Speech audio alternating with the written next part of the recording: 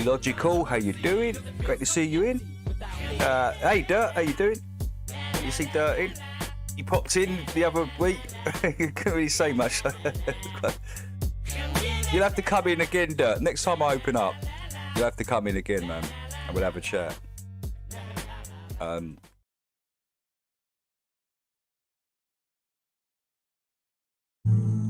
Welcome to the show. Right, guys, I've got to pop to shop. I've got to go and do a few things. I'll be about 37 minutes. Welcome be precise. Yeah, probably top of the hour. As I say, I've got some things. You caught me off guard. Yes. Yeah,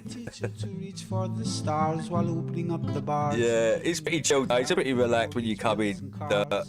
We have a chat and that. It ain't nothing. There's never no shouting or like that. We don't do all that sort of stuff. Never chat about this wonderful realm that we reside. Hey Roger, good morning. How are you? Up for your serving of gish galloping wars. No remedy can save the lost in love with the yarn. I'm tired of walking into refracted shards. Poor science displayed by disgusting bards. Soaked in sin with your dupe is delight and a new hand of cards. Been so long, seems like for love I'm just. Alright guys, I'll be back soon. All right. Welcome to the show. Just turn this up for you to touch. You don't know if it's part of Turn me down, so that should be okay, right? Welcome to the show. If you don't know, you don't know. Intoxicated 8 makes you believe you're spinning in space. Why you have no shame or grace. It's a disdainful state I used to contemplate. How to save myself from my own self-hate. Wonder why I was even made with a dreadful fate. Forced to try and awake with a full plate. No one to help me stay awake or educate. I've had to liberate and fight through hidden gates. But my brother, heaven could never be late. And rockets don't work in space. It's all fake. The show is on Mars. It's a joke, but you're too far gone. It won't be long. Fepe's beak is strong. We have our song and we march along like streams of knowledge leading to God's holy pond, and lives of truth that hits the bong and sings the song, turns mankind from the wrong. We come in peace with a holy gown and all of us wearing our holy crowns. So the earth is flat and we probably just won't get along. Just to go along, I said. Welcome to the show. Where you don't know if it's part of the show. Welcome to the show. If you don't know, you don't know.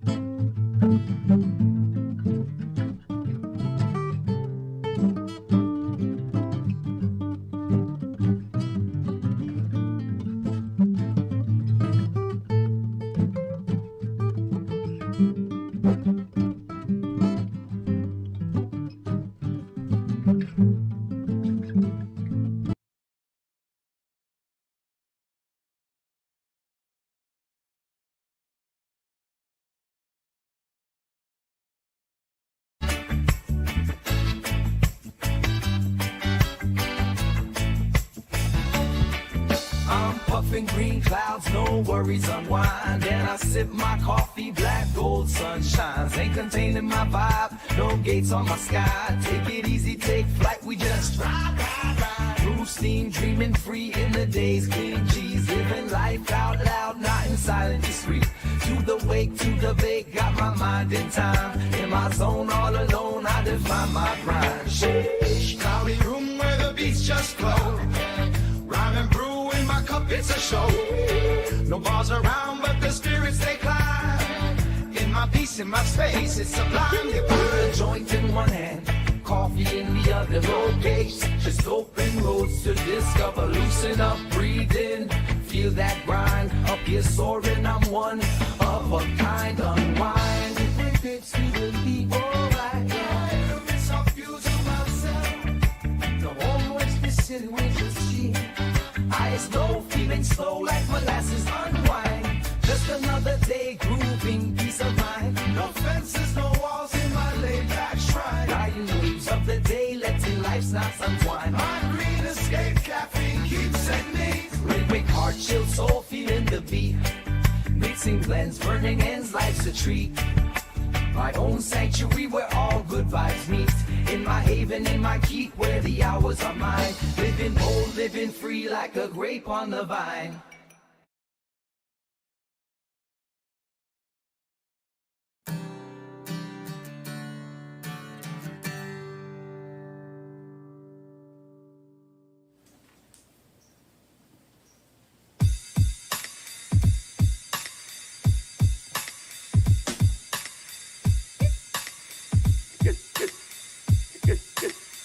Get the fuck out of here.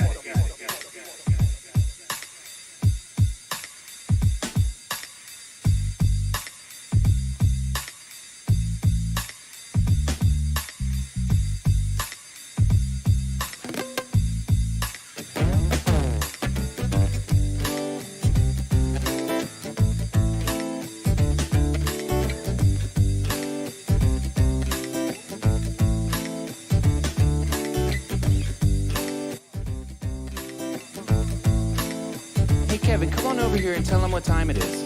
Right, I'm just leaving, guys. I'll be back in about 30 minutes.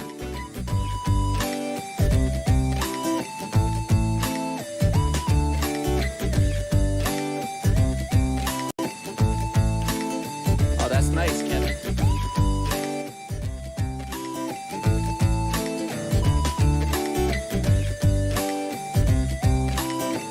All right, now get out of here. I got this feeling inside, can't find no balance in my mind. I must be missing the point. I need a coffee and a joint. I got this feeling inside, can't find no balance in my mind. I must be missing the point. I need a coffee and a joint. Coffee in the joint, coffee in the joint. Yeah. Coffee in the joint, coffee in the joint. Coffee in the joint, coffee in the joint. Coffee in the joint, come on, man.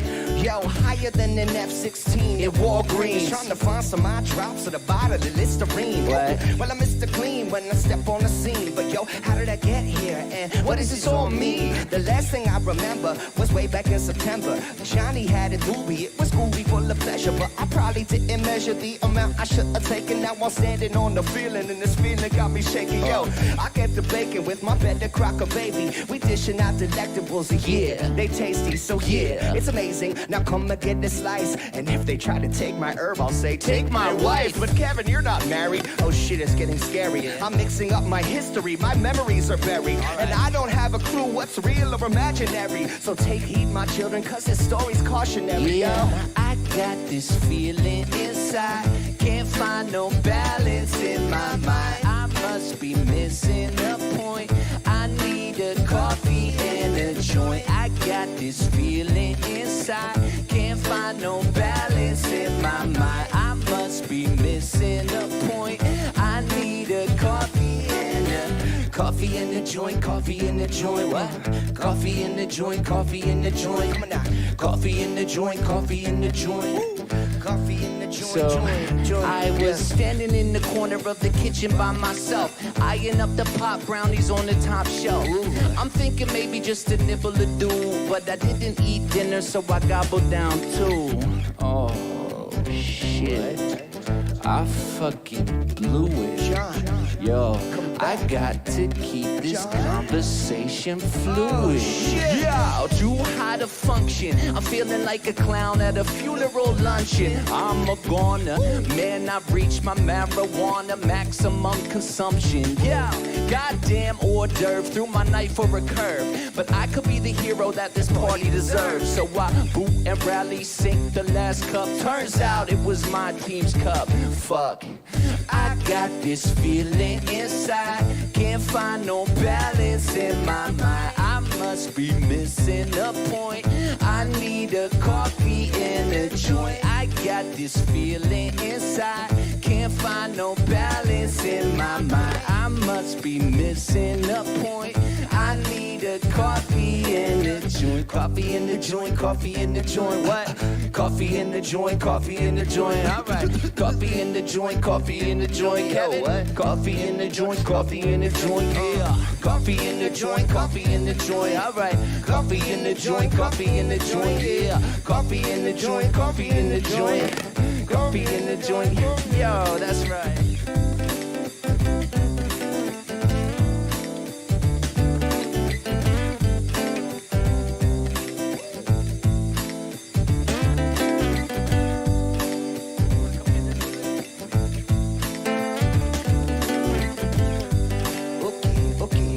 Let's take them out.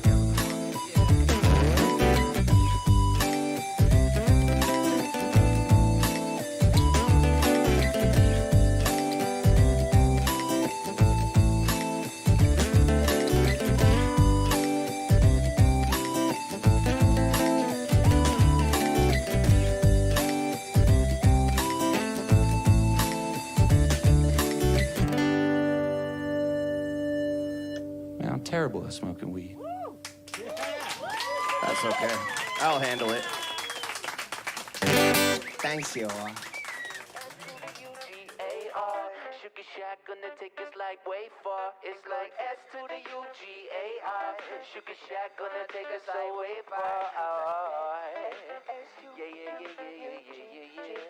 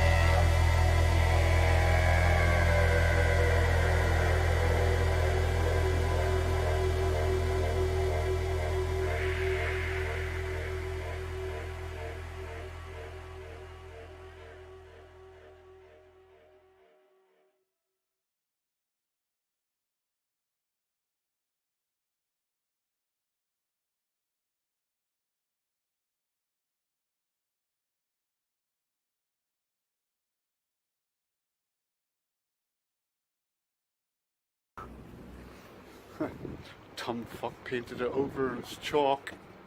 You can still see it. What a fucking muppet.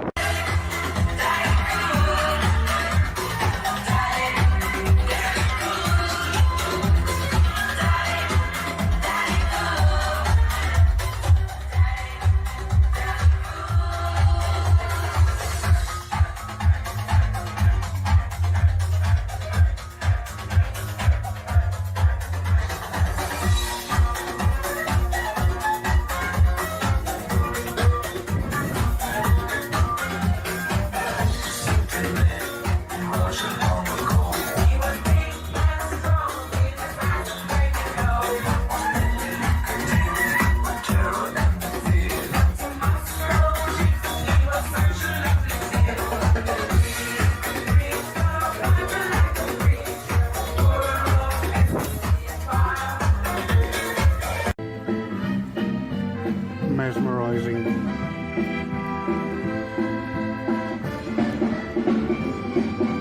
Check that moon out.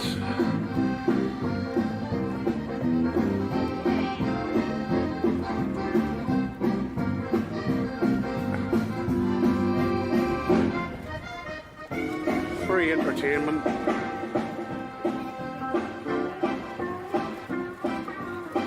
Sweet.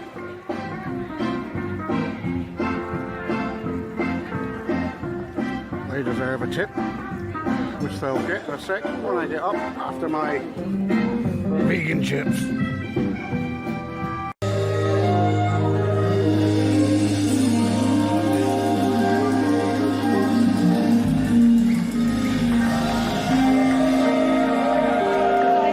Norwich, a fine city. What a beauty, eh? What a beauty.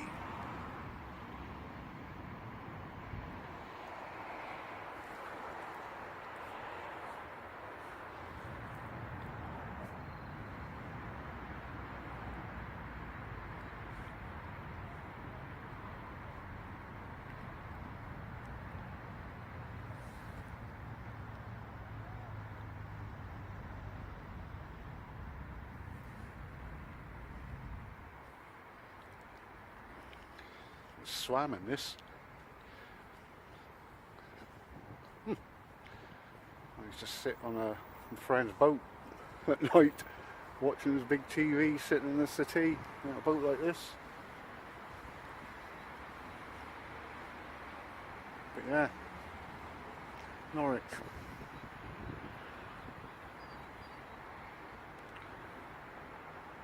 One bridge.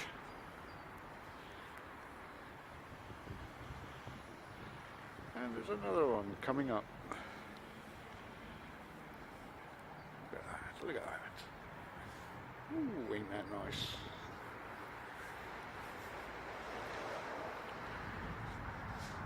Cloudy skies. Not one fucking line of coke anywhere. Damn! Gotta have a laugh, ain't you? That's a good shot.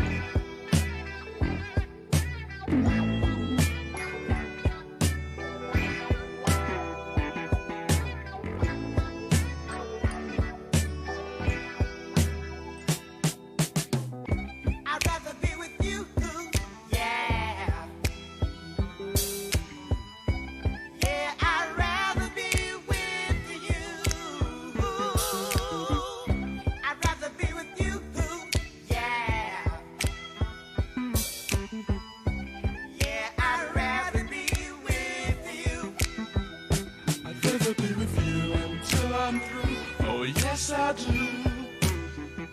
I'd rather be with you until that day will fly away. I just love that smiling face in the early sun. If I can't have you to myself, then life's no fun. I'd rather be with you, yeah. Yeah, I'd rather be with you.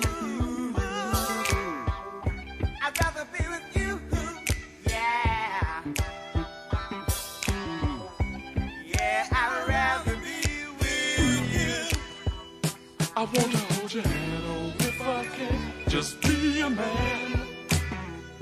I wanna be your friend, not now and then, but until the end. I just love the way you act, and that's a fact. I wanna be your number one, so get to that.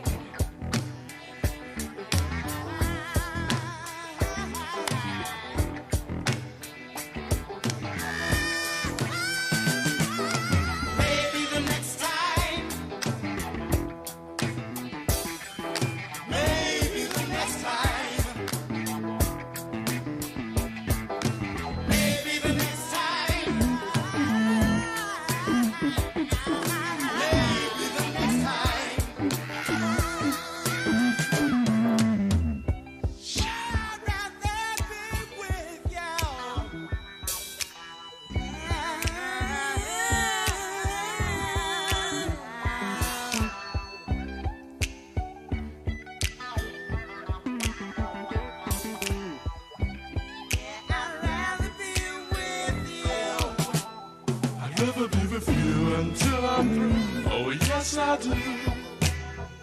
I'd rather be with you until that day will fly away. I just love that smiling face in the early sun. If I can't have you to myself, then life's no fun. I'd rather be with you, yeah. Yeah, I'd rather be with you. I'd rather be with you, yeah.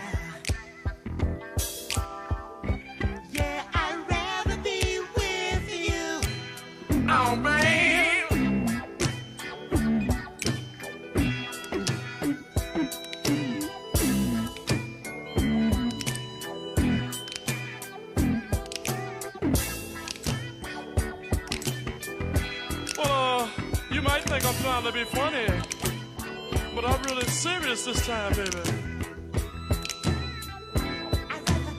Even though it's a cold world, baby, but you know deep down inside that I do love you. I know I sound strange, but I really mean it. We gonna make it this time, baby. You're the only one I really love, man.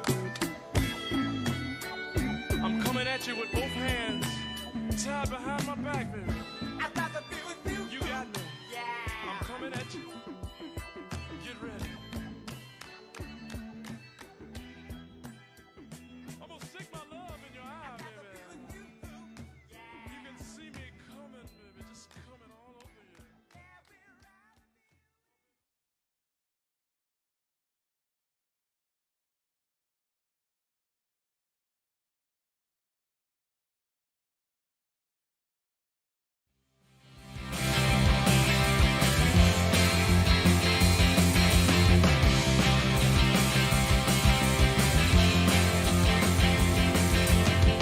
They feed us lies from our birth into our death. No one has ever proven Earth's rotation yet. Hiding the truth, and they lie right to your face. Don't let the media turn you into a mental case. Earth doesn't twirl, and that's the truth. We've seen the BS lies on the TV all the time. Do a bit of research and you'll prove Earth doesn't twirl, and that's the truth. See through the lies before it becomes too late. The programming your mind to indoctrinate. They show us cartoons and they say it's outer space. They do admit that the globe is Photoshop. Earth doesn't twirl, and that's the truth. You've seen the BS lies on the TV all the time.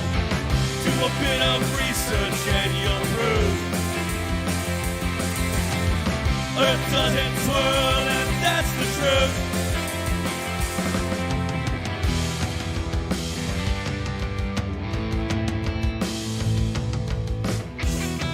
The truth does see through lies.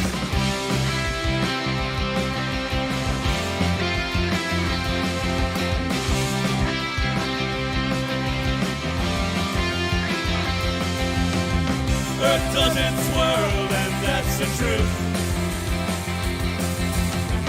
We've seen the BS lies on the TV all the time. Do a bit of research and you'll prove Earth doesn't twirl, and that's the truth.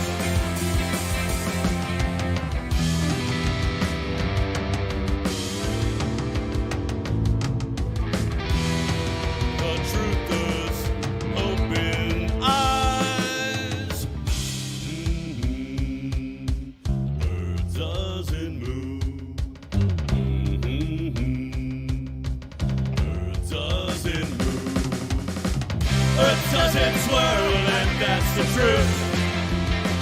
Earth doesn't swirl. We've seen the BS lies on the TV all the time. Do a bit of research and you'll prove Earth doesn't swirl. Earth doesn't swirl, and that's the truth. Earth doesn't swirl. Earth doesn't swirl, and that's the truth.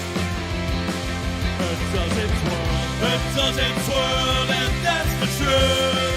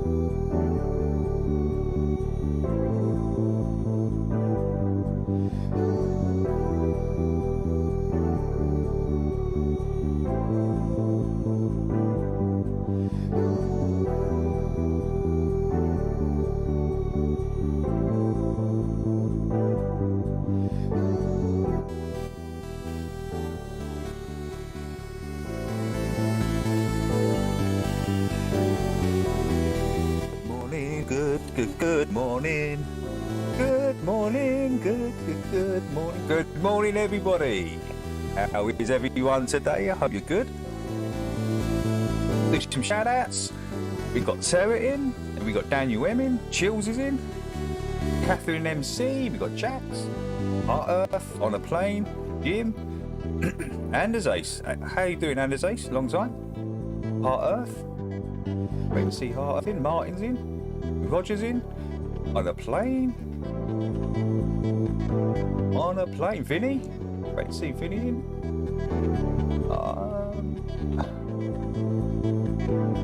Jim. Yeah, we said Jim. Happy. How you doing, Happy? Shlo. Great to see Shlo in.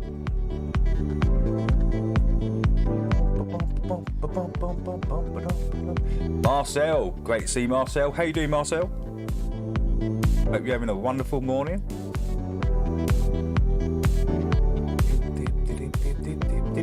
Hey Nick, how you doing? Nick's in early, man. Hope you're doing well, Nick.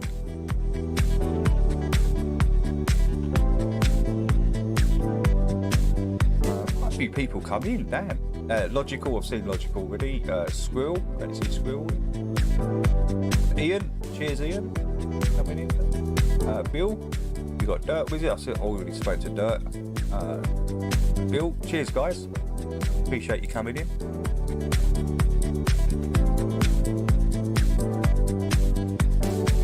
This is my particular video. It was 10k views now. Okay, let's have a look. Let's have a look.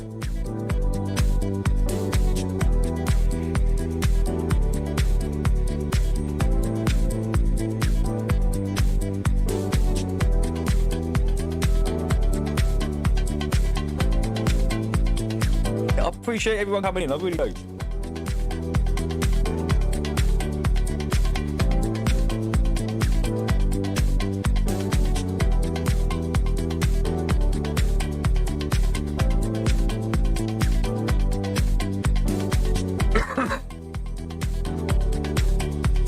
Day off yesterday, flooring comes Monday.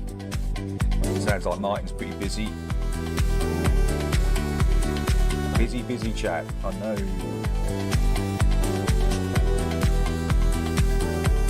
Hello Jeff, welcome in.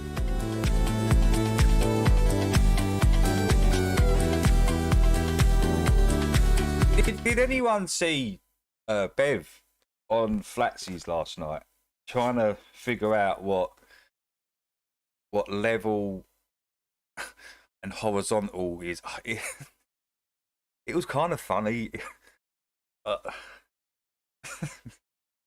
it's kind of funny. It really is. They never got to the point. It, like went on this debate went on for half an hour trying to figure out what horizontal and level is and flat and it's hey, look, Bev, look. Let me try it. I'll try and show you what. Where's that video? Just. Can I make Bev understand with a slice of bread? That's my goal.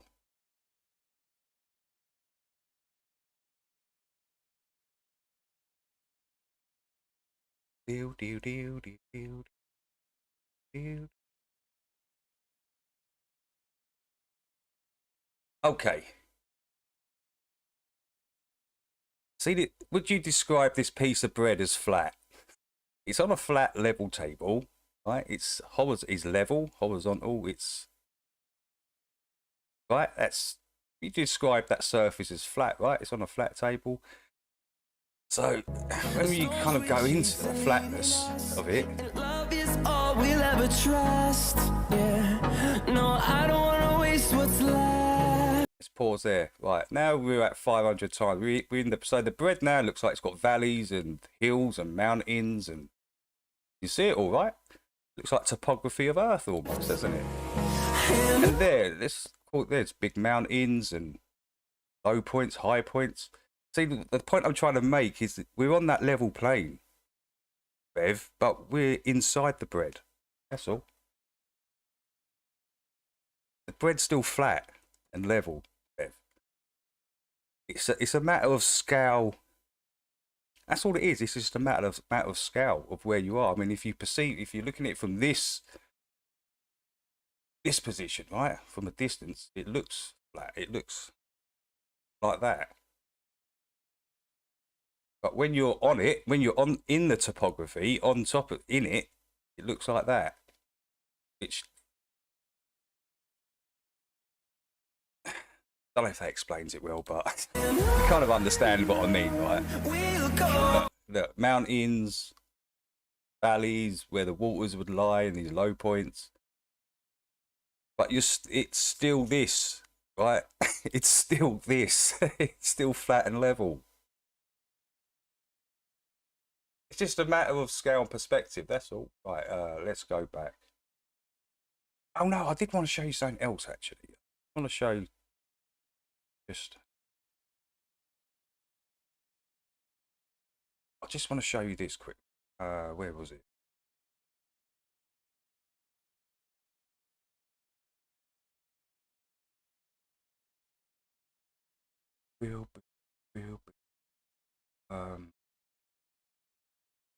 Yeah. Bear with us 1 second, guys. Yeah.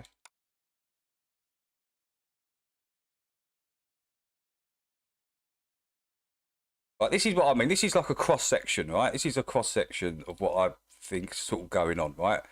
See the line I'm doing now. That's the plane. That's the level plane that goes right through, right? The topography is on top of the plane, right? Mountains on top of the plane, right? We reside in these areas, these flatty kind of areas with green and like normally between the seas and the mountains, right? We reside in these areas, kind of flattish. There is still waters in here, that ponds and lakes and stuff, but then it cuts into the plane. Remember, this is a cross section, right? That's the plane. It cuts into. This is where the waters lie, the seas, right at the bottom, right? Again, you come back up the other end, and we reside in these areas, these little flat areas, and then in the seas come in. That's a cross. That's what I mean. So that's the level plane, horizontal level plane there, and the waters just cut into that. That's all. They cut into that plane. To me, it's quite simple. Topography on top. That's like a cross section of what I'm trying to get through to. I've shown Bev this before. I tried to do it before, but yeah, it's not a very good drawing either. I did it in 5 minutes. But that's what I mean anyway. So yeah. Oh, can you see that? You can see it. So yeah, that's what I kind of mean by that. Pretty simple. He's not.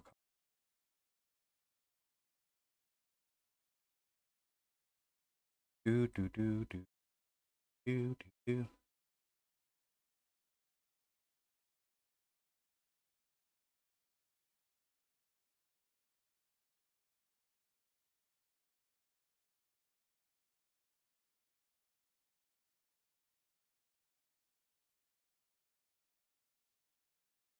I know, it's pretty simple, right?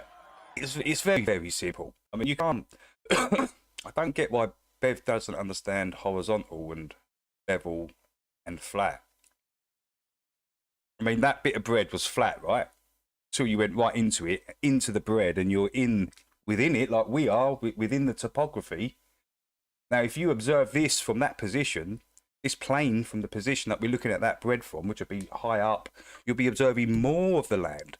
And the higher up you go, the mountains dissolve into the land. It becomes, what does it look like? It looks flat. The people have got a problem with the word flat for some reason, and it's idiotic. There's no problem. It's a good description. It's a descriptor, that's all.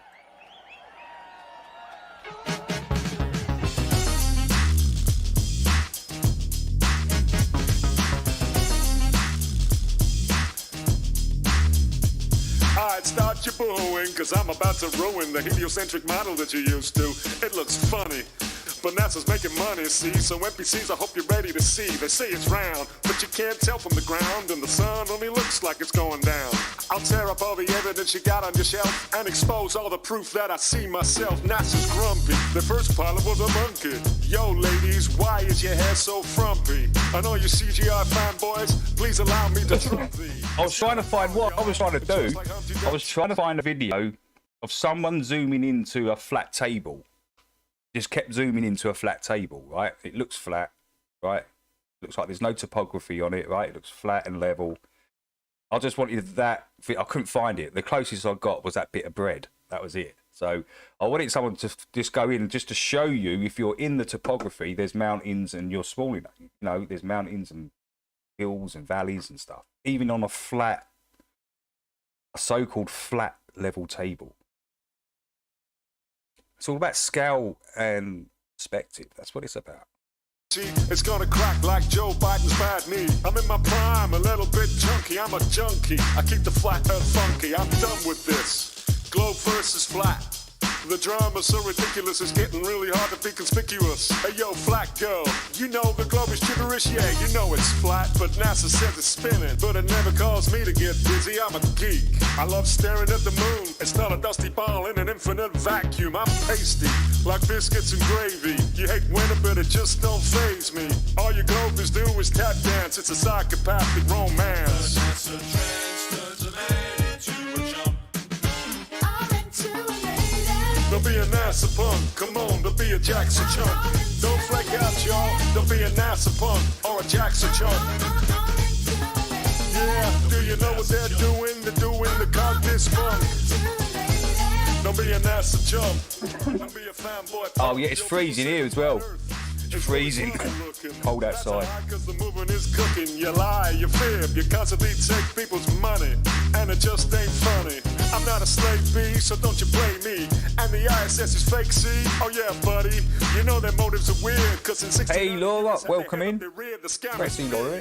Nuh-uh, they're not ashamed. Big like the Trump cup, they still haven't played. They get paid on the daily, you know it's a farce. Drinking what they're pissing and their budget's too large. They're either stupid or their brains are diluted. Anything they've ever done has been disputed. Aimed at the moon one time and y'all missed it. Now you're at the bottom of a pool eating Triscuits. Other images of CG. Yeah, these idiot globers, they seem to think you need a model. And NASA's gonna do their dance.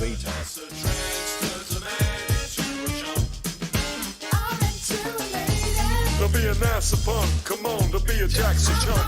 Don't flake out, y'all, don't be a NASA punk or a Jackson chump. Yeah, do you know what they're doing? They're doing the contest fun. Don't be a NASA chump, don't be a fanboy. Hey, Sketchies. Ah, yes. Hey, Sketchies, what's up? I hope you're well, buddy. I hope you're You're okay, man. I really do. Know you've been through a lot, dude. They're laughing in your face, you hear? Ah, yeah. Now that you know a little bit about NASA, let me tell you a little bit about myself. There's not much to say. Check it out. Heard the earth was flat, but I thought he was joking. Crying and bitching, now YouTube is... Freezing here too, people keep leaving the doors. Daniel M, we use a phrase over here in the UK. Was you born in a fucking barn? I used to get that said to me by my parents. I left the door open. Was you born in a barn? And shut that fucking door. Crack junkie, that's alright, cause you got no devotion. Go join your boy Craig across the ocean. Wits you put y'all to shame. It's a psyop, y'all, Hollywood's to blame. No good reason except for the fame. You gotta lie to remain in the game. Jumping, slumping, ducking, screwing around, faking the fun. So when the cyberpunk jumps, make the mental triple jump. Selling flat earth's been true from the jump. Oh, talking of blue cheese, discreet seeds have a blue cheese. Okay. There'll be a NASA punk. Come on, there'll be a Jackson chump. Don't flake out, y'all. There'll be a NASA punk or a Jackson chump. Yeah, do you know what they're doing? They're doing the cock this funk. Don't be a NASA chump. Watch out, old people. Hey, Martin. Be NASA punks. Don't you lose your lunch. Young people, don't fake the funk. Don't be NASA chumps. Canadians, you're actually too darn polite for me to insult. Joe Rogan, are you a NASA punk? Or just a loudmouth chump? Space is stupid. Oh, it ain't on the list, Terry. You have to, Terry. You'd have to post it in there. It ain't on the list, man.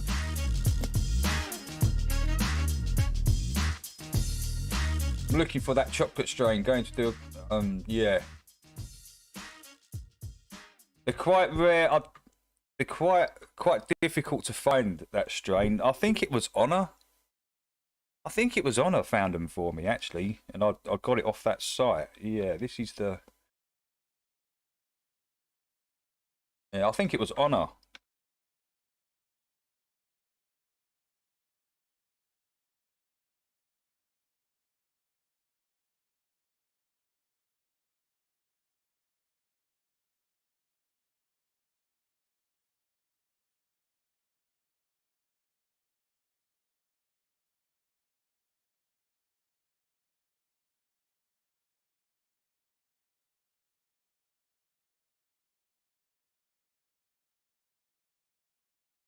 I spin fellas, my swing quicker than Federer. That turned my life in a miracle. And I'ma tell her how she sing for me, say, Yeah, it did. your mama's hooked on the packs, I'll be selling her. I click Amazon, bang, I'm not saying. I feel it's that. Flat Earth is massively humbling, actually.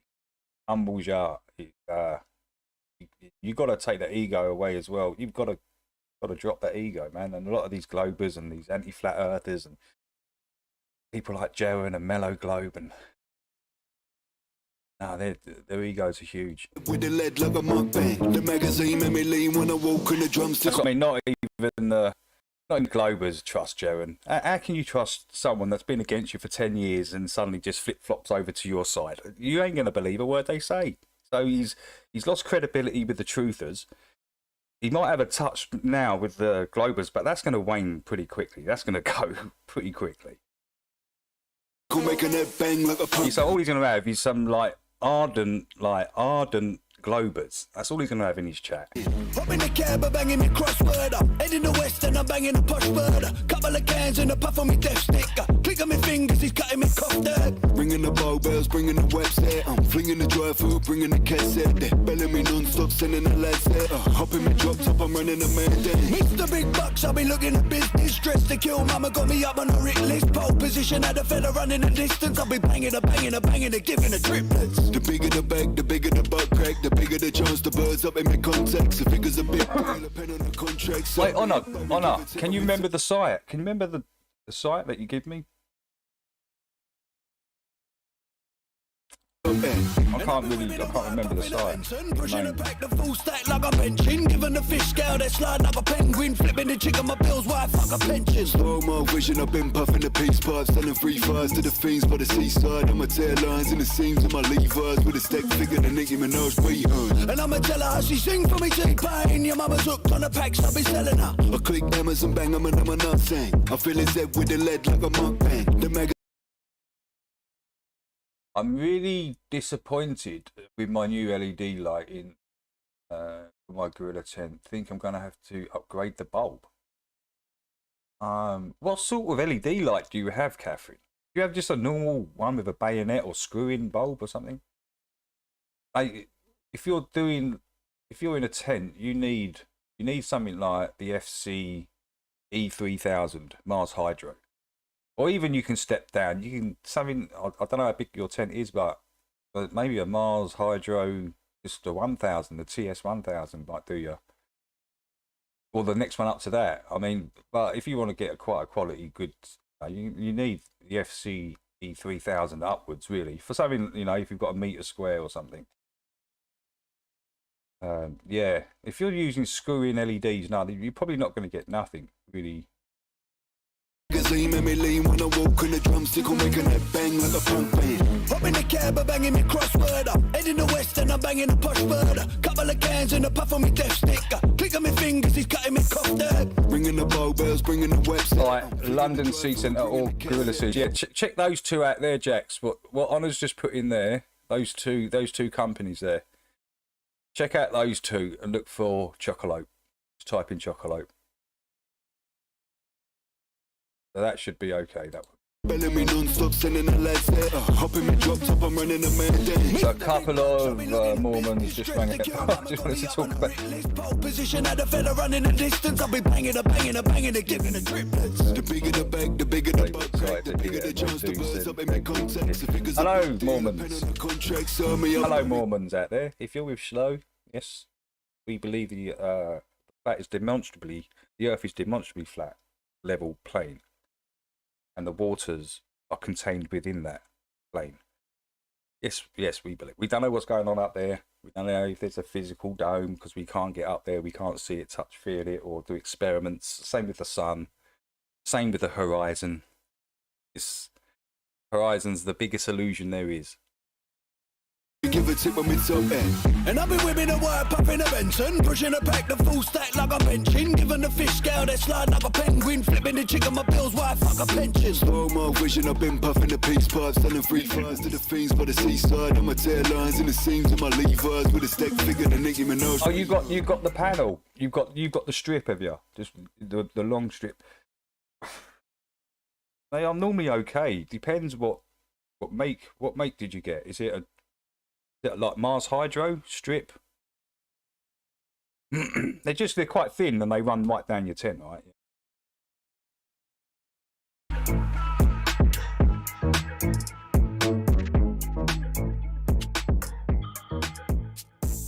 But no, they are.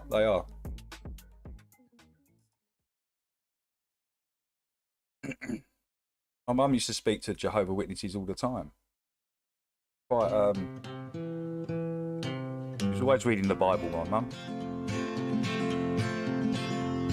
I hear the train a-coming, it's rolling around the bend. Hey Dan, what's up? And I ain't seen the sunshine since I don't know when. I'm stuck in Folsom Prison, and time keeps dragging on. But I train. What size is your tent, Catherine? Is it a metre by a metre?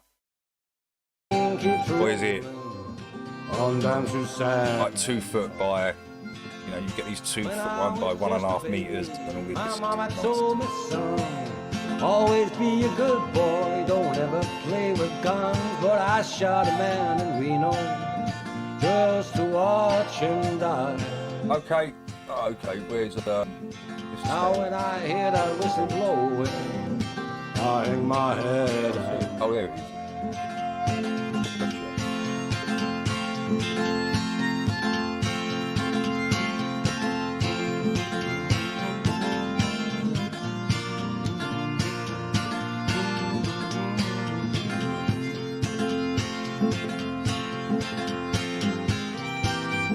Yeah, you need. I need to know dimensions. What's the dimensions of it, Catherine? Is it a meter by a meter, or is it like 2 foot by 1.5 meters? Because you get these weird shaped ones. If it's one of those ones, you're going to need a strip. The FCE 3000 won't fit in there. You need, unless it's a meter by meter. So if you've got one of those, you do need the strip, but you just need to invest in a better one. I would go for the Mars Hydro ones, and they're pretty good. I've seen some good harvests come out of those strips. You just got to get the right one.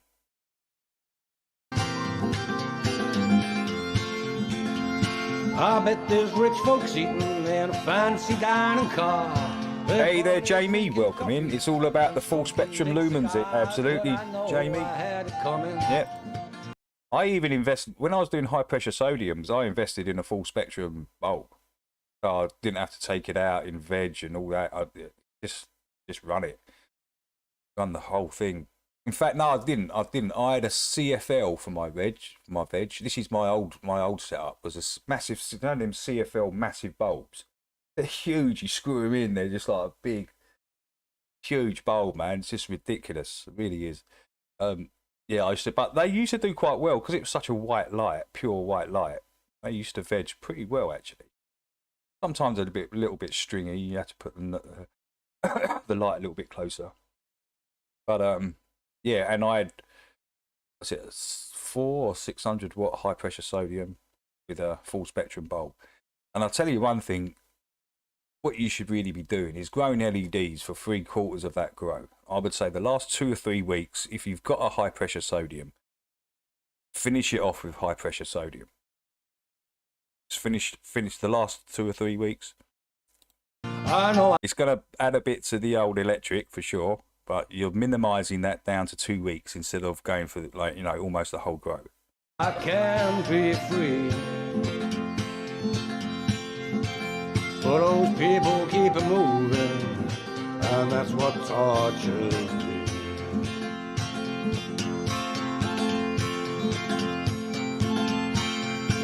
Marcel, I think it changed everything. Sorry, smoking a roll up.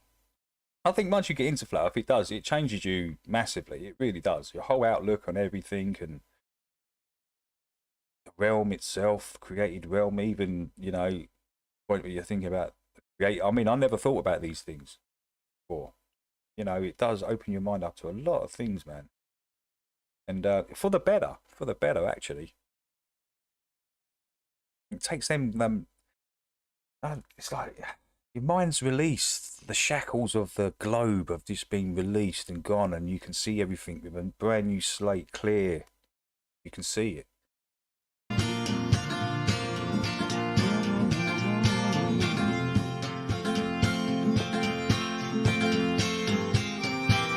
That's what I had, a 600 sodium bulb.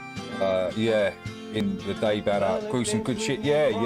I've got to admit, you know, they are a bit pricey on the electric, but the quality of the bud that you get out of these high pressure sodiums is fantastic. I would say it is better.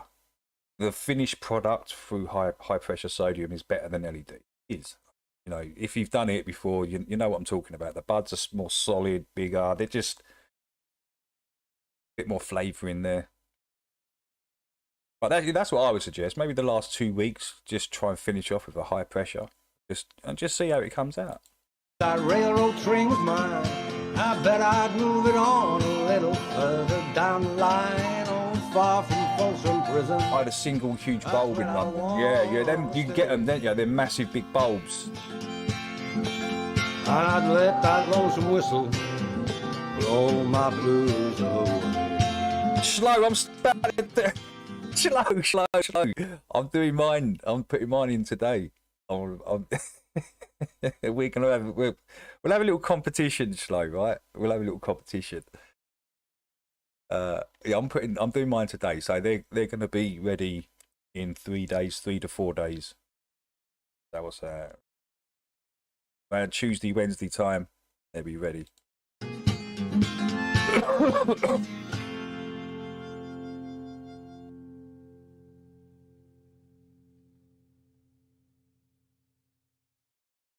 That Earth gave me a job. That is telling everybody the walking miracle they are. Yeah, good stuff, Marcel. See, Marcel's into empowering people. Right? Marcel wants to empower people. You know? Give them that power. That's awesome, man.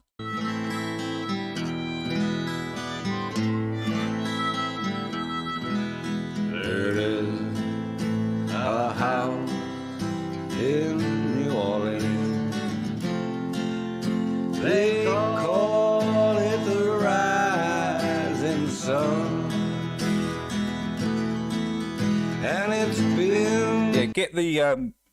if you're going to invest in it, make sure... Catherine, listen carefully. The FCE 3000. That's the one. It's a square with 1, 2. I think it's got 4 or 5 lines of LEDs in it. That's the one you want. It's got. You won't be disappointed. I mean, for the electric it uses, and the product you get is pretty cool. Of many a poor boy, and God, I know I'm one. And you're gonna do indoors or outdoors, Jax?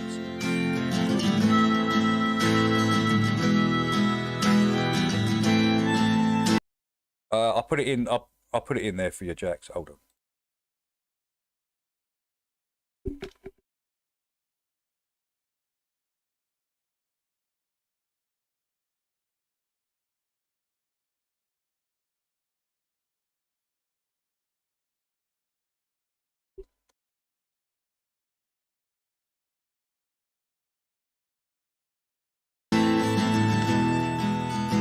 My mother was a tailor.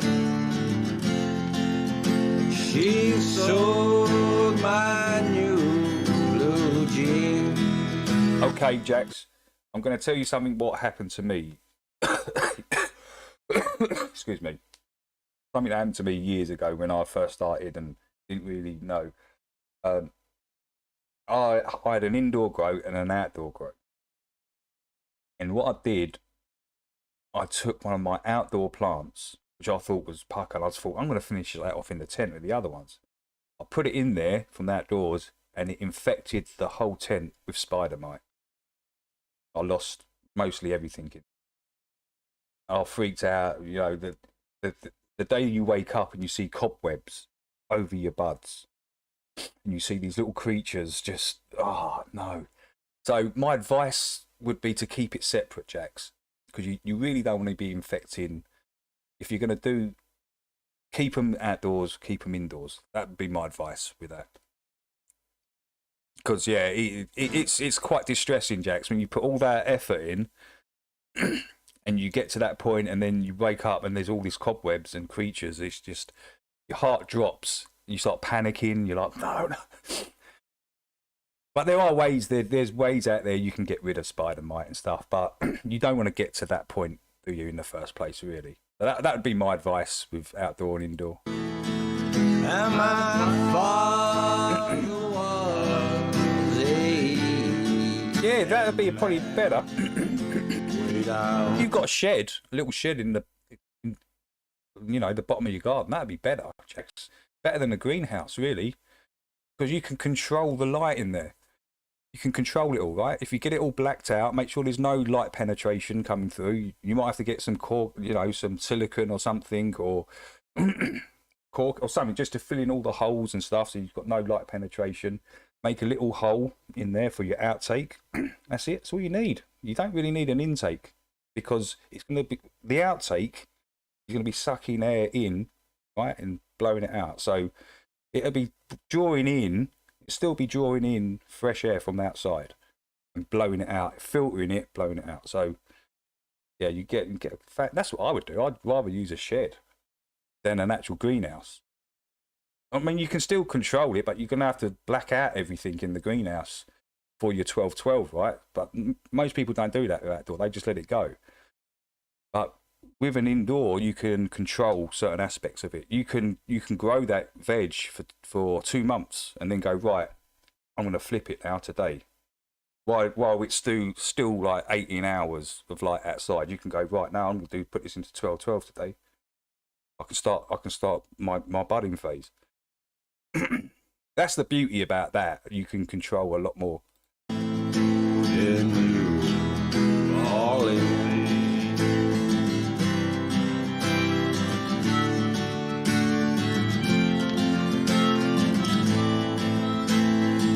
If it's just chills, if it's just a couple of plants in your shed at the bottom of the garden, you won't even smell it. Not if you've got an outtake. You won't even smell that. It won't even.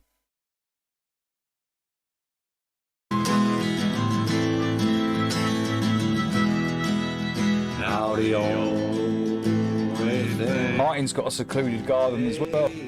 That's what you need. You need a little secluded garden, a little shed at the bottom of your garden. Get some electric run to it. Somehow, just do it there. Make sure you've got an outtake, a filter. You'll be fine. Make sure the most important thing is light penetration. You've got to make sure there's zero light penetration, because it will hermy anything in there that you got going. If you're setting that 12-12 and it's meant to be pitch black, and you've got a little hole of light coming in the daytime, and that will just hermy. It will hermy your plants. Super important. FC3, no, it's the FCE. No.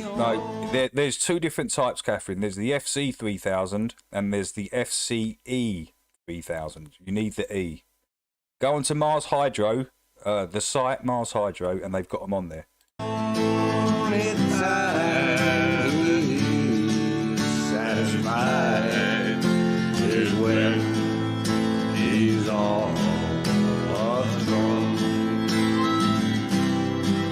Yeah, depending on the strain. Yeah, you're right, Jamie, because some strains don't really smell that much, and other strains, you get your gassy ones like I smelt one the other day. I told you, my mate brought around some of that green gelato, and that had that gassy smell, like that would be really potent, like probably growing that. And as I said, some other strains, I've had Bubba Kush before, the one the chocolate. Yeah, there was a smell, but not too much.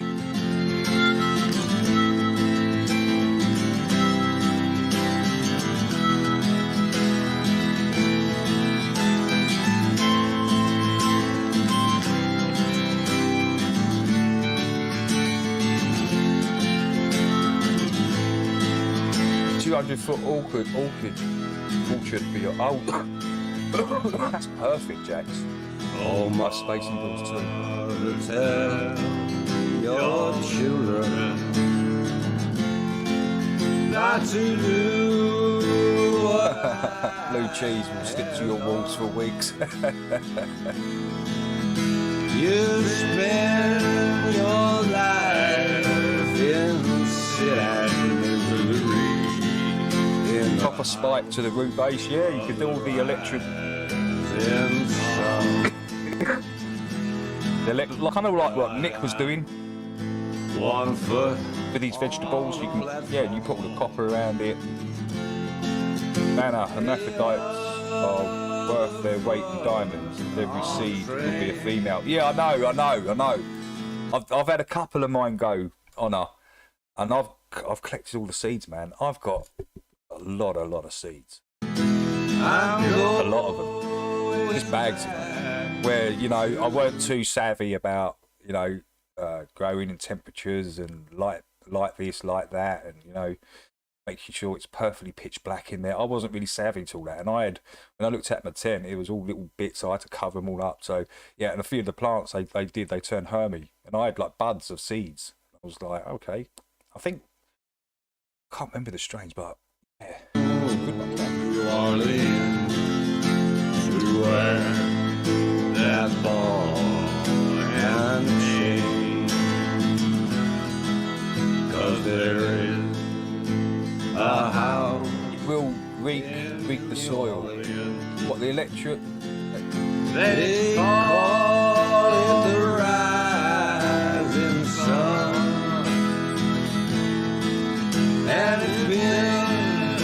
Hello, David Yates. Welcome in. Great to see David. How's your skies, David, your end? Hope your skies are a little better your end, David. It's completely whited out here. I can't see nothing. No blue. Really cold, damp. Not great in Essex, actually. And I know I'm wrong.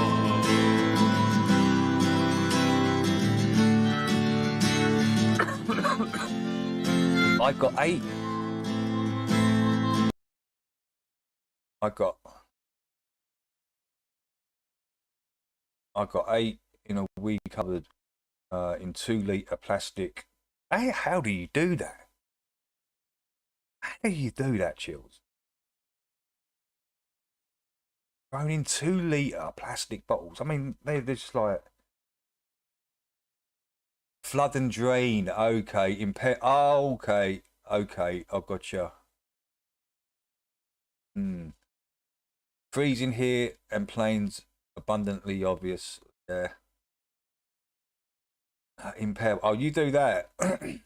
What's that? Is that like an ebb and flow system? Is that like an ebb and flow system? You do like ebb and flow, do you, Chill? All of you are making me jealous here in Texas. We go to prison for it's okay.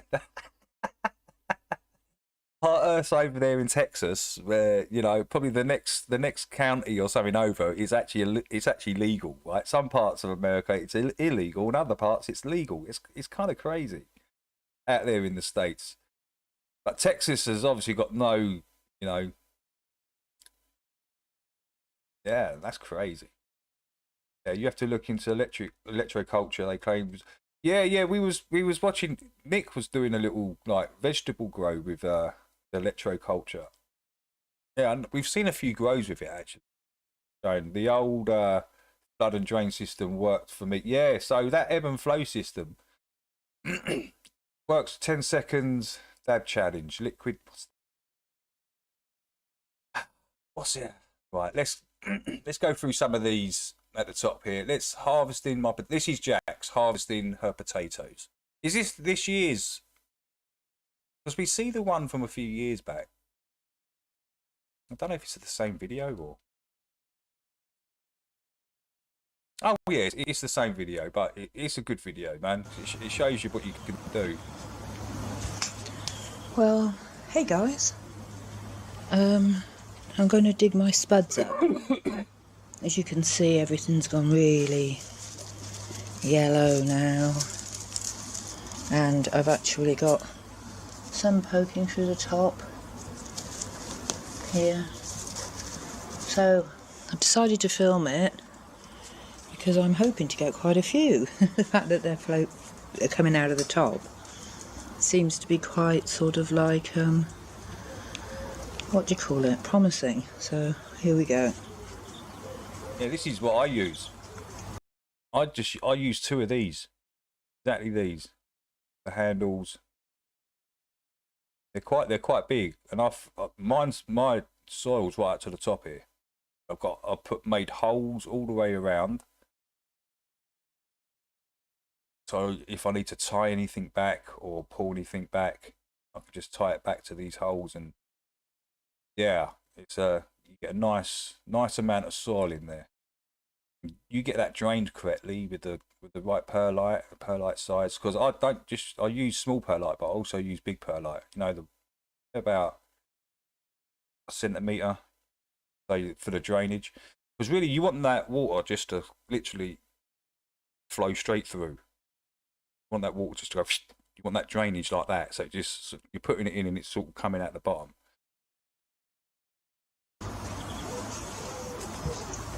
These are quite big, these baskets. Well, I think what I'll do is I'll cut all the leaves down first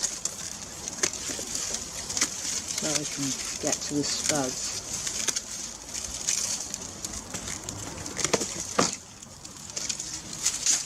Shove them there.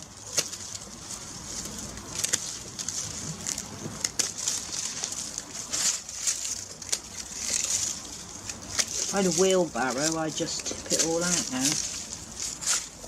but see how we get on. Yeah, right, so how we get on now? Right, colander. I might have to try some bottom tuners.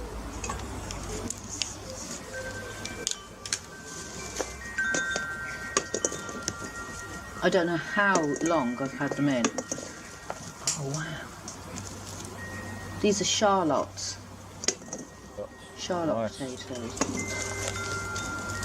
Oh, Jax gets loads I out of think this, in London I remember. last year I got Absolutely 4 massive yield. potatoes. They were tiny. There's loads in here. I like these little ones. Probably carry on growing those.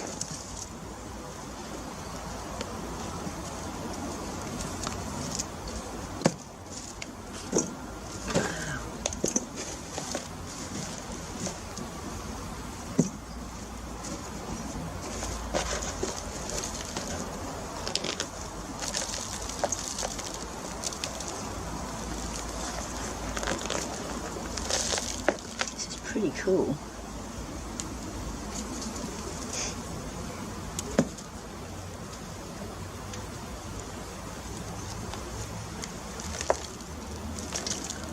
Throwing that, there's a few in there.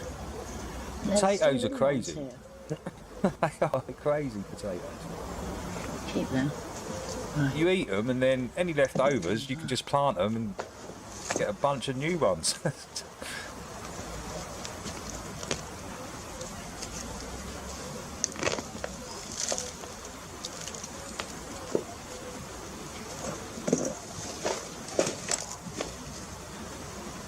It's like a never-ending source of food, potato. They're really clean looking.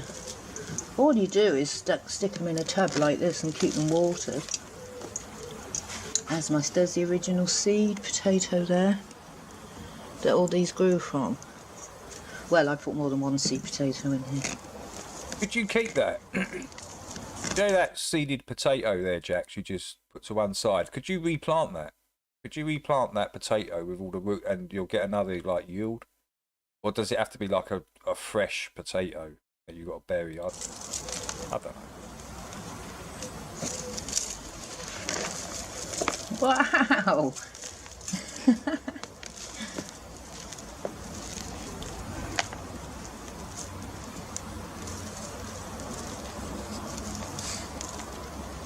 This is crazy. There's another seed potato. Oh, I chucked there. it into the compost bin. Okay, so you can't reuse it.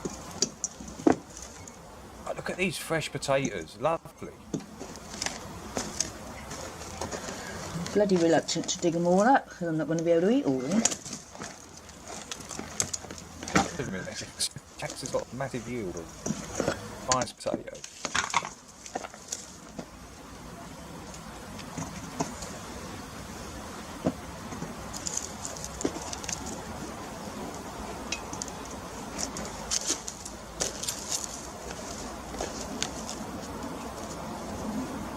Any sprouting potato will grow. Okay. It's like a never-ending source of food, though, isn't it? Potatoes.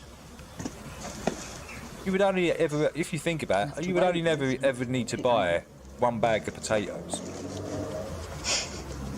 You could save like 4 potatoes in there, get them rooting, while you're eating the other ones. Right, well, I've got a colander full of potatoes already. I mean, that's insane. I'm going to go and get another colander.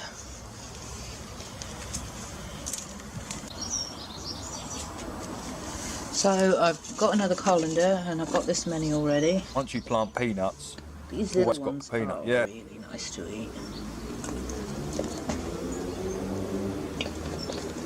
They don't seem to go. That one has been on the surface.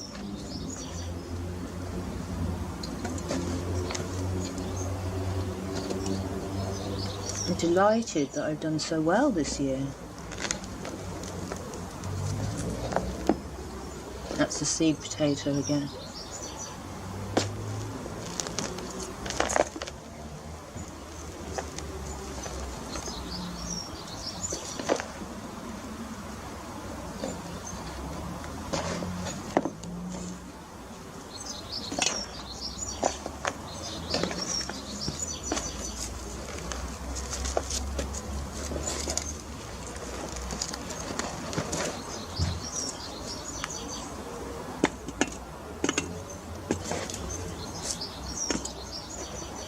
This is amazing. I'm just so pleased. That's the original potato.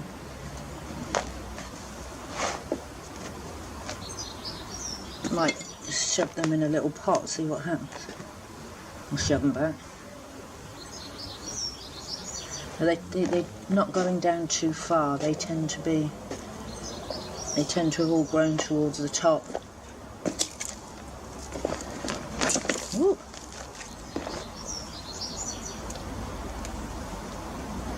I think the ones in the centre did really well. It gets very hot on the outside, I think, in these plastic tubs.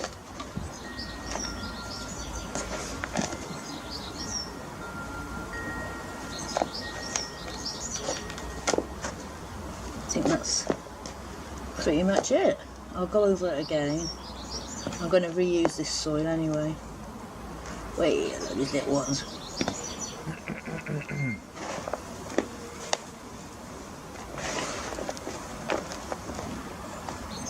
There we go. Right, hang on, I'll go and get the other colander. Nice, you.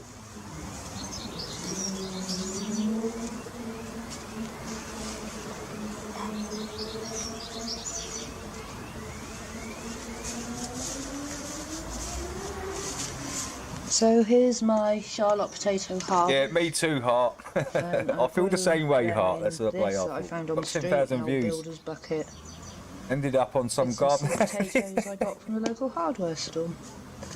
I think they were about £2.50. Yeah, I just realised. Yes, she's got 10,000 views, and Jack's ended up on some gardening VOD. A vid, yeah. Cool, man. That's really cool. That's a nice yield, though, isn't it? What a yield! Look at that. I love that. That's awesome. I might have got these in B&M, 2 for a £5 or something.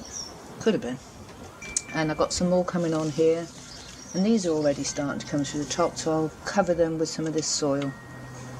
And they're Maris Piper. So yeah, well pleased with that. Thanks for watching. That's how you do. That's how you do potatoes. In a little bucket like that, nice yield. It's just satisfying, isn't it, that you've done it yourself, need it, and then you can replant some of them spuds, and then you'll get another yield from them spuds. Right, let's go to the next one. That was awesome, Jax. Yeah, we played that when you first did it, but yeah, it's good to see that again. Right, this one's for Terry.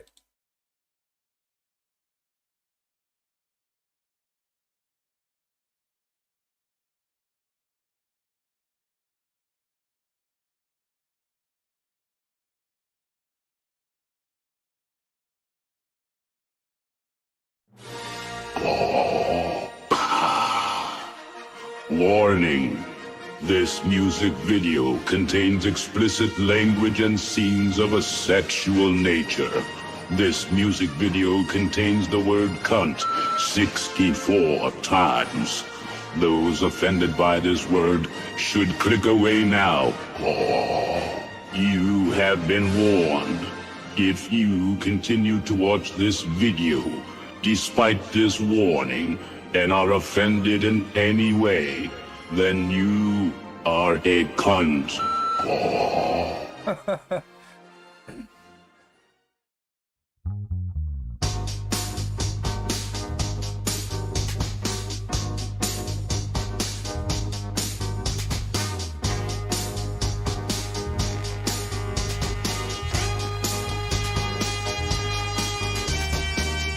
You believe in satellites You're retarded, your head ain't right. NASA's a liar, full of shite, but you believe them day or night. From Michio Kaku to Neither Light, heliosexual science guys who have their balls buried in your eyes, so you're too blind to see the light. Space cunt, you're a space cunt. You think that space is real, but you're fucking dumb. Space cunt, you're a space cunt, and NASA really turns you on. You know what they're doing to you?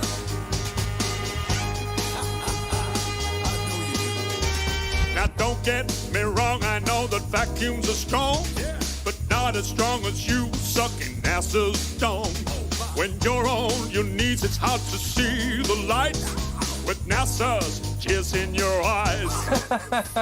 You love black holes, not just the ones in space. Man, you're on another level. The grass is ass in your face, and if you believe the good thing about CMG, he's got that British humour, right? And that's what makes it. Sucking too much Brian got that British humour. Space cunt, you're a space cunt. You think that space is real, but you're fucking dumb. Space cunt, you're a Yo, Amanda, how you doing? Really turns you I hope you're good, Amanda. Space cunt. Good to see you in, Amanda. You're a space cunt. Ain't no way to say it without being blunt. Space cunt, you're a space cunt, and NASA really turns you on. They will stick it to you more and more, you dirty space whore. They will turn you upside down and inside out. They will make you feel the real deal. They'll make you feel that space is real by banging you from behind. Hey.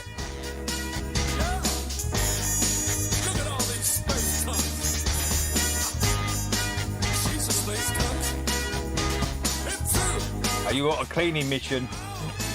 I've got to have a bit of one of those actually. You're a space cunt. I've probably got to have a bit of a cleaning mission later as it goes. I'll get everything in order and have a little dust and a polish and a hoover. You know how it goes, Amanda, right? I'll try and do the minimum, right? You know what men are like. We ain't doing the full job now. We just do what needs to be done. I'm just dusting. In now, but I'll just do that spot and that little bit over there. That'll do. You think the space is real, but you're fucking dumb. Space cunt, space. And then your woman comes back from work and goes mental. You ain't done that. I said, I have done it. Oh.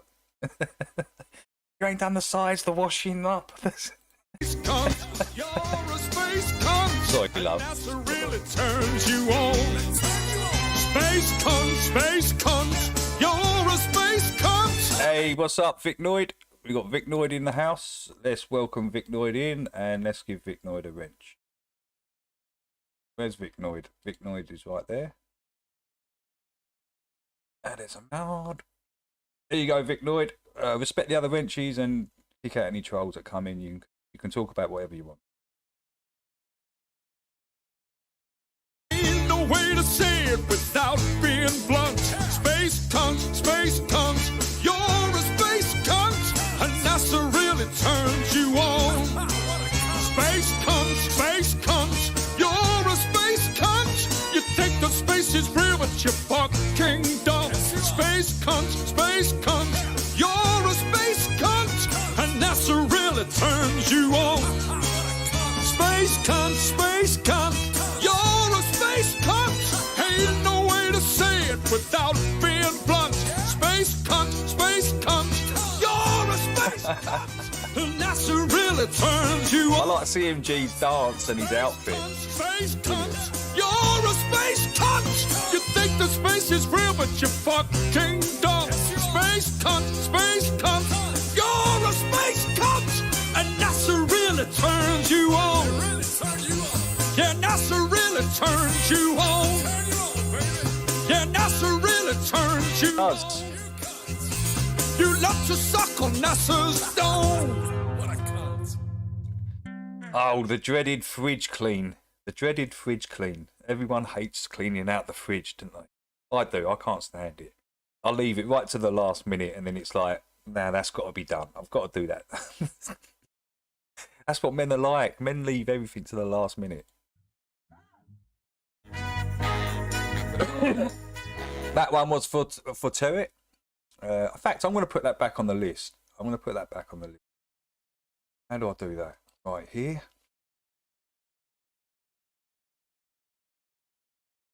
Put that back onto the show list. I quite like that, actually.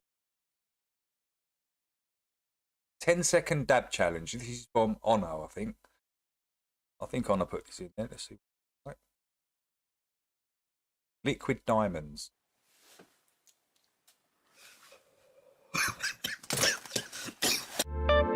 What? Did she start the drawl down a... Did she start the drawl? I'm sorry. Let's just watch it. I'll be back in a sec. Hey y'all, so this year I'm deciding to do something that I've been thinking about for a while, and that's just do what feels good and not always be buttoned up and perfect. Half left the pack of turkey. Featuring my Appa pillow pet. Probably Vicnoid. Could be some bought. He might have bought some back in the day. I don't know, but yeah, things ain't adding up over there, are they? Today I'm coming. What's this lady doing? Challenge, and it's gonna be. What's this lady doing? I'm sure she just started to draw down her chin.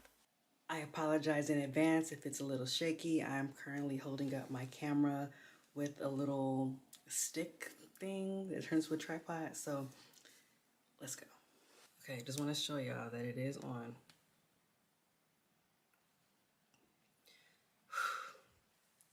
And just to make it a true 10 seconds, I will be looking at the timer on the camera. I'm nervous.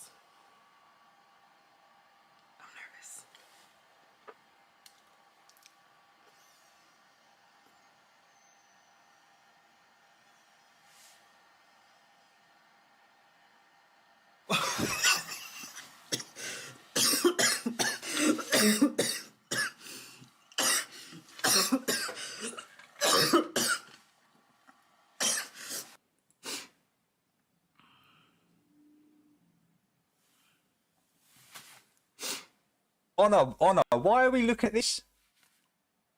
Why did I do this? Why are we watching this, Honor? I don't... Is it the... I'm gonna try again. Cause mama didn't raise no hoe.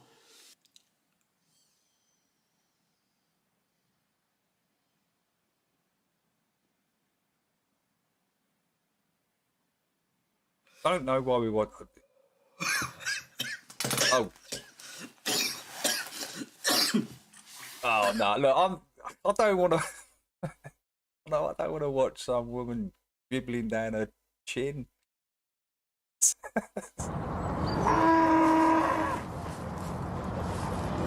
Hey, you want to make a bit of money? Oh, I don't know if I can play this.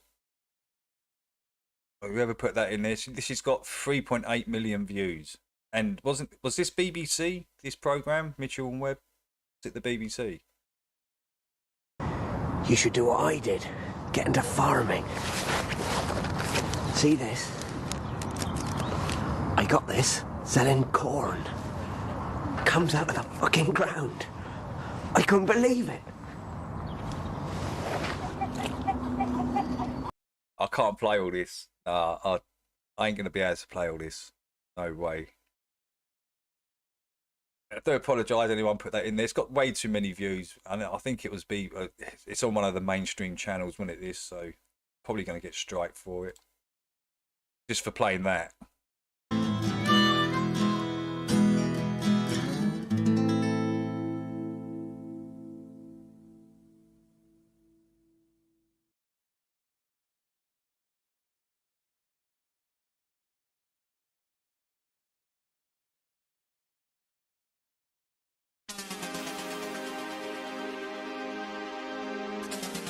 I would have played it, Jamie. Yeah, it's anything kind of mainstream stuff like that, I normally get striked on, especially if it's got a few million views. If there's another version of that, Jamie, that's got like, you know, 10,000 views or something, yeah, I'd play that one. But that one, it looks, yeah, that could get me strikes.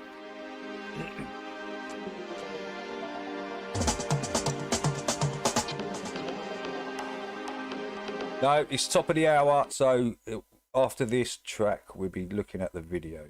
We've got a few videos. Let's pictures. Yeah. Okay. Yeah, we've got loads to. Wow, there's loads to go through. Right. Let's just get this out of the way. In fact, no, let's just.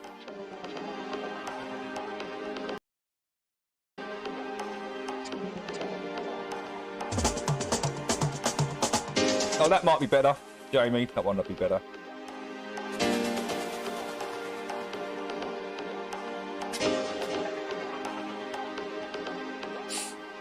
What's that? Studio.com. What's that? Video.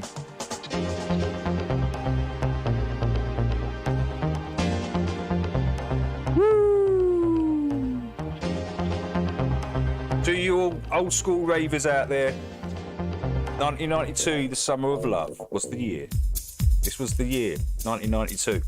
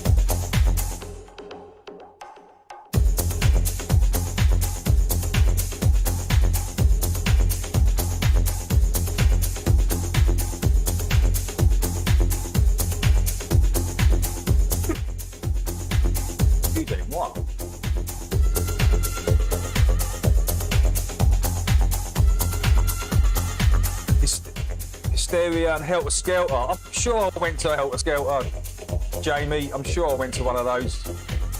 Helter Skelter. Rings a bell, man. I went to so many raves back in the day. I can't only remember a few of them. I was so nutted. I was so out of my head at most of them. Ah, it's only a couple I actually kind of remember.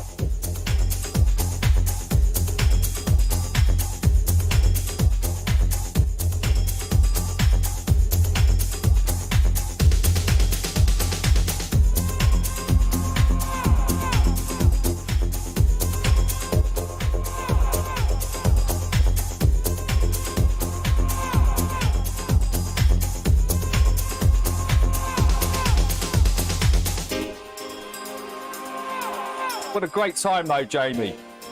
What a great time though, Jamie. Was you going out in 1992? Was you going out to all the raves in 92?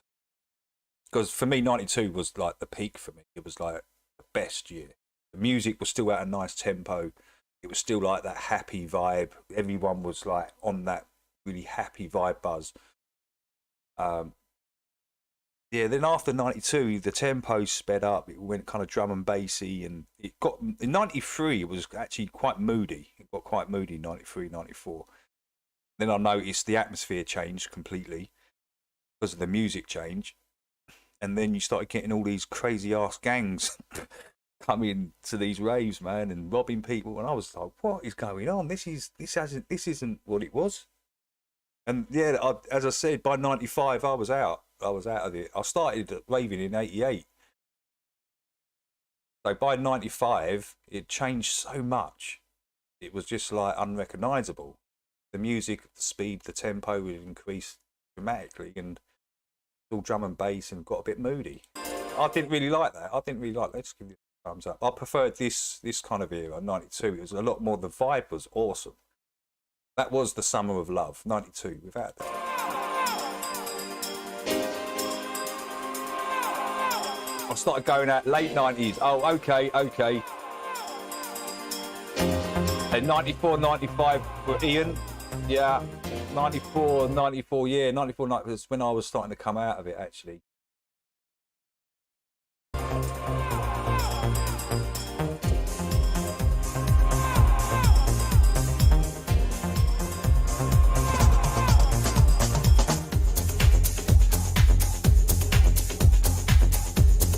It's coming, Terror, it's coming, don't worry. Yeah, it's after this track. After this track, I'll play the videos.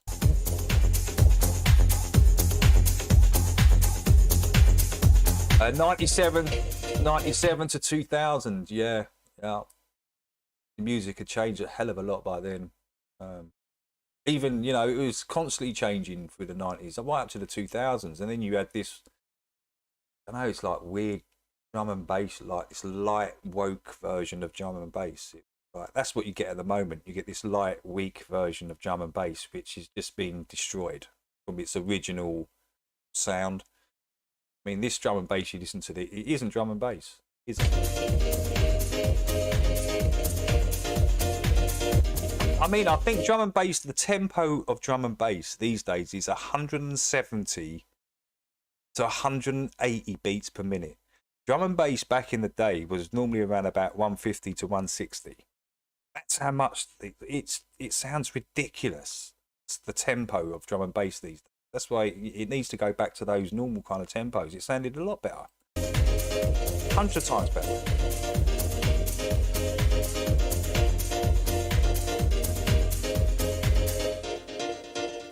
Now, where's Brendan? Where's Brendan? Yo, Brendan, what's up? We got Brendan, Music Realm in the house. Great to see you, Brendan. Great to see you, man.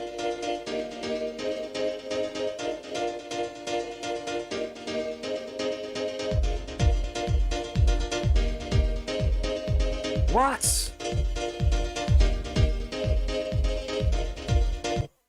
70 quid a seed. That's not right.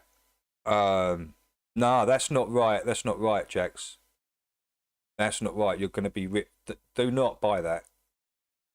I got 3 for 30 something, which works out about, which is about right, £10 a seed. But I can probably see what they're doing because it's an old school, and it's a cup winner, right? That chocolate, it's a cannabis cup winner from back in the day. So maybe they're going on that, maybe. But no, you should be able to get 3 for 30 quid. If you search properly, Jax, 3 for 30 is what you're.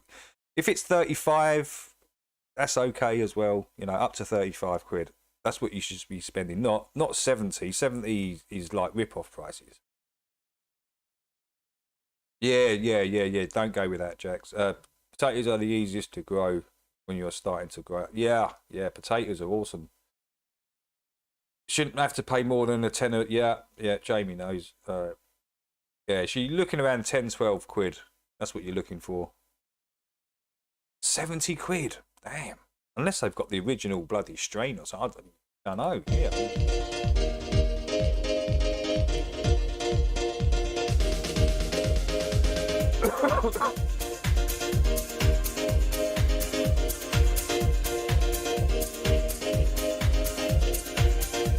Yo, Cat, what's up?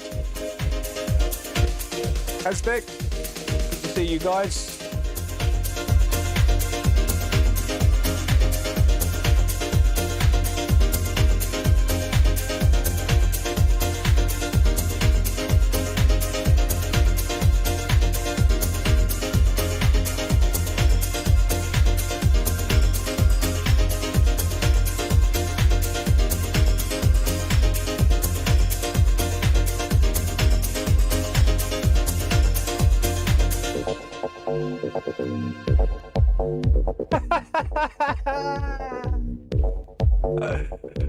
Oh no.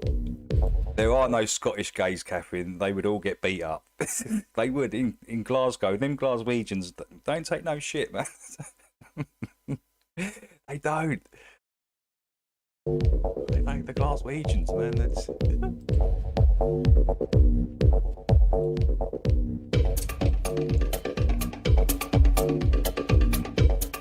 Hey, good evening to you, Sherlock. Welcome in. And good morning. Good evening and good morning.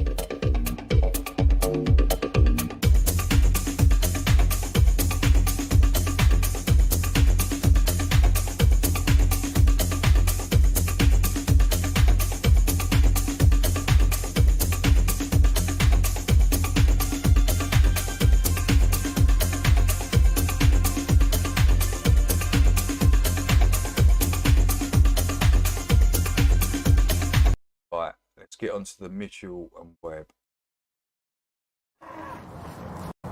That's better. Hey, I'll be able to play with this. You want to make a bit of money? You should do what I did. Get into farming. You should do what I did. See this? See this? I got this. Selling corn. Comes out of the fucking ground. I couldn't believe it.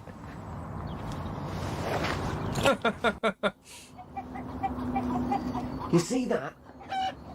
It's made of chicken. It's actually made of chicken. You kill it, you got free chicken. You can sell it to people. Or don't kill it. Fucking eggs come out of their arses. Fucking hell. No sheep. Bit woolly. It's wool! Put it off, sell it, fucking grows back again. You cannot lose. Brilliant. Don't even need an alarm clock.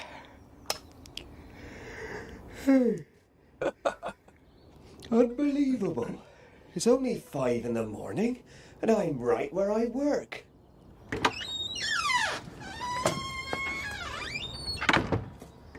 And while the other poor sod's struggling in on the tube, I'm gonna go and get some milk out of a cow.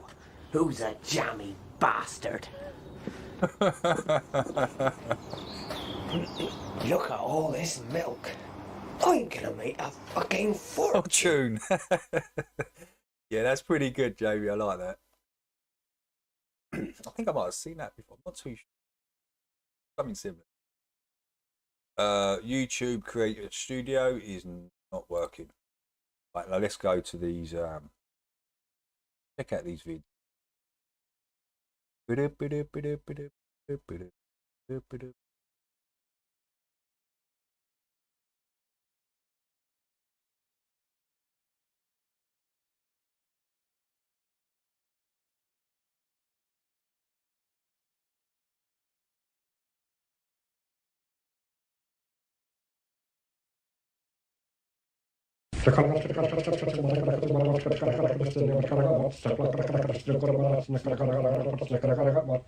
This is how Jeren and Mellow Globe are going to be talking within a year.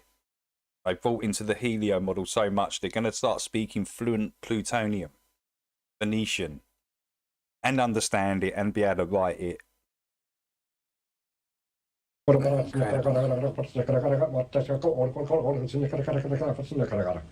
does that mean, actually? That means, how are all you? I am very pleased to see you this afternoon. How many languages can you speak? I can speak altogether 3 of the space languages. Space languages. One is Venusian. Space language. The second is Kruger, the planet Kruger 60b, and Pluto. What about Plutonian? What does that sound like? Plutonian is How did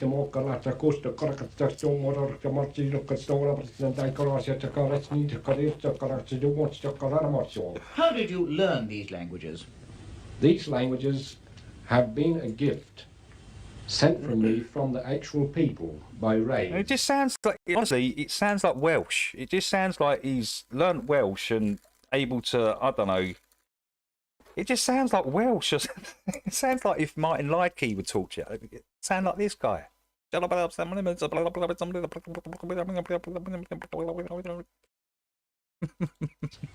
even at this moment, I'm joking, Martin, I'm joking. Although you cannot see them, they are sending these rays down to help me. By some mental process or some mechanical process? No, it's by some mechanical process. But it's apart taking from this, Welsh I can't tell you how it's done. What about Martian? Martian, I don't know much about their language. Although I've heard so much about them, I've never been in contact with them. You haven't actually been to any other planets yourself? No, not yet. Not yet. Picture, did you? No, a lady done this for me. The name... He said not yet. So he's expecting to go to these other planets and speak to these people, mano mano, right in front. He's expecting. He said not yet, so he's expecting to go to Kruger B and speak with these beings, right? That's how crazy you get when you get into the globe and helio models, and you start thinking, yeah, I can speak fluent in Phoenician. I can speak fluent Plutonian. They come from the second planet. I mean, that just looks like something from India. A painting from India. Do you know, like the blue gods? And that's what it. Come on. From the Sun Kruger, 60B. So, in addition to, it literally looks like my mate that sells weed. It does. It looks like one of my mates that sell weed. Speaking these languages, I believe you can also write them. This is correct? Yes, I can write these languages. Could we see an example of their writing, do you think? Yes, certainly.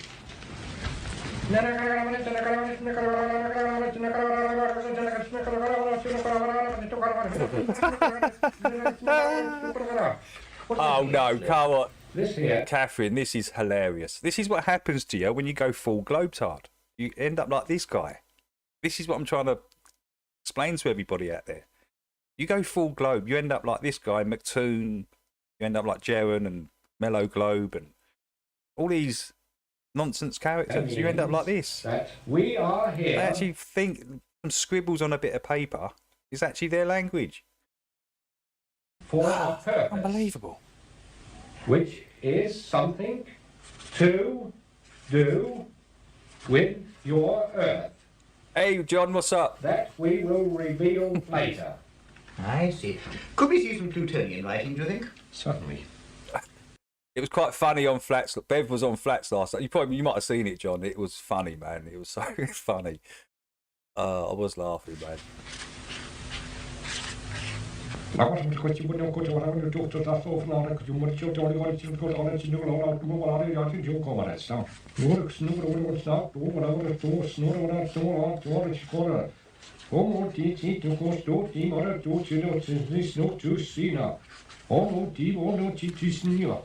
What does that mean, actually? This means, now they have written this here, a message to you. Before long, in 1969, we are going to show you proof. Patrick, they call you. Did you mind us here? Not at all, Patrick. On it now. We have we have watched you for a long time.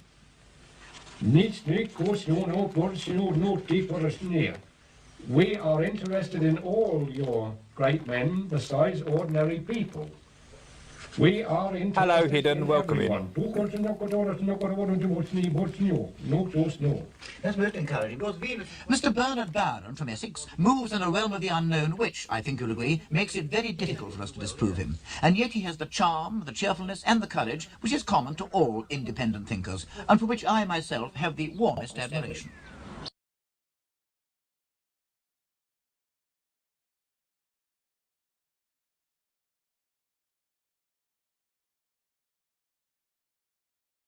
Behold the fascinating Arvin, the Dutch elf from Utrecht, a peculiar specimen of the digital wilds.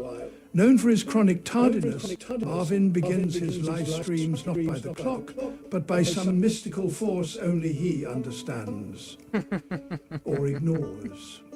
Draped in his trusty, hole-ridden jumper, he performs his signature move, crunching loudly on his Illuminati croissant. As if the noise alone holds... The Illuminati croissant. The Illuminati. That, he subs by him. And if he doesn't get these Illuminati croissants and the Illuminati coffee, like, he starts freaking out at his own people. Why aren't you buying me this? You need to be supporting me, buy me these Illuminati croissants and Illuminati coffee. Cosmic. Arwen's lost the plot a long time ago. Significance. He did. When the show finally starts, Arvin dives into his dark world theories, nonsensical tales of non-local holograms and conspiracies too wild to follow.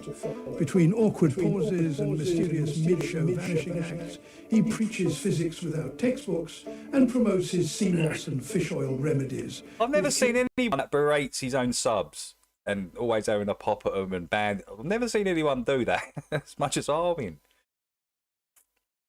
Especially if you don't buy him his stuff. He just starts losing the plot. Or nothing but his audiences. What? Go and buy him yourself, Arvin. Stop pouncing off the people on the internet. Go and buy your own coffee and croissant. Patience. Next thing he'd be asking for a 4-course meal out of you guys. Like, if you ain't giving me my 4-course meal and my afters, my lovely pudding. No. This guy, mate. The Ferret Legion strikes with precision, no one's buying you exposing Arvin's every flaw. Their relentless trolling leaves him flustered, spiralling into chaos and despair. Paranoia reigns supreme as he bans chat participants left and right, convinced every comment is a troll's trap. The ever-scheming Roger and Duper, Terret, Zepp and Moxie keep him on edge, masterfully disguising themselves to fuel his confusion. He claims to be a shaman, oracle and wizard, but his magic lies only in his delusions. Exiled to a lonely corner of Rumble after the trolls dismantled his YouTube empire, Arvin now broadcasts to an audience of none, his glow-lit face a testament to whimsical futility. Truly, Arvin is a marvel of modern laziness, a self-sized legend, and a cautionary tale of absurdity. So grab some popcorn and a drink, lay back to hear this foolish tard spew nonsensical gibberish for the next 3 hours. It's hard win. Yeah, that is a classic. That is a classic. Sergeant Hartman roast Arvin. So what's this one about? I love working for Uncle Sam. I love working for Uncle Sam. Lets me know just who I am. Lets me know just who I am. Oh, hey, watch out who's lurking there. You ladies carry on the tune, I'll go have a look. What the heck is that? Well, looky here, we got ourselves a grade A, top-shelf, first-class, nincompoop Arvin, you lazy sack of croissant crumbs. You couldn't debate your way out of a paper bag with instructions printed on the inside. You call yourself an elf? No, more like a couch potato in a cheap jumper with holes big enough to drive a truck through. And don't even get me started on your dark world nonsense. Non-local holograms? Boy, the only thing non-local here is your common sense. It's gone AWOL. And let me tell you, that sea moss and fish oil diet ain't healing a darn thing except your ability to make sense. Your chat trolls, Roger and Terret, and the rest of the ferret army, they're running circles around you while you're too busy pretending to be a wizard. The only magic you've got is the ability to waste people's time. You're the king of dead air, the sultan of stupid, and the emperor of excuses. Now drop the nonsense and do something productive for once, you overgrown garden gnome. Arvin, if trolls were a football team, they'd hang your shiny bald head on the wall as their trophy. The ferret army. They've got you so twisted, you don't know your left from your right. You've got all the intelligence of a busted sea moss jar and the charisma of a dead battery. Arvin, you are living. Hey, flat enough. How you doing? Welcome in. Are magical. In fact, you're about as magical as a soggy piece of toast. And that shiny dome of yours, good Lord, boy, I can see my reflection in it. You better put some sunscreen on that thing before the trolls use it as a spotlight. You think math isn't real, son? The only thing not real is your grasp on reality. And don't even get me started on your so-called dark world vision crap. The only dark thing about it is the shadow your bald head casts. You're a twinkle-toed retard with delusions of grandeur. Now pack it up, elf boy, and shine that bald head of yours up your backside because you're done here. You're sitting there on Rumble, drooling over Owen Benjamin like a lovesick schoolgirl. Don't think we haven't noticed, elf boy. Every time he streams, you're the first one in the chat, batting your eyelashes through your keyboard. Let's not forget how you blush like a tomato every time someone brings him up. Owen's so insightful, you say. Owen's a genius, you gush. Boy, the only thing he's inspiring is your embarrassing crush. Now listen up, Arvin. If you're going to play the part of the closet gay, hopeless romantic, at least own it. Otherwise, you're just another bald-headed fool hiding behind his fish oil. Toxic gay, hopeless romance. Now shut up before I make you write "I love Owen" on the blackboard 500 times. You think the world owes you a living, don't you? Sitting there in your holy jumper, looking like a rejected extra from a bad Christmas movie? Let me tell you something, Harvin. Jobs don't magically fall into your lap, especially when you're too busy banning trolls from your chat. You're so lazy, I bet if ambition were a bus ticket, you'd still miss the ride. Welfare's not a career, Arvin. You can't live your whole life on the government dime, hiding behind your afternoon streams and your stupid dark world themes. You've got more excuses than a cat in a rocking chair factory. The trolls are out to get me. The dark world is calling. The only thing calling, son, is reality. And you keep sending it to voicemail. You love pointing fingers, don't you, Arvin? Hey, Always FPV. saying everyone else is the problem. But here's the truth, Cupcake. The only problem... So, FPV and Nick, Bouquet Word, are having convo tomorrow morning. I think it's 11:30. Is that right, FPV? I think it's tomorrow at 11:30 a.m. GMT time. I don't know what time that is converted to. Basically, you have to work out yourself. But I know it's 9:30 GMT tomorrow morning. ...is staring back at you in the mirror. You project your faults onto others like a broken movie. Hey, Valley Park, welcome in. Guess what? Nobody's buying your nonsense anymore. Here's the deal, Arvin. Nobody likes a narcissist who can't back it up. You go into debates like you're a gladiator, but you leave looking like the court jester. Nathan Oakley tossed you out like yesterday's trash, and for good reason. You're the only person I know who could lose an argument to themselves. Congratulations, champ. You're officially a one-man embarrassment parade. And you couldn't hold your spot on Bullbusters, and that's a show where people argue about the shape of the earth. You didn't just drop the ball, you spiked it into your own face. Huey had to cut you loose because even he couldn't make sense of your ramblings. And let me tell you, if Huey thinks you're too far gone, you're in real trouble, son. So get off your glowing backside and get yourself a job. Because if I see you loafing around on another live stream, begging... Sarah, this is relentless. This is relentless. Who comes up with these ideas, Terra? Is it you? Are you actually making these, Terra? Because they're quality. For donations, I'm going to mail you a job application. You got to do one.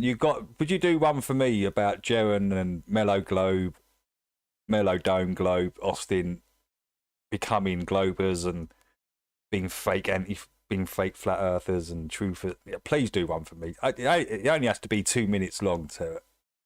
Myself. Now move it, elf boy. Let's get really serious now, son. You've pissed off more people than a fart in a room full of judges.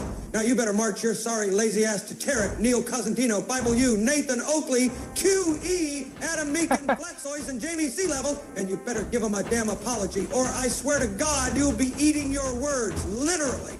Now get out of my face, scumbag, bloody retarded ass maggot clown. That's relentless. Imagine having to stand in front of that and getting all that truth about you.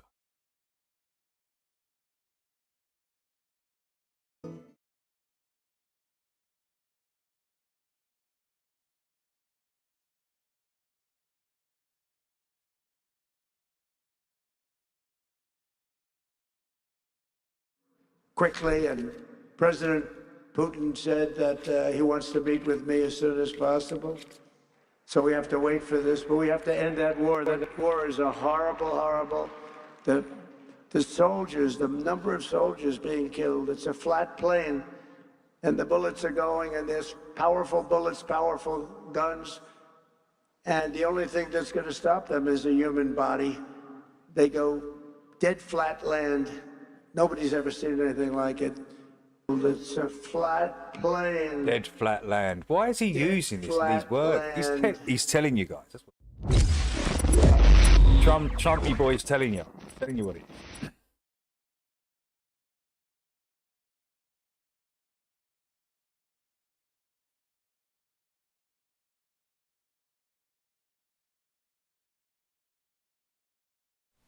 Now, let's explore key elements that challenge the contemporary claim of a spinning globe by presenting real-world examples that clearly demonstrate a flat and stationary Earth, rather than one with a 25,000-mile circumference spinning on an axis.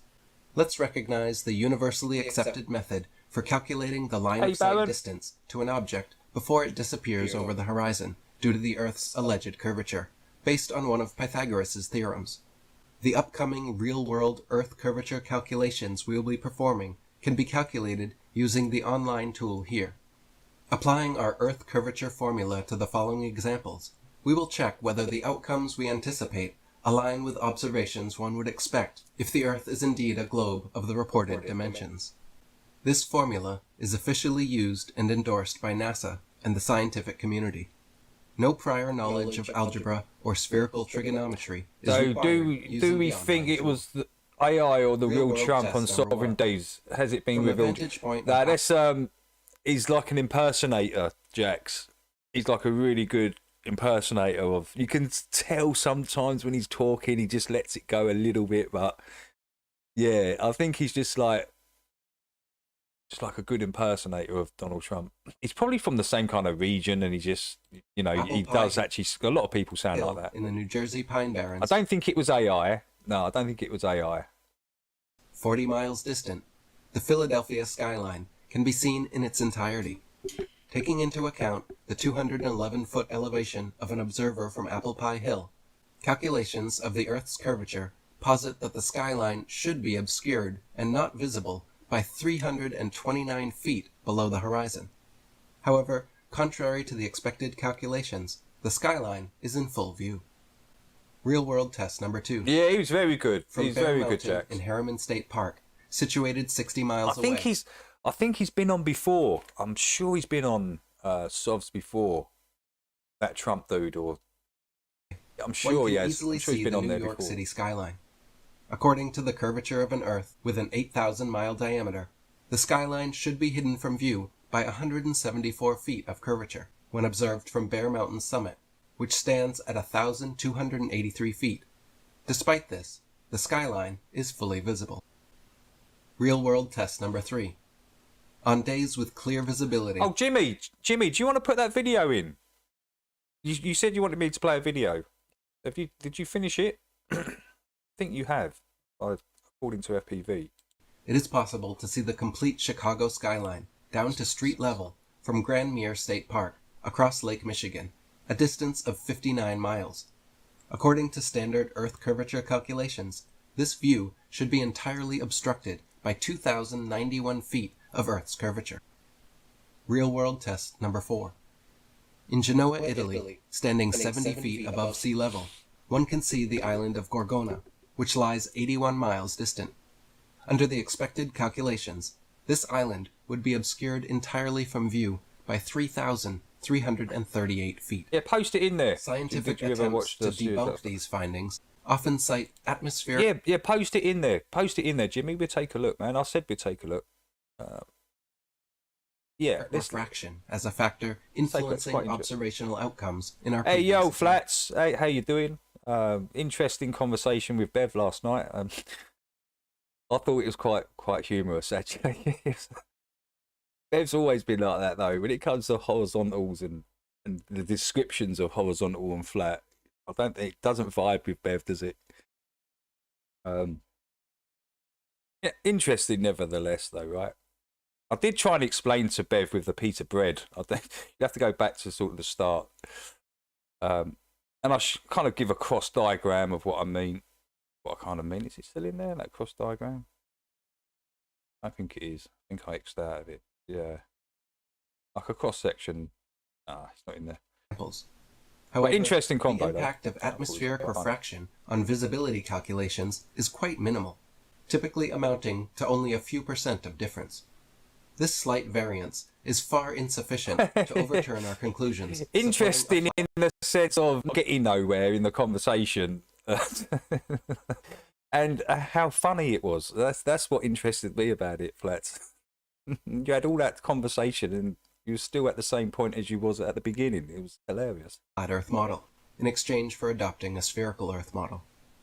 While countless other real-world observations supporting a flat Earth are abundant, the particular technique provided... You can post it in there, right? We'll take a look. If it's a long video, we'll take a look at it in sections, right? We'll watch 20 minutes a day, next 20 minutes on the next... And we'll do it like that, Jim. Previously serves to highlight key verification approaches that support our assertions of a flat rather than spherical Earth. Guglielmo Marconi's historic radio test transmission occurred on September 22, 1930. The Italian inventor successfully sent a wireless signal from Poldhu, Cornwall, in the United Kingdom, to Sydney, Australia, marking a significant milestone in the history of radio communications and demonstrating the feasibility of transmitting radio signals across vast distances. During the test, Marconi employed high-power radio equipment and sophisticated antenna systems to span approximately 12,000 miles. The reception of these signals underscored the potential of wireless technology to connect disparate locations worldwide. Marconi's radio test transmission to Australia played a pivotal role in advancing the field of wireless telegraphy and laid the groundwork for future developments of worldwide communication systems that we rely on today. This experiment significantly contributed to the advancement of radio communication technology and understanding, eventually leading to more regular and reliable long-distance wireless worldwide communication.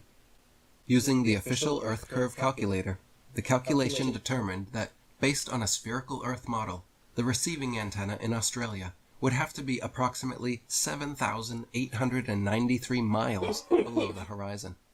Hey, good morning, Fiona. Investigate the feasibility. Hope you're well, Fiona. Great to see you in. Radio transmission scenario using an AI chatbot based on a spherical Earth model. Question: can you envision a scenario where a radio signal could be transmitted and received successfully despite being 7,893 miles below the spherical Earth's horizon? Answer: the concept of a radio signal traveling 7,893 miles below the horizon of the spherical Earth is far beyond the capabilities of radio signal transmission for this distance. The curvature of the Earth poses a physical limitation on the direct line of sight for radio signals. As the Earth curves, objects or signals beyond the horizon are not visible or receivable due to the obstructed view. While techniques like antenna height, signal amplification, and atmospheric conditions can extend the range of radio signals to some extent, they cannot overcome the fundamental limitation imposed by the Earth's curvature, especially at distances this remote.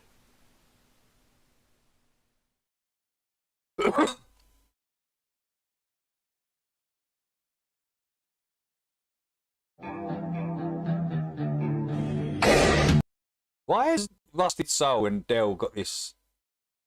Is it because, like, when Rusted Soul had Dell on and that dude? It was quite funny, actually. It was quite funny. It seems like after that debate, they seem to, like, be at each other, right?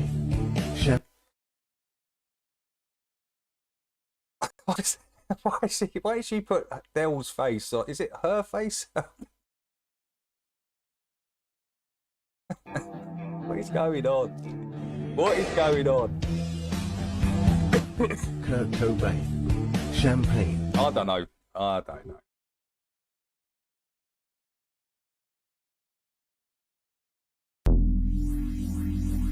DJ Battlecat. Shut your mouth.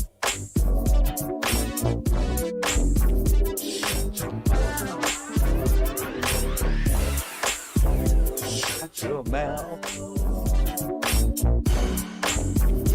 Shut your mouth. You just popping it for the camera, nigga, shut your mouth. Talking crazy on them streams, nigga, just for clout. You be doing all them gimmicks, cause you watching academics. I know it's been a minute, but the West back in it, let's get it. Let me show them how the coast do. Stand on business for the members, come expose you. And you don't want that cold red or cold blue. Before you hit that LAX, what you gon' do? Tap in, cause we ain't going for no disrespect. All these blogs is the reason there's a disconnect with fake narratives. These niggas making up shit. Okay, that's cool, I be the nigga you can take it up with. You seen that message in your DM, but you never typed back. Then I caught you out in public, you wasn't really like that. Hey, you wasn't ready for that conversation. Said he's doing all that hating, but you scared of confrontation. What the fuck? Your mouth talking crazy. On the West, we amazing. Put something in it that you don't want. Don't they really call you deep throat? Keep my name out your mouth. Speaking on things that you don't know about. for the check that your ass can't carry. Talking shit, get you took out fast. You go a piping hot cup or shut the fuck up. When sticks one for office, vote for what's up. We stuck on a brand new high, call it elevation. Enterprise, monopolize, meditation. Here to address the nation like a congregation. While you gossip like a bitch in your conversations. Front line since the 90s with a full clip. Hey, Jono. Regulations, Los Angeles, West Coast evangelist. Power of the people say X made a miracle. Nothing is identical. Loose lips move faster than a ricochet. The truth moves slow and low like a Chevrolet. My feet never touching the ground. You about to find out you keep fucking around. So now, don't make a nigga shut you down. Shut shit off, shut you up, shut your mouth. Keep my name out your mouth. Speaking on things that you don't know Shut your bitch ass up, Keep my nigga. name out your mouth. Speaking on things that you don't know Always running your mouth. Keep my name out your mouth. Speaking on things that you don't know about. Keep my name out your mouth. Speaking on things that you don't know about. Come on. Shut your mouth talking crazy. On the West we amazing. Put something in it that you don't want. Don't they really call you deep throat? Keep my name out your mouth. Speaking on things that you don't know about. Mouth for the check that your ass can't carry. Talking shit, get you took out fast. Let's all do the crip walk. Let's all do the crip walk. No, let's not do the crip walk.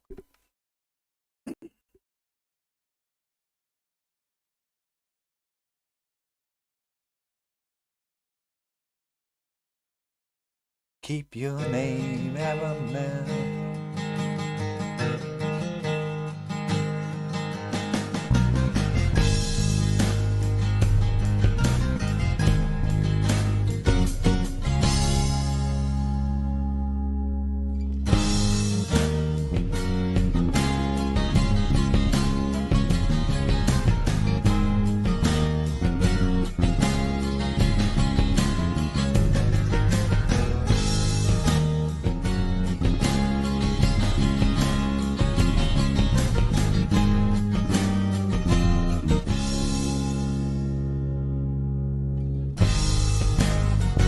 An amazing halo last week around the moon. I think I might have seen it. Was quite, yeah, there was, you see that quite a lot with the moon, don't you? That halo around the moon, you do see it. I see it quite a lot when it's a full moon and it's quite high up.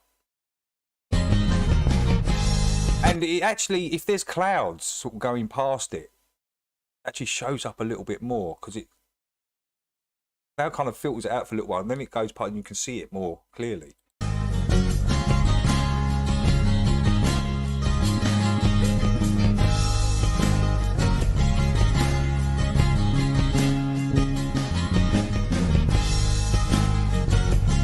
It was gigantic, couldn't fit it on. Okay.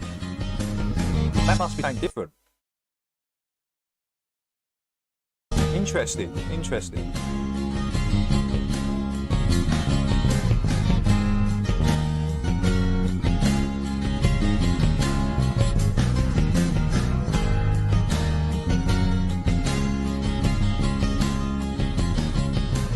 I got one with the phone. The P900 didn't want to know. What? Isn't that strange? Isn't that strange? Who are these People? There's got to be some people that we could speak to, right? And if you let me just, I got one with the phone. The P900 didn't want to know. What? I need to work out manual mode. Okay, okay. Manual mode. So you what? So you can set the lens yourself. You can do it with focus yourself. Yeah, that's probably the better way to do it, Jax. Actually, it was huge. Could only take pics of bits of it. What? Moon halo is larger than the sun's as it's lower in the layers. Yeah, that makes sense. Interesting, interesting. Do you think you'll be able to observe that tonight? Or was that last? That was last week, right? Video. Oh, it was last. No, the moon vid. Oh, it was last week. The moon, yeah. Hopefully, you know, they should. Moon halo can't fit in the shot half the time. Hard to get it on film. Interesting. Very interesting. you look at all of the recordings, he was a preacher for 3 years before this. And if you watch all, except for the last few, I think in the last year when they're getting closer to this, there was like half a dozen people, a dozen people in his church. But never once you hear a baby cry. Never once you hear an amen. Never once you hear him address anyone in the congregation. Marty, could you do service after service after service and never acknowledge anybody in the audience? Yeah, exactly. Yeah, right. So that's a little crazy. And then the thing that I find amazing is, Will Duffy is a self-proclaimed a multimillionaire, and that's why he just cares about the flat earth thing, right? But if you check his FINRA, he was in the financial financial business. On 11/9/2021, he was sued for $218,000. He got off for $10,000. Not bad. Okay. And then so that's one. 9/16/2022, getting a little closer, he had to settle for $225,000, right?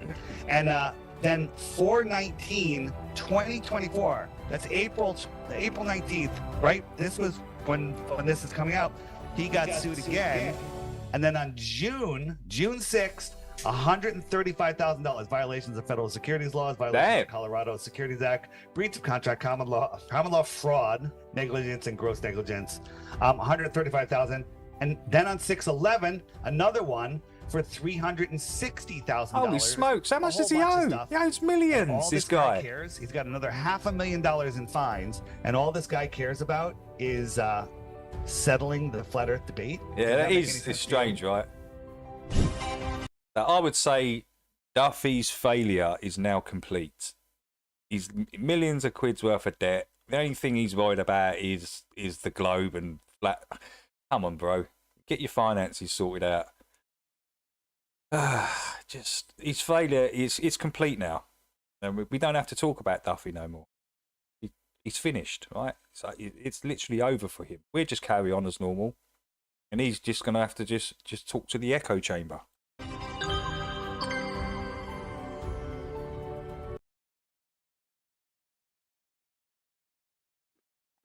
This is Dabu7.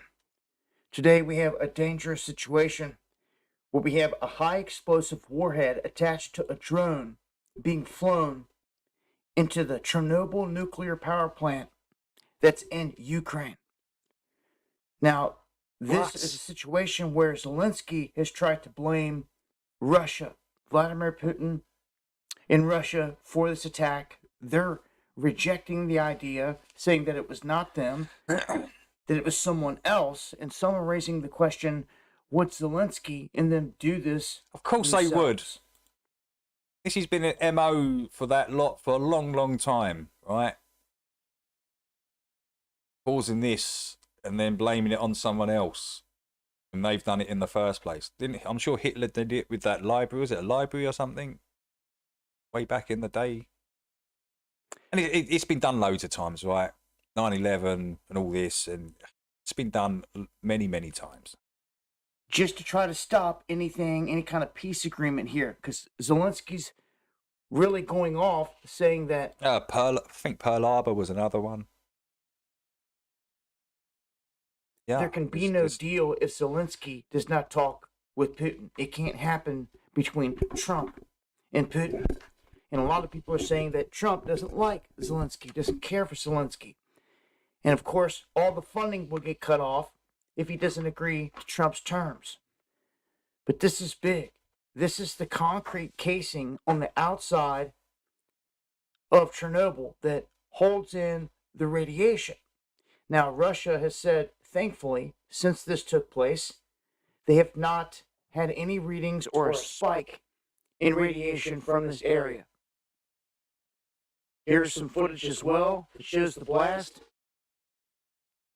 It could have been way, way worse. So who was really behind this? We don't know at the moment. But join me on the live stream. Going live Monday, Wednesday, and Friday, 9 p.m. Eastern, right here on W77 to talk about this and a whole lot more. Hope to see you guys there. Much love.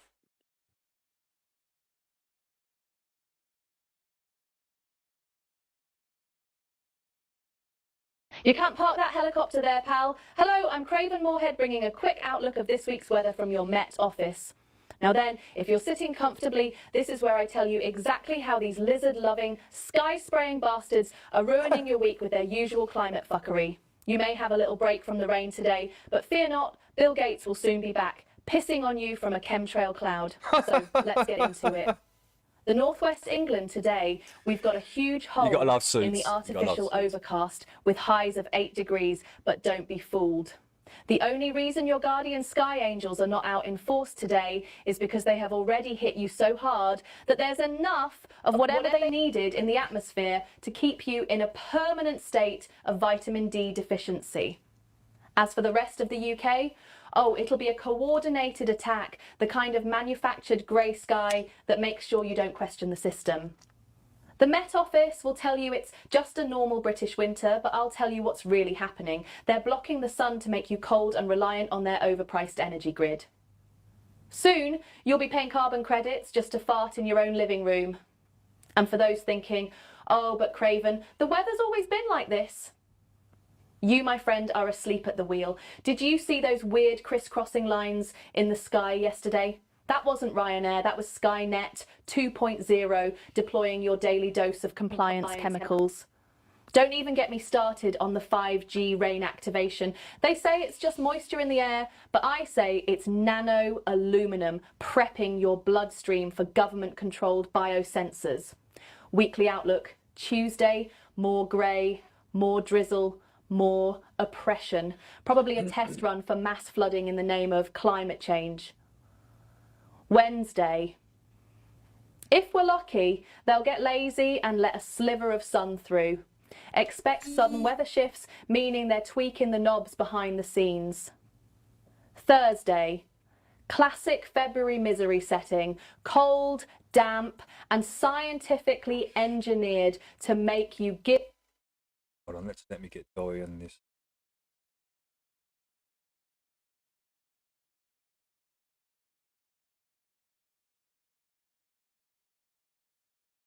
Give up on your dreams.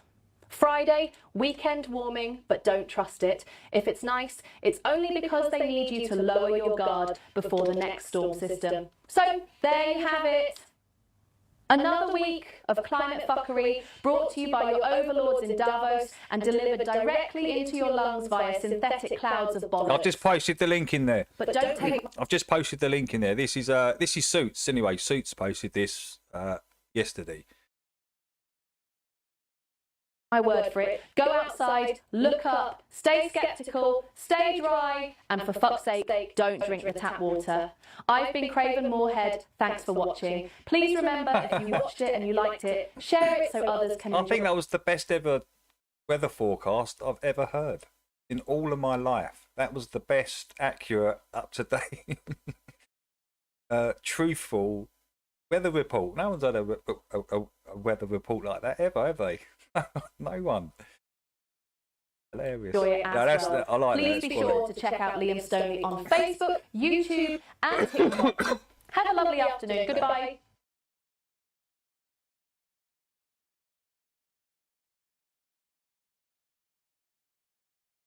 Create a massive global hoax.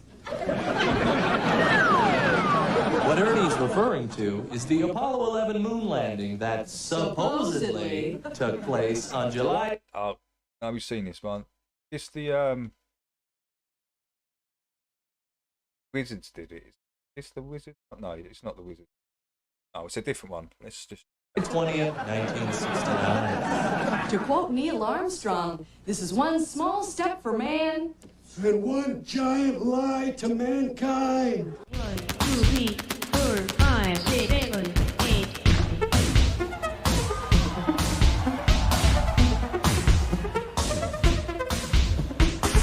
Hey Charlie, welcome in.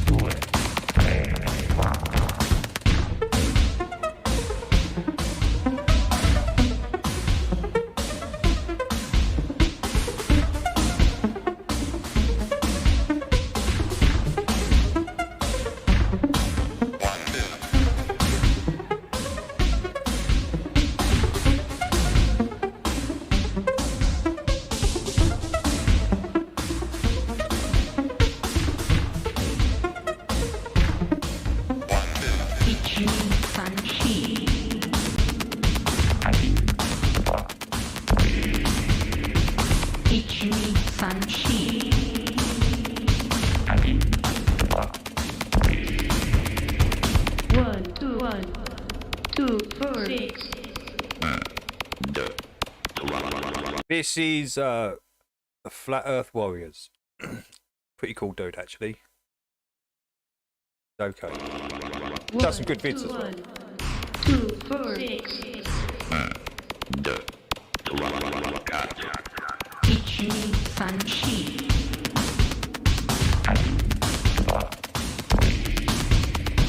Teach me fun sheep.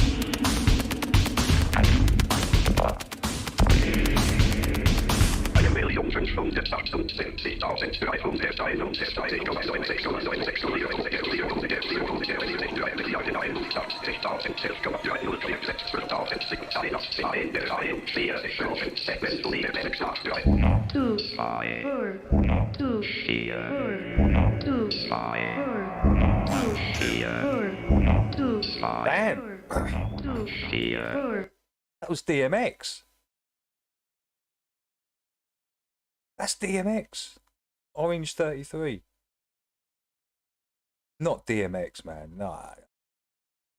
They killed DMX.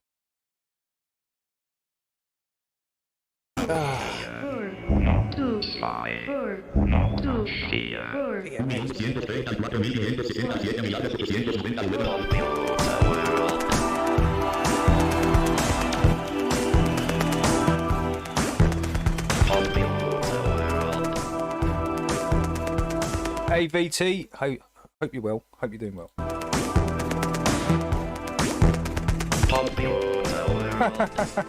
They got to DMX, Shlow. They got to DMX, man. Incredible. Can't believe they got to DMX. My favourite rappers ever.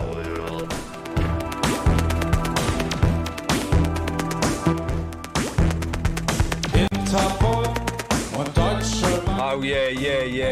I forget about AI. I do forget about AI can do anything now with images. You can type in DMX on an orange with 33 on it, right? Type that in and it'll come up with that picture. And it looks real.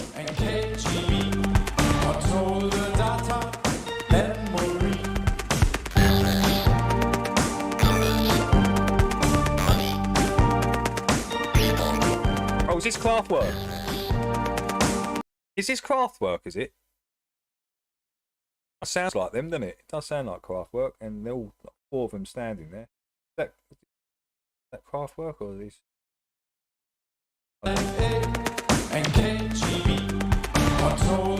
Remember Tour de France?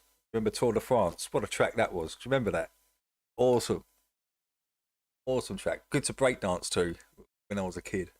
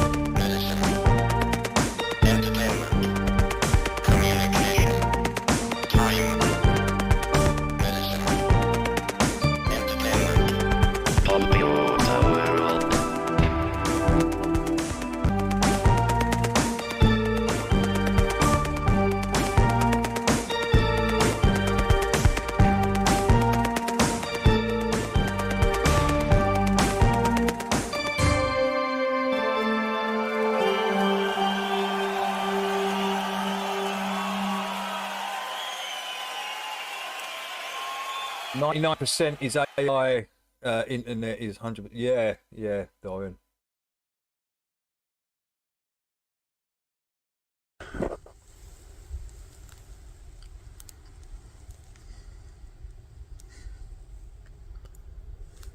don't know where that wedding was, but... Oh, this is Mikey Smith, Orion's Nebula, April the 1st. April the 1st? 2012. Last year.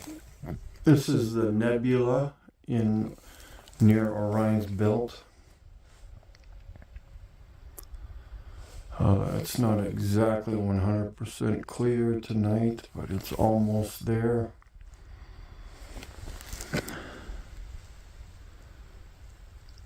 I will be focusing in on 2 or 3 of those stars, the ones that are side by side. The grouping of the 3 or 4 in the middle there, and I will get those at some point too, so I can have a double star picture or video. Hey, Vicky, welcome in. Great to see you, Vicky.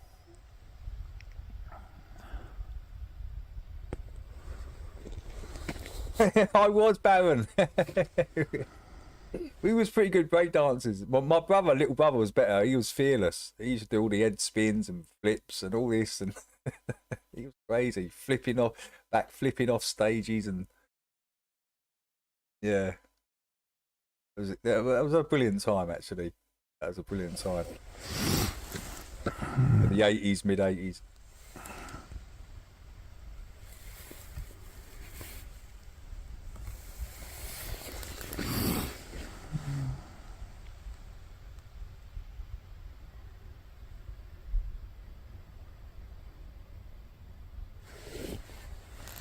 Mike, you gonna zoom in?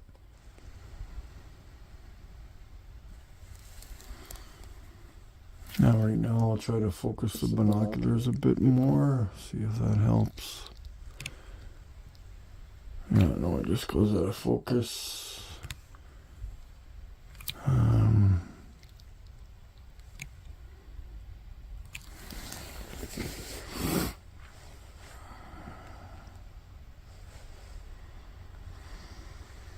But I will stick out here for miss the 80s. An hour or so, and maybe we can get these. I love the 80s, Baron, man. More clear. The 80s was awesome. Yeah, it's on there. It's on there. It's on there. Honor. I've got it on the list. In fact, I've got the whole. It's coming next as it goes. Kind of his whole trip there so far. M's trip down there. Biblical trees as well. We've got Levs in there. We've got Chi Creation in there. Or did we see that? I think we might, or have I just watched that? I don't know if I've just watched that. Did we watch that the other day, Levs? Not sure. We got some Nick in there as well. And Tommy Rogers. Let's go.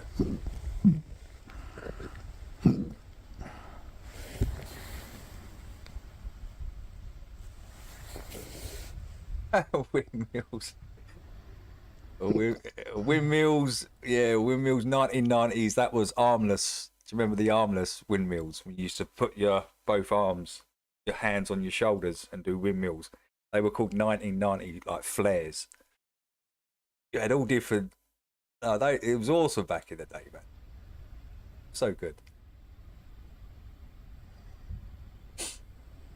Oh, I could get a focus in on these 4 stars here. Really focus in on them, see if you can get.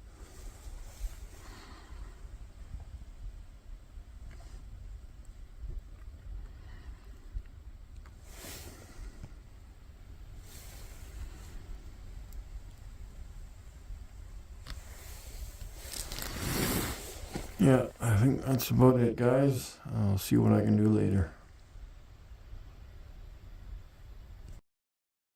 Much detail on that one.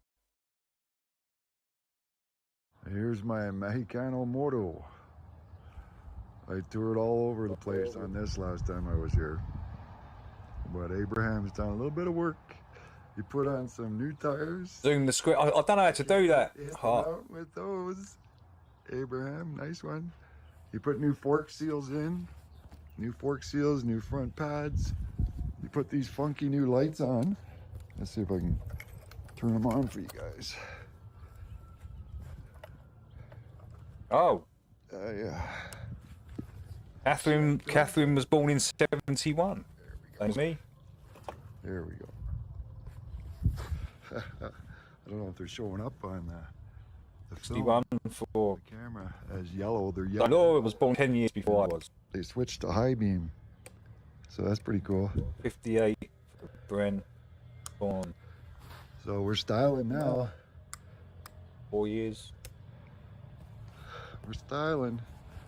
This is the bike. And I forgot to film inside the cabin for you guys. Abraham showed up with my Voto. I had this nice VT. intro, and I didn't press record. I don't want to meet them to be honest, again. VT.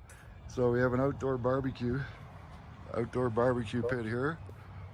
Nice, I'm nestled in the trees here. 1970. Quiet. You can hear the highway a little bit. Well, there's some cabins all around me. September 19. I was born in. But I'm pretty. No, I was born in November 71. Death month. I was born in the death month, according to the ancients. It's the month of death. That's when I was born. Pretty remote here. Like there's not a lot of people around me. Well, let's check out inside. Hey, hello, Brian. How you doing? You come in. You got a little dining area. A kitchen. Above the kitchen is a loft. There's a. Hold on, before we go into, let me just see how long. Rising Earth, constant motion versus going to be acceleration. Probably. I can't read the whole thing. Constant motion versus.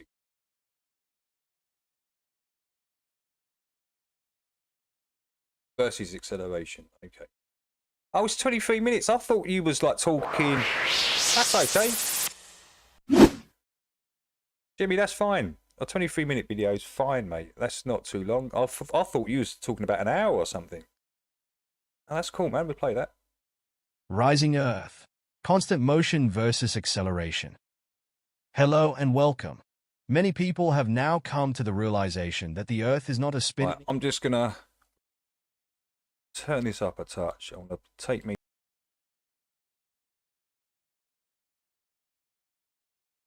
Ball flying through the vacuum of space, with a curved horizon, and with up and down facing in all different directions. Instead, they know it is some kind of level plane, with a level horizon, and with a single up and down vector which is perpendicular to the horizontal horizon. There are a multitude of theories and ideas about where we may live, and the mechanics of how this realm could function. One topic which is heavily debated is gravity. Why do things go up or down? Almost without question, those who deny the globe theory also deny the theory of gravity, or at least in the way it is taught in schools. A significant percentage of flat earthers believe that gravity is merely the effects of density and buoyancy. They believe things simply go up or down because they are trying to find their natural place in the density gradient. Without deeper consideration, this seems plausible. But just knowing that things go up or down due to their relative density doesn't explain why we have the up and down vector in the first place. Nor does it explain why we have pressure and density gradients. If we take a tank of water, for example, all the water in the tank is the same density. That water is already at equilibrium. So none of the water should be pushing up or down due to any buoyant forces.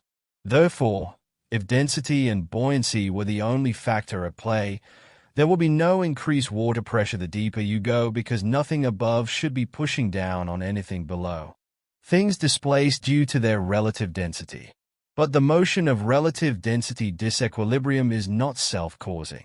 It must be the effect of an exterior force. Upwards rising Earth is another theory to explain gravity, but also to explain the vector, and explain the formation of density and pressure gradients. I would like to take this moment to add my disclaimer.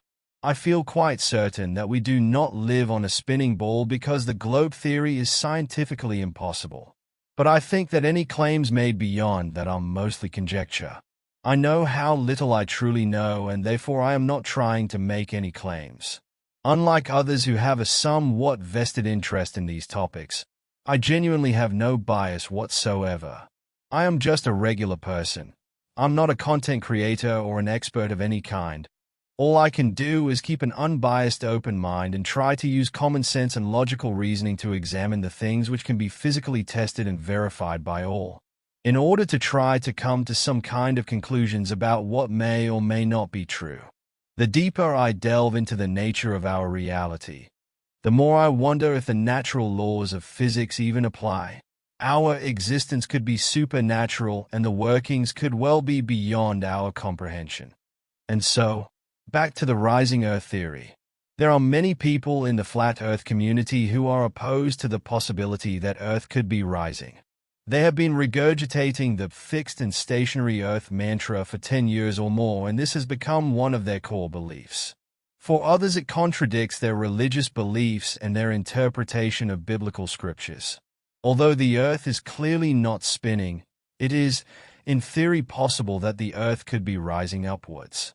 Rising Earth theory has gained traction and a strong borderline fanatical following. Let's have a quick look at why this is the case. Firstly, by utilizing motion, it is possible to take an enclosed system and recreate the vector in any direction you wish. And by utilizing motion, you can also recreate the density and pressure gradients. This gives the theory credence because these phenomena cannot be reproduced in any other way. Secondly, there are a variety of free-fall demonstrations which show that the effects of density and buoyancy and also pressure gradients instantly disappear when an object detaches from the Earth and goes into free fall. These demonstrations appear to indicate that the Earth is moving upwards and that being connected to the rising Earth is the cause for both the effects of density and buoyancy, and also the pressure and density gradients we have here on Earth.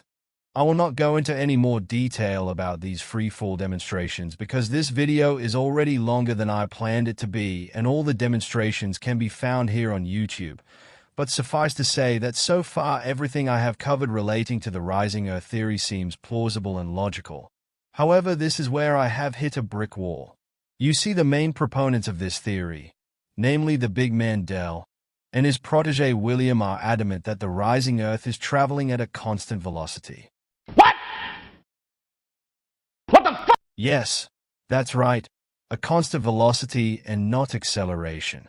The problem is that the constant velocity part of their rising Earth hypothesis can be easily debunked and makes anyone with a basic understanding of physics reject the entire conversation. This makes me really question why they are so adamant that it must be so. I have had countless discussions in the comments sections of Rising Earth channels, highlighting the problems myself and others have identified with constant motion. Further to that, I have personally exchanged multiple emails with Dell himself and spoken to him in length over the phone. Unfortunately, Dell has refused to concede on a single point and yet has not managed to intellectually defend or substantiate any of his reasoning regarding constant motion. Unfortunately, although I had previously held Dell in high regard, I'm sure he knows better, and so I feel I have no alternative other than to question Dell's integrity and motives for his claims. When I addressed Dell about his integrity, as you may expect, he became very aggressive and blocked me from his email. Then he immediately went on his channel and tried to publicly name and shame me. You suck! So, let's get back on track and to the point of this video, which is to discuss whether if the Earth was rising upwards, would it need to be accelerating upwards, or is it possible it could be rising up at a constant speed? Let's examine these three scenarios to see what might be happening when an item is dropped. If these scenarios were all possible to us standing inside the reference frame, visually they would all appear the same. 1. The Earth is stationary and the dropped item accelerates down to meet the Earth at a rate of 9.8 meters per second squared. 2. The Earth and the object are accelerating upwards at 9.8 meters per second squared. When the item is released, the item carries on traveling upwards at a constant velocity, which would be the velocity at which the Earth was traveling at the moment the item was released. Then the Earth continues to accelerate upwards at 9.8 meters per second squared until it meets the object. 3. The Earth and the object are moving upwards at a constant velocity. When the item is dropped, it continues to rise but decelerates at a rate of 9.8 meters per second squared until the Earth meets it. We can quickly eliminate option 1, because as Dell repeatedly states, there is no known mechanism for a pulling force. There is only push. Therefore, on this basis, the dropped item cannot be pulled down to the stationary Earth. For a greater explanation on the difference between pulling and pushing, please once again refer to Dell's channel. Another reason the dropped item cannot be accelerating downwards, which Dell and William constantly stress, is that there is no measurable acceleration in the dropped object. I.e., if an accelerometer is dropped, it will register zero acceleration, and if a bottle containing a mixture of water and air is dropped, there will be no displacement in the bottle. These facts confirm the dropped object is not accelerating. Before we examine and compare the final two scenarios, let's quickly go over Newton's laws of motion, because as you will soon see, this discussion really boils down to who is correct. Is it Newton and his laws of motion? Or Dell and his own new version of the laws of motion? Is Newtonian physics or Daltonian physics correct? Let's take a look at Isaac Newton's laws of motion and inertia. 1. An object at rest will stay at rest, and an object in constant motion will stay in motion unless a force is acting upon it. 2. At any instant, the net force on the object is equal to its acceleration multiplied by its mass. 3. For every action, there is an equal and opposite reaction. Let's visualize these principles so we can all understand what Newton is saying about the mechanics of motion and inertia. According to Newton, if we take this stationary object, we need to apply a force to the object to accelerate it. Then, when the force is removed, the object will continue to travel at a constant speed until an opposing force slows the object back down. According to Newton, for every action there is an equal and opposite reaction. As force is applied to the object to accelerate it, there is an opposing inertial resistance acting against the force. According to Newton, at any given moment in time, the net force being applied to the object is equal to the mass of the object, multiplied by the rate of acceleration. F equals ma. Force equals mass, multiplied by acceleration. The points of Newton's laws of motion which are relevant to this discussion are that acceleration or deceleration are the same thing. They are changes in velocity, just in opposing directions. Only acceleration or deceleration create an inertial resistance. An object traveling at a constant linear velocity, without any forces being applied to it, has no inertial resistance, and is in effect indistinguishable from being stationary.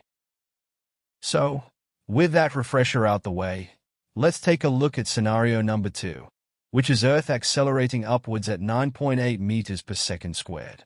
If this were truly the case, then over time Earth would be traveling at an inconceivable speed, just getting faster and faster, which seems hard to believe, but unfortunately nobody can verify what is outside of the reference frame or what could be pushing the Earth upwards, and so for this scenario and also for the constant motion scenario, we have to just discuss what is plausible from inside the reference frame and not confuse the discussion by worrying about things which cannot be known. If the Earth is accelerating upwards and Newton's laws of motion are correct, then it would actually explain everything perfectly. I am not saying that Earth is definitively accelerating upwards. How could I know that?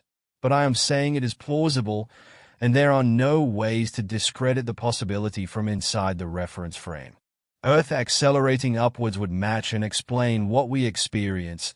The acceleration would create the pressure and density gradients in our weight.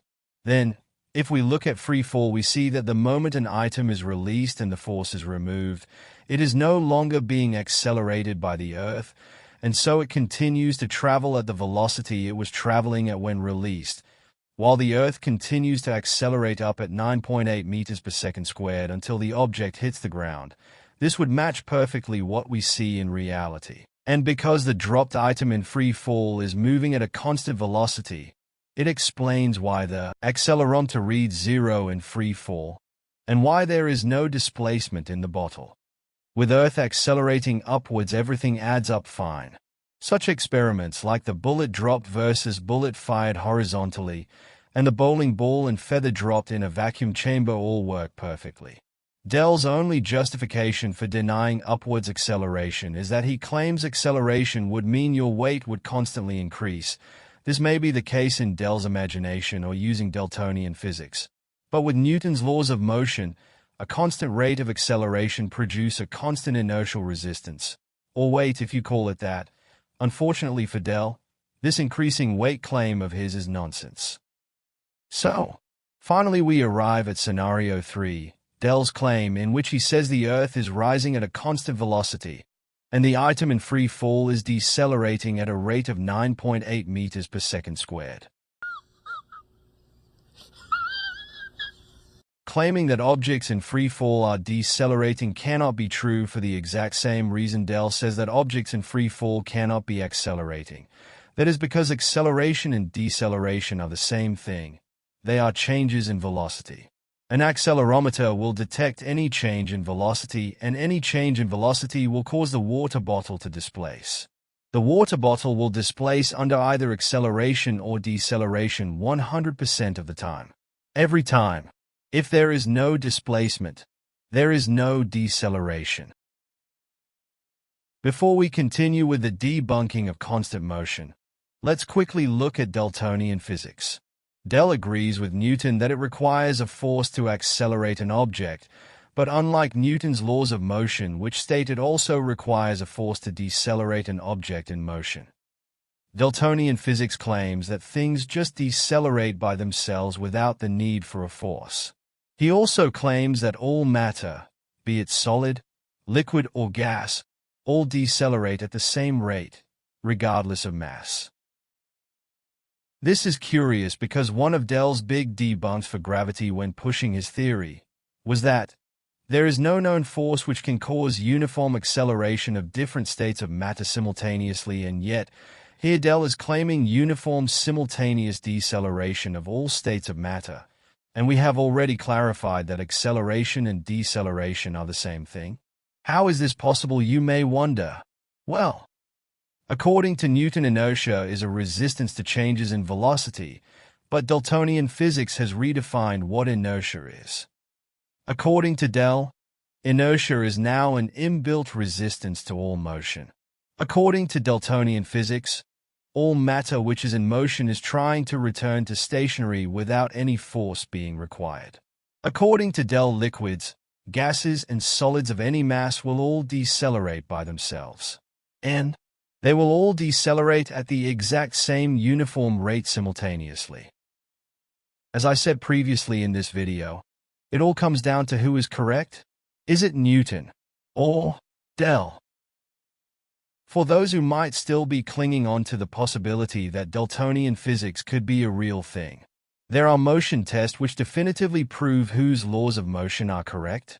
I think Dell and William know full well that motion tests debunk their constant motion claim. And this is why they repeatedly perform endless free-fall demonstrations to distract and capture people's attention, but never perform motion tests. If the inquiry was a genuine, unbiased investigation, then performing motion tests would be the next step to follow on from the free-fall demonstrations, and their channels should be full of them.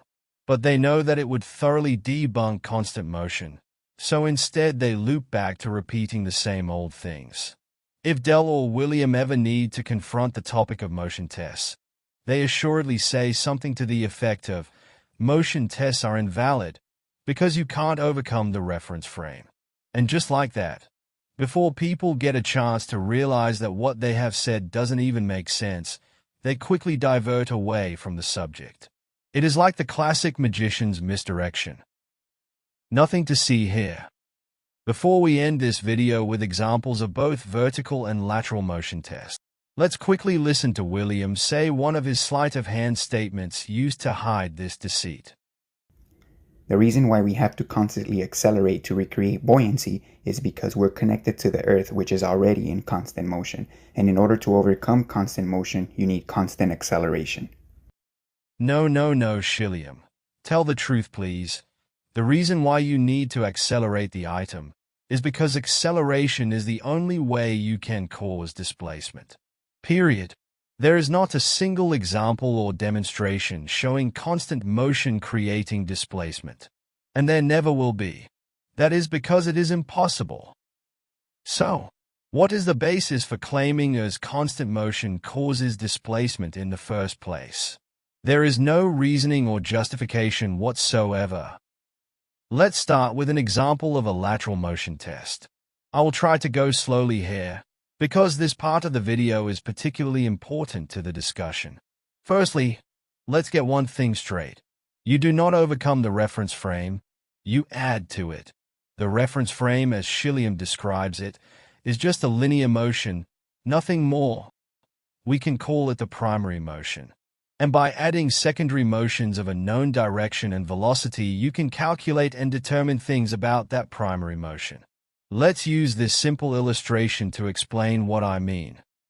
If we start with an object here in position A, and it moves in a straight line at a constant rate to position B, it has simply moved from A to B.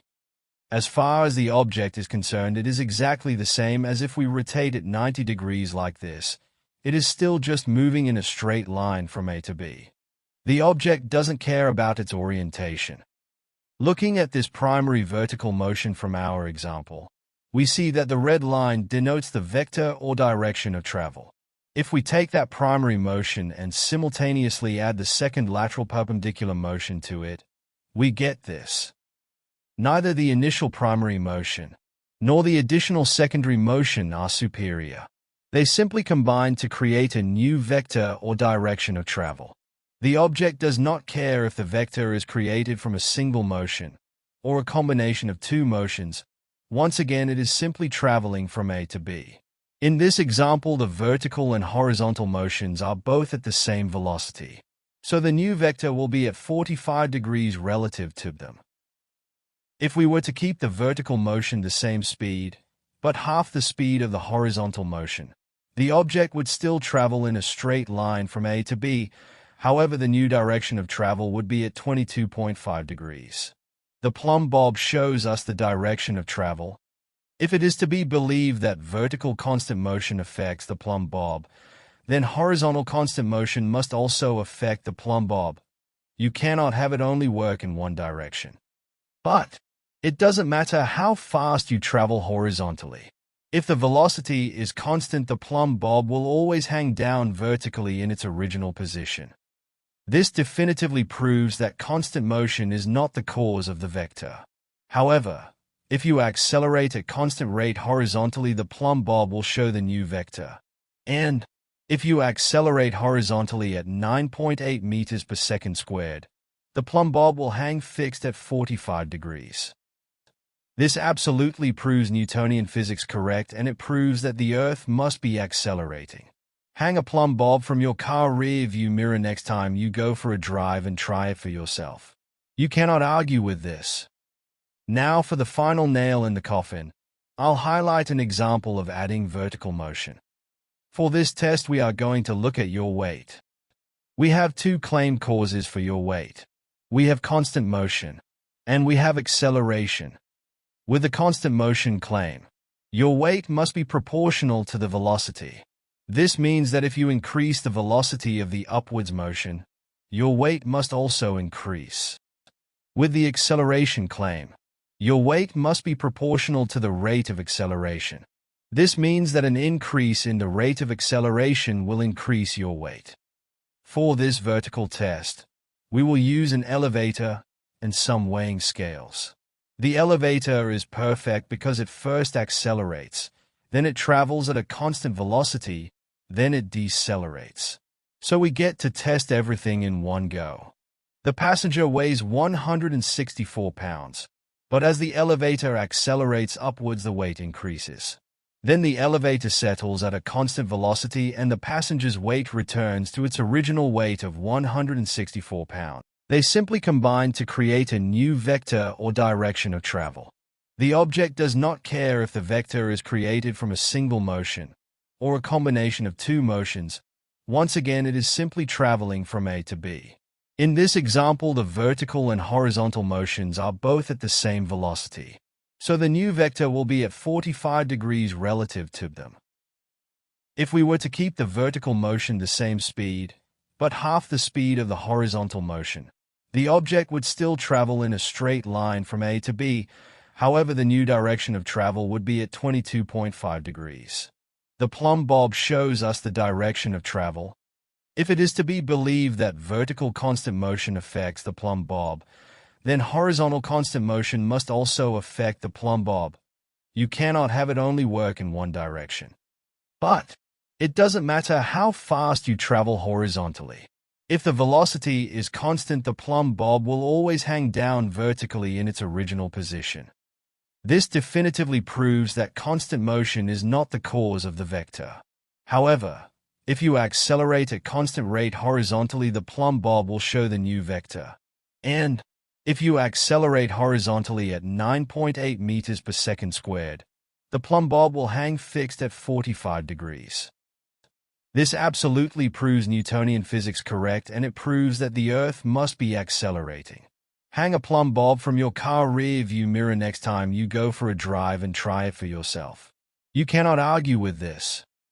Now for the final nail in the coffin, I'll highlight an example of adding vertical motion.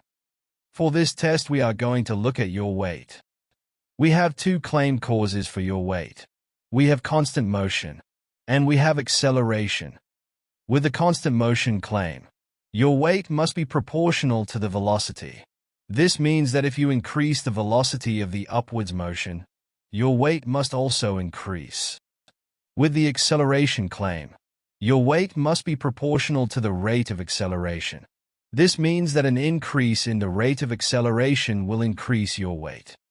For this vertical test, we will use an elevator and some weighing scales. The elevator is perfect because it first accelerates, then it travels at a constant velocity, then it decelerates. So we get to test everything in one go. The passenger weighs 164 pounds, but as the elevator accelerates upwards, the weight increases. Then the elevator settles at a constant velocity and the passenger's weight returns to its original weight of 164 pounds, proving that increasing the upwards velocity has no effect on weight.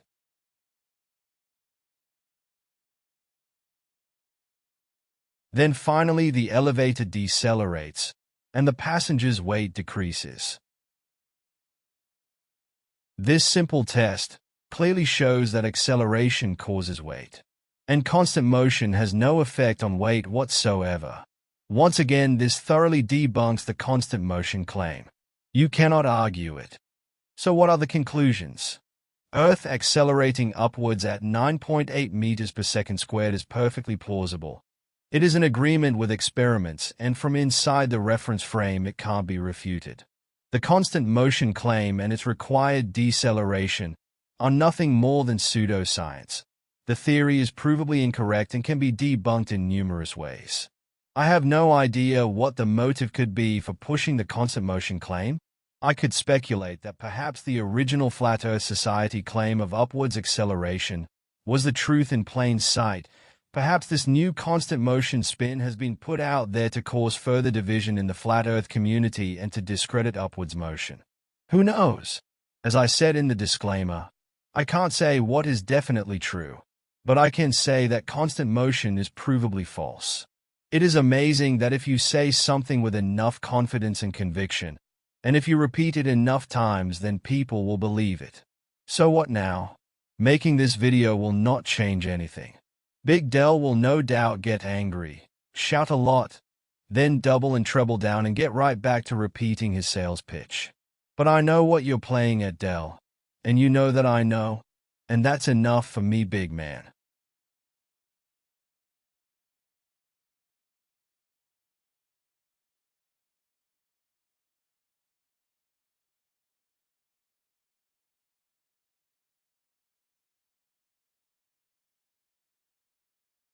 Nicely put together video there. You got your point across there, mate. Right, let's the Deltonian physics, when you Del with the wig on, that was quite funny actually, and the big gorilla. that was quite funny, but yeah, I think what you said in it makes a lot of sense. But listen, I do understand though, Jimmy, what it was accelerating up at 9.8 meters a second, and it's squared, right? Squared rate, like exponential acceleration. Would anything get off the ground? That does kind of make sense to me. could be looking at it wrong, but that does kind of. Oh, what is this? What's that? What are we looking at here, Jax? Underworld Born. Right, let's. I don't know what we're looking at.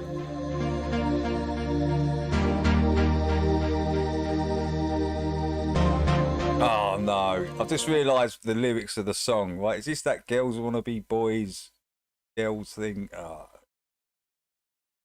Are these a couple of zesty ones? We got some zestrogen in the house. Just can't get away from it these days. The zestrogen is rife in this new generation. I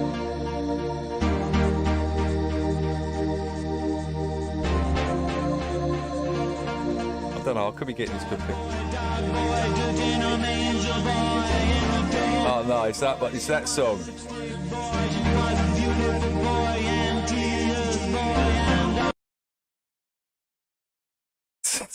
What's that? I don't know what I'm looking at, Jack. What are we looking at? Are we looking at the dancing or the zest? I don't know. Yeah, that's well put together, Jimmy. That's well put together, man. The perfect time, the perfect length as well. About 20 minutes or something.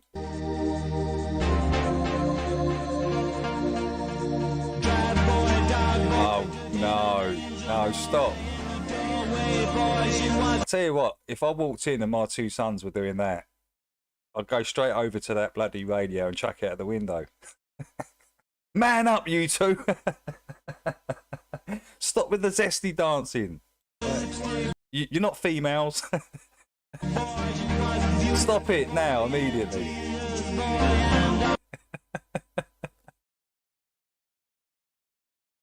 Oh, gosh.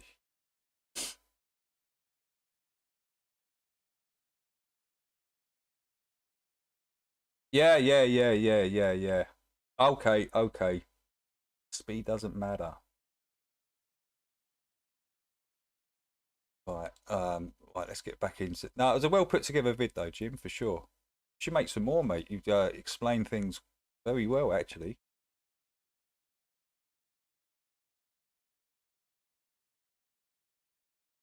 Right, let's get back to we was watching M, wasn't we? Emerald in Mexico. First day in Mexico. Let's check out what M's. Here's my Mexicano Moto. I toured all over the place on this last time I was here. But Abraham's done a little bit of work. He put on some new tires. I can't wait to hit the mountain with those. Abraham, nice one. I've been really good, King. Thanks. Yeah, I've been really good, mate. New fork seals, new front pad. Feeling my old self again. Back to full health. Probably about 98% at the moment. Nearly there, nearly fully there. But feeling, thanks for asking, man. Feeling a lot better, yeah. You put these funky new lights on. Let's see if I can turn them on for you guys.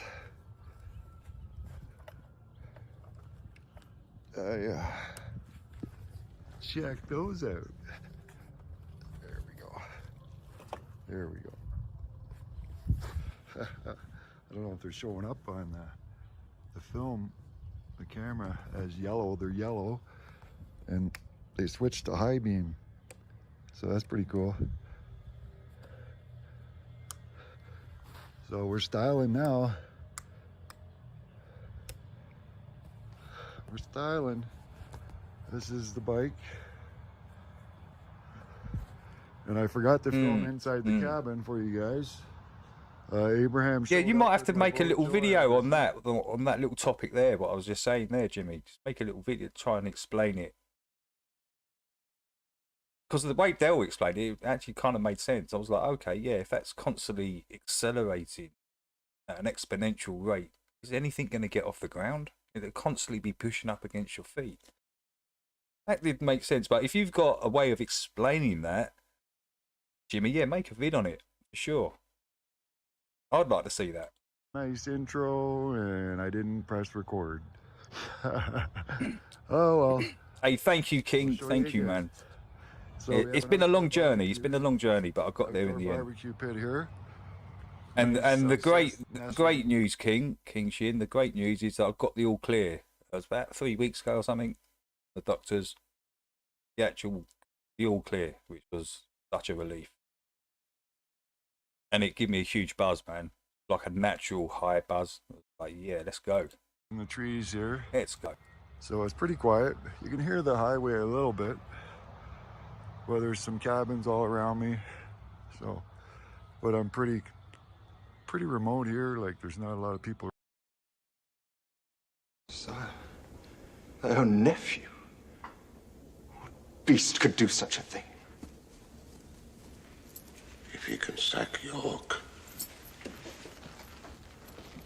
he can invade Lower England. We would stop him. Who is this person who speaks to me as though I needed his advice? I have declared Philip my High Counselor. Is he qualified? I am skilled in the arts of war and military tactics, sire. Are you? And tell me, what advice would you offer on the present situation? What? I'm shouldn't laugh, but what the hell, Gunner?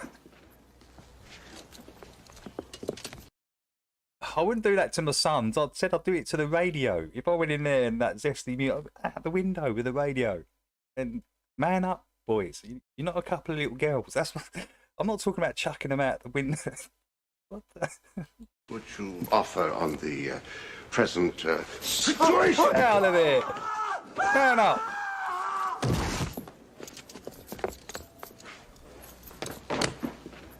Oh no, what are you doing? Right, let's get back to M. Let's try and watch what M says. Well, let's check out inside.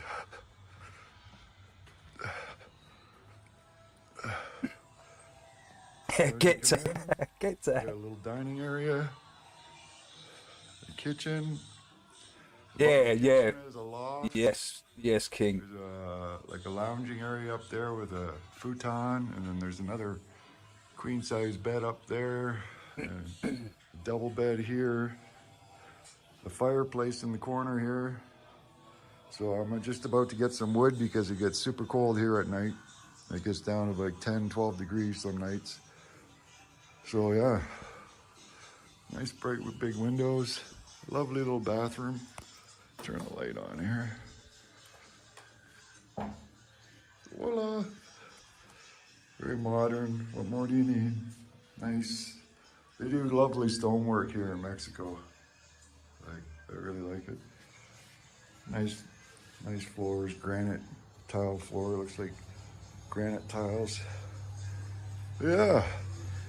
So this is the ladder, just folds up, just fold it over, and you can climb up to the loft.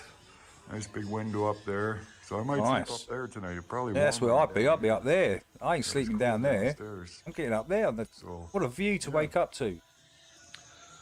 So I'm just chilling out here, about to go to town and get some firewood for my outdoor grilling area here too. I need some wood or charcoal, but I prefer wood to cook with. So yeah, I got my basket. Cool.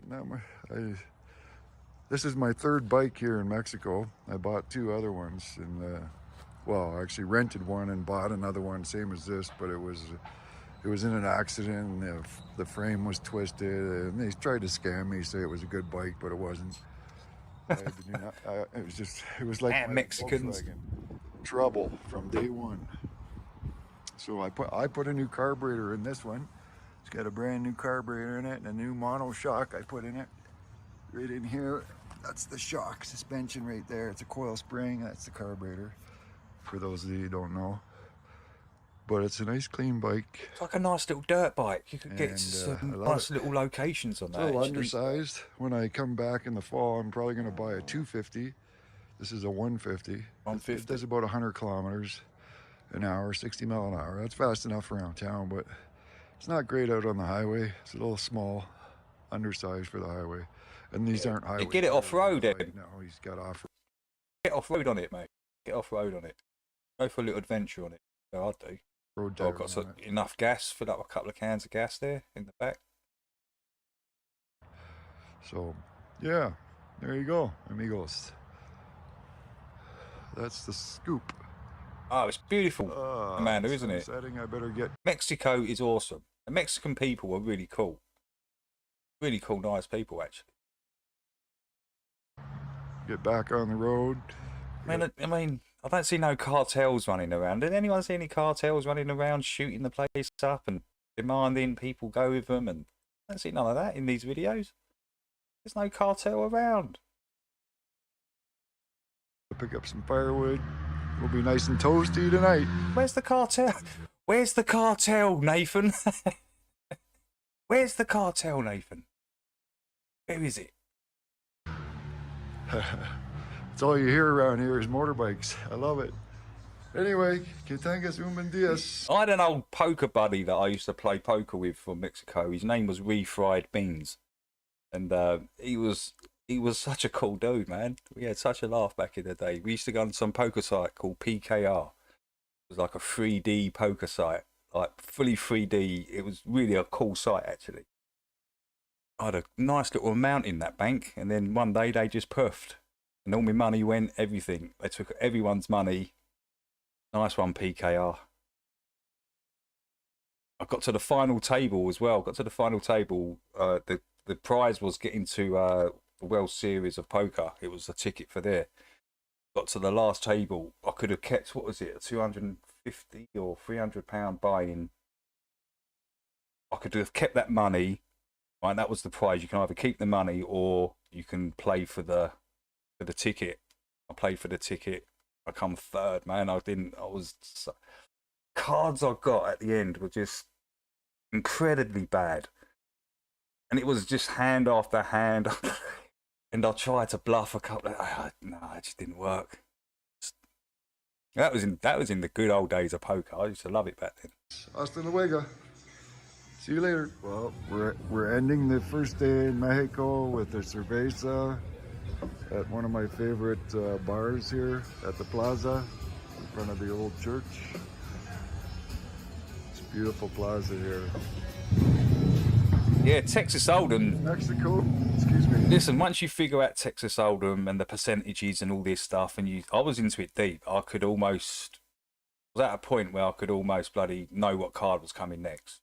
Because it was that kind of crazy, and I was earning. Once you learn those percentages, it's a pretty easy game. You know, you're in the blind, the small blind, the way you play those two positions. You know, you can do a lot of bluffing and stuff, but I like to actually play with legit hands, trap people. That was my game, trapping you, making out I had a crappy hand, or getting you to think I was bluffing when I was holding the big hand all the time. And that's the right way to play it, right? When you get to that stage, and yeah, you start chucking away all the nonsense. But you've got to get the cards. You've got to be lucky in getting the cards in the first place. Has got its stuff together. Their villages are magnifico, beautiful. So, yep, I got some firewood. Tin Shat hand. Got some supplies, so it should be good. Yeah, I had a couple of shat hands there, Amanda. I nearly did it as well. I was so close. Soon, and I'll keep you posted. Hey, for any moment before you jump. Okay. Adios. It doesn't matter if it's one. Yeah, I got you. Yeah, Jimmy. Who could have 1 mile an hour or 100 million miles an hour? Help fight off dementia. Did you know that memory when you loss drop is not a the condition of the accelerates mind? at 9.8. Most people don't know this. But the real yeah, reason that's kind behind of Alzheimer's and dementia sense. has less to do with age, lifestyle, what's or happening? genetics than we first thought. Why have we got that on there? Thanks. Hello. What? That cat just said hello. Did you hear that? Listen, I swear the cat says hello. Honestly, that sounded like hello. I'm not hearing things. I'm not hearing things. Listen. You hungry? No, where was it? I swear. It says hello. It does say hello. It says hello. You hungry? Meow meow. Meow meow. Hello. Meow meow. You hungry? That's incredible. Meow meow. You hungry? Yeah, M's Dr. Doolittle. He's Dr. Doolittle out in Mexico. He's out there communicating with all the animals, having full conversation. He doesn't need humans. He just communicates with the animals. Literally, hello. How you doing, M? Hello. Meow meow. That is too funny, that is. Aw, just a little kitty. There you go. There you go. Meow meow. Oh, you're hungry. See? Meow meow. See? See?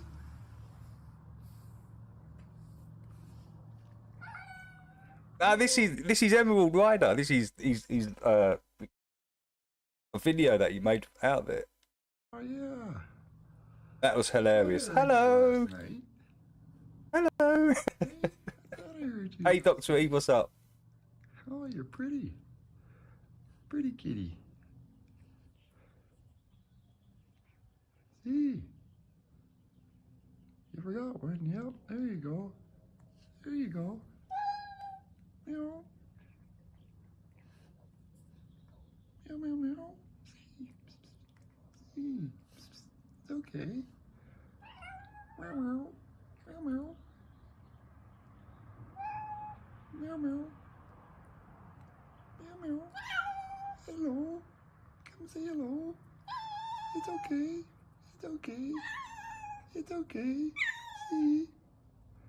It's okay. Come on. Come on. Come say hi. Come say hello.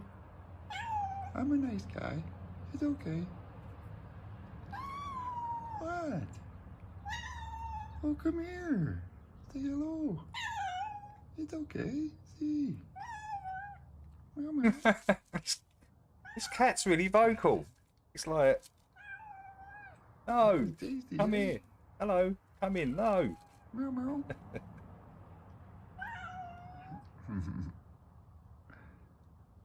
You my new friend? Hey, what's your name? What are we gonna call you? Hungry. Hey, what are we gonna call you? I think we're gonna call you Caramel. Carmela. Carmela. You look like a girl. Carmela? You like that name? No? Cameron? Or Carmela? Hey? Oh, hey, are you lost? See? I thought. Are you sure this is a kitten? Oh, See? pregnant there. Okay. Come on. Psst, psst. Come on. See? That's it. Oh, yeah. Psst, see? It's okay. Psst, psst. Come on. Come on. Hello. Hola. Psst, psst. Hola. Hola. Checking the place out, eh? Okay. Psst, psst. Oh, yes. See? Oh, there we go. Oh, yeah. Oh. Aren't you cute?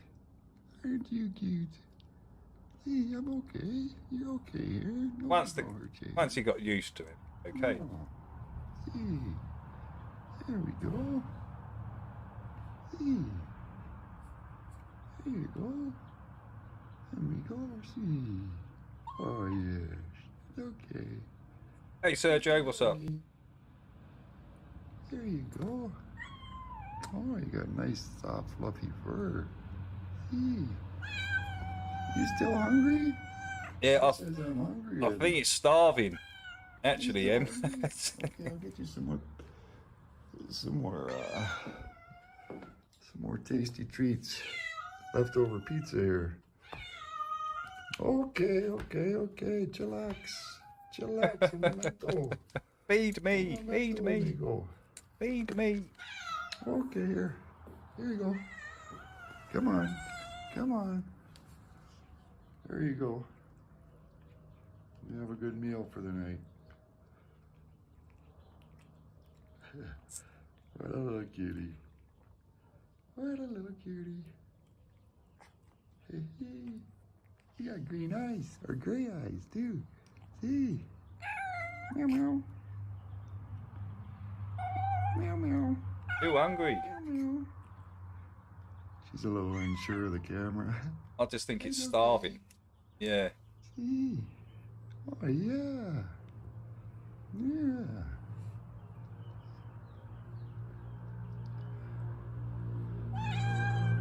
Oh yeah.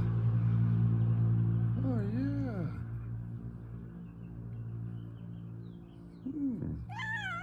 Yeah. Meow meow meow. You gonna check the place out?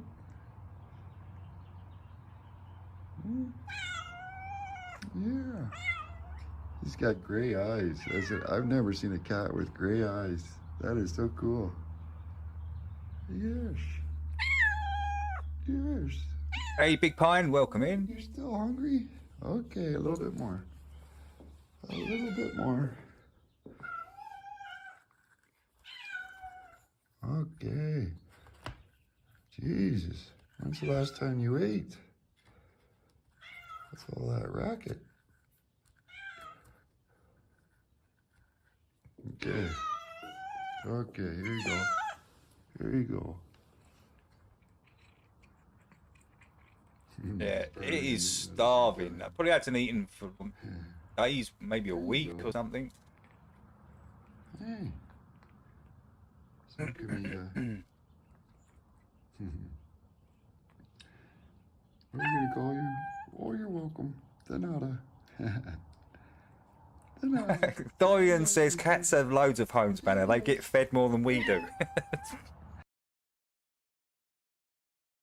Do you think the cat's just putting it on there? Woohoo! I got the Vocho run. Do you think that cat was literally playing M all along then? Dorian, was it just like pretending, I'm your friend, give me your food? Pretending to be starving. Hello! Hello! I'm good. Excelente. It's idling. I found a loose wire on nice. the coil. Oh, I'm so happy she's running. Playing him like putty. Now we can go to her around. That's hilarious. That's hilarious. Dorian, that's a hilarious way to look at it. That cat was playing M all along. All along. Wasn't starving. It was using its magical powers on him, and it worked. It worked. It'd be nice to have the Vocho again. Oh, nice. Listen Oh, look. to the Vocho, guys. That's what we call in the UK. Sorry, ladies. That's what we call. Well, in Essex, we call that a beetle bonnet. That's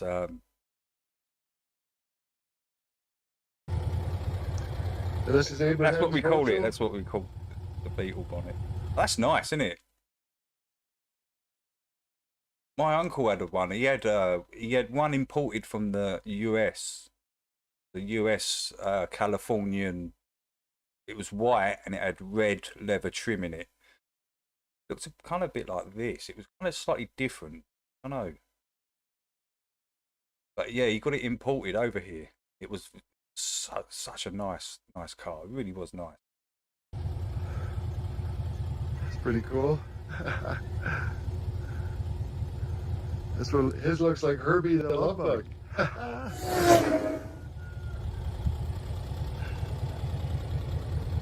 Yeah. This is my Vocho. And where's also? I'm at Abraham Francisco's place here. This is where I stayed last time. I'll probably stay here for my last week too. I just love it here. It's like a jungle in here. And that's hilarious. Even Amanda's agreeing that cat was playing him. All a lot cats play people. I have a visiting black cat that plays the hungry, neglected one, but she's an absolute unit. Meow. Amanda. Meow. Hello. Hello. That's funny. And I miss my amigo also. Hey. There's chickens here. I'll just do a little quick tour for you guys. There's goats and chickens, and they know how to live here. There's just little markets with fresh produce and such. There's no mega stores. Everything's organic here. Give you the sad eyes. That's the way it should be. Beautiful plants. That's what that cat was doing to him. It was exactly the same MO. So this is the guest cabana. You can rent this. Oh, look at that. That's lovely. You guys want to come and rent? I'll hook you up. Nice little red brick. Francisco. Looks like a little red brick cottage in the UK or something. It's a beautiful cabana. Oh, is that what they call They a rent cabana? this out on the weekends to tourists from. Oh, so that's a Guadalajara and cabana. such, so. Okay. Yeah. So I think Banner needs a cabana. I think Banner needs a cabana with a banner on top saying David Banner. That would. Guadalajara and such. So yeah. So this is Flora's chicken coop over here. There's wild roosters, baby chickens. So this was my apartment up here the last time I stayed. I'll give you a quick little, I don't want to go up there. There might be somebody up there, but up here, that's my apartment there, and that's my outdoor kitchen. That was awesome. I loved it. Loved it. They got a little pond over here and slide and swing for the kids. And here's my amigo. Hey, Oso. Hey, Oso. You having a nap? Hey, amigo. Hey, amigo. Oh, he's a handsome boy, yeah. Say hola, YouTube, Oso. Hola, YouTube. Where's Misha? Where's Misha? Misha. Hola, Misha. There she is. Hola, Misha. Hola, Misha. Come say hello. Come say hello. Hola, Misha. Hiya. Oh, she growled at me for weeks. She wouldn't. She is a little guard perro. How are you, Misha? Now she loves me. She remembered me. The last time I was here, she'd bark, she'd growl. She attacked Luna. No, Luna, maybe that's why Luna's not here. That's why you like me. See? Hey, Misha. Good girl. Okay, I'm gonna go for a cruise. There's another bocho in the garden. This is Ernesto's. Nice. It's very similar to Abraham's, but this is a mallow bug too. Apparently, lots of problems. Why have Mexicans got VW bugs? Loads of them. Is that a thing out there in Mexico? To have like VW bugs and just sitting in the garden? Handsome. Are you staying chill in the cool? In the shade? You got it made in the shade, amigo. Lovely flowers. All the plants Maria has.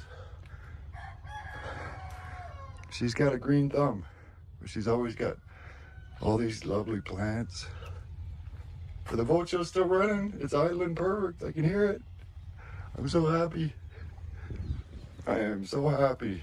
I don't have to go to a mechanic. Hey, also, hey, we're happy today. Yeah.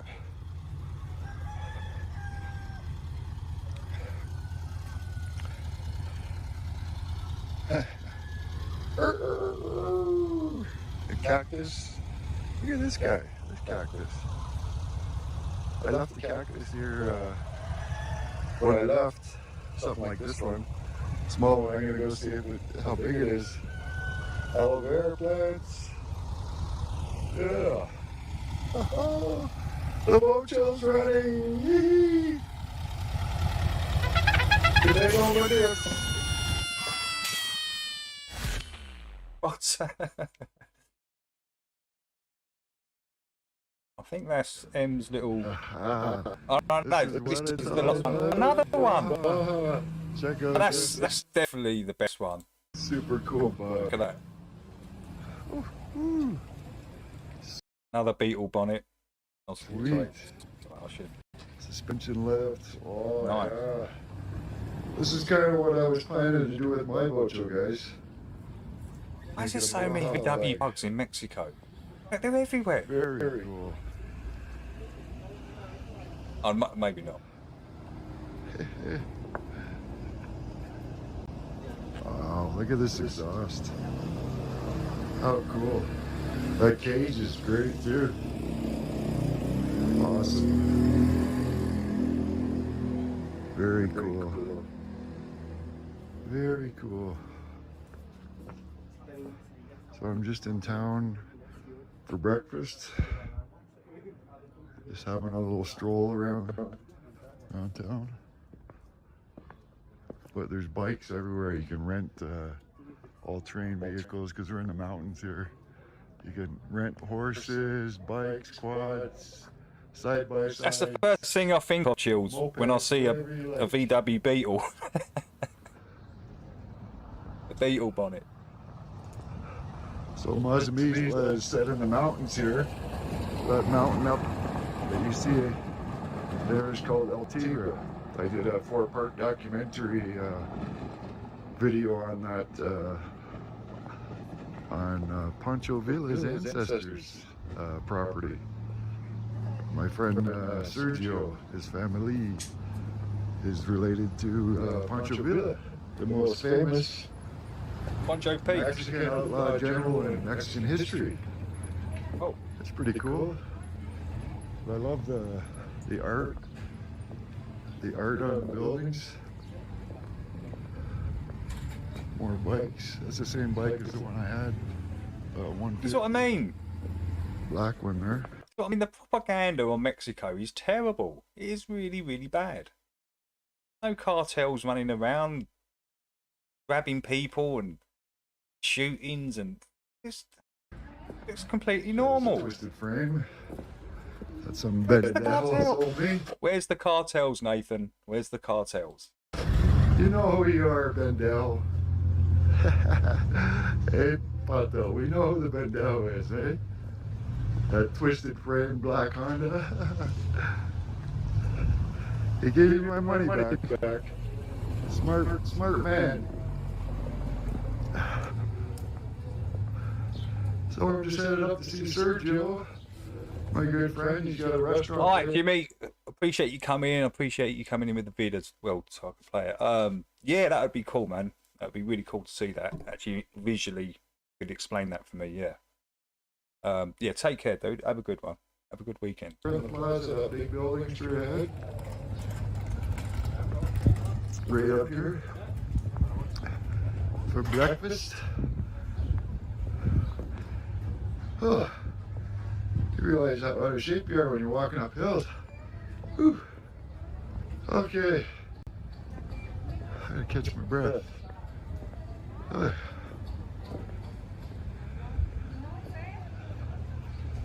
Lots of shops, lots of boat shows. It looks I like remember this boat show from the last trip. Like a beautiful place. I'm all about really boat shows and pedals. All the people that relaxed and chilled out and just. It looks like a different way of life. It looks really relaxed and chilled. Boat show pedal guy. And the horses. Yeah. Everyone's kind of just relaxed, smiley faces, and just chilled out. There's a little quick tour. The next corner, you can a nice slow pace. Rent the horse down here. So I'm hoping to do some horseback riding. This is the Bendel that sold me the black Honda. Hey Derek, welcome in. It's his son's business. No hard feelings. Hey Sherlock, welcome in. I think I might have said hello to Sherlock. Hey, Beagle. Hey, Yo, Sandro, welcome in. I guess he doesn't want a treat. Okay, this is where Sergio's restaurant is up here. Well, this is where Sergio's. Oh, well, I think you've seen this one, haven't you? It's good to watch again. Aquí es con. This is Sergio's little shop. He's the lady informs me he'll be back mañana, tomorrow. So I'll see Sergio tomorrow. Here's one of my hetero amigos. She's an old girl. I met her last time I was here. She doesn't like the French fries, but she likes the hamburger. Say hello. Pretty girl. You don't like the French fries, eh? No. So I'm in the plaza looking for Brutus. Oh, I see another one over there. Another big German Shepherd. We'll go say hello to him and give him some grub. Beautiful little plaza here. They have the heart for Valentine's Day up. Is that where Santos is, FPV? Those poor Mexican people. Can you imagine Santos' insanity out in this nice, relaxed place and people were chilled and you got Santos in there? These insane views on the world and the way he treats and swears at. He wouldn't survive in Mexico, would he? Eh? That's cute. He can't still be out there. I'm sure the Mexicans would have got pissed off with him and tried to deport him by now. Get out of here. Get out of our country, Santos. Benarchi. Oh.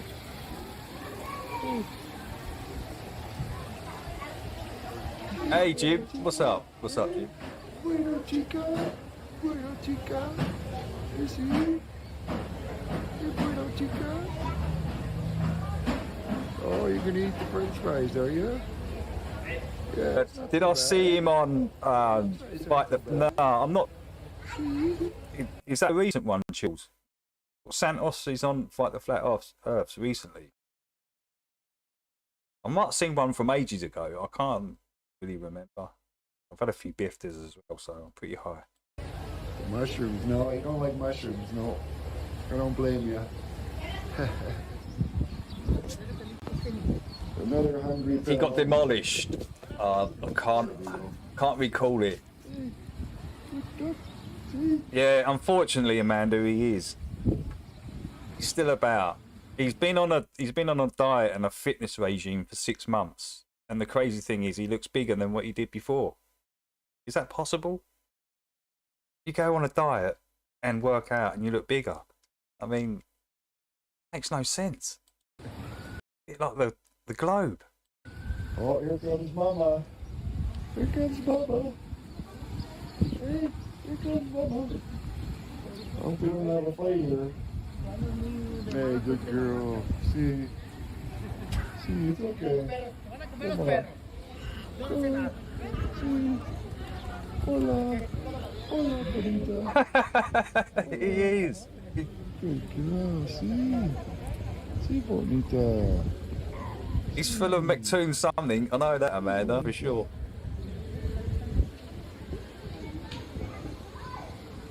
Is that your amigo? Is that your amigo? Hey, you want a biscuit now? I'll give you a biscuit, eh? Well, mi perros are having good comida, bueno comida, and some agua, some water, and some dog food. Yeah. Bigger probably isn't the right word. Probably the better word would probably be chubbier. He's become chubby. Yes. You'd expect to lose at least 2 stone, not put on 2 stone. Girlfriend has a meal. I can't even do 10 press-ups in a row. You can't. He thinks a press-up takes 5 seconds. That's a woman's press-up, Craig. That's how women do press-ups. Men can do 20 press-ups in 15 seconds. That's why you put on all the weight, because you're doing women's press-ups, Craig. It's obvious. I don't think these dogs have ever ate so good, eh? Bueno, chica. Bueno. You never mind. You got lots there, amigo. He doesn't want her to eat. He's full. I fed him earlier. He's just stuffed now.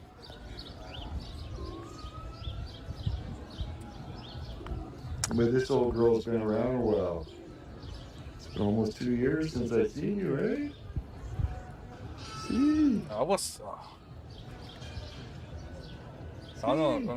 you're full too now, eh?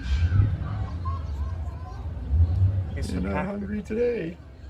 Today's a good day, Bueno. Bueno, chica. See? Eat it all up. Eat all your comida. Hola, mi amigos. I'm climbing the montaña today. Altigar Mountain. Check this out. Oh, nice. It's a wonderful day. Mexico is beautiful. Look at it. Check out this vista. I'm almost to the top of the mountain. Oh, yeah, look, he did. He took the bike off-road. He'd take it off-road.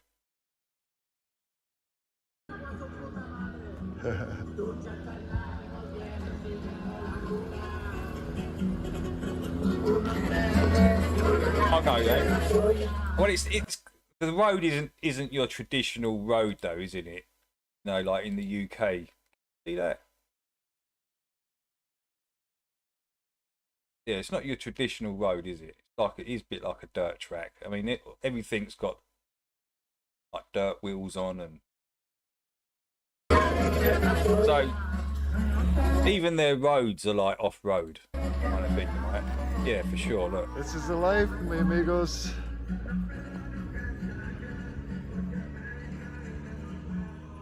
Beautiful vista. So this is where I'm looking at property to buy up in this. PJ is streaming the debate on his channel at 3 p.m. I'm not watching because I hate debates. Wow, what a vista. They were actually, you know what, the debate was actually over in 2016. We crushed them back then. But, you know, when people like Jeren are making McToon and all these clowns relevant, which he did, he used his channel to make them relevant. That's what he did. That was the whole part of the plan, to give those guys a voice. That's why a lot of us were so against it. It was like, what are you doing, Jeren? But he had a plan all along. He had to make those voices relevant. Because McToon, Duffy, all those guys. Hey, vista.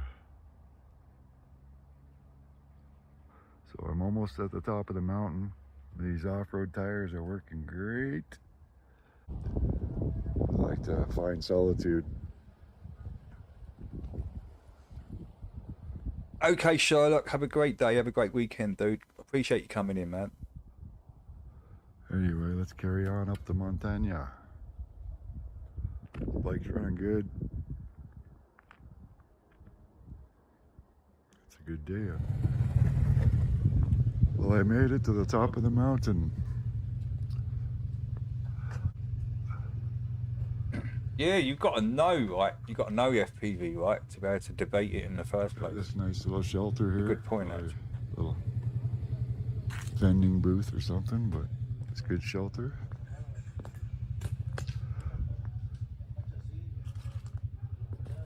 Oh, the Fresca bottles hanging in the trees. I don't know what's up with that.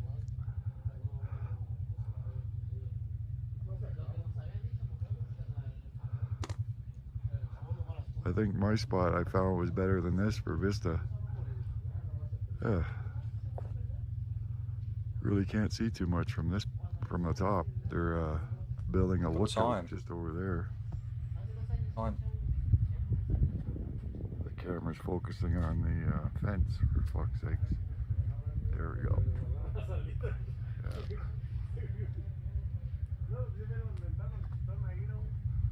Okay, I'm gonna vámonos back down to town. That was a good ride. A little sketchy coming up there. I gotta get a helmet. Yeah. I took it easy though. Anyway, andale. Oh, it's taco time at Victor's Roadside Cafe. Hey Victor. Yes, sir. Say hola to YouTube. Hola, YouTube.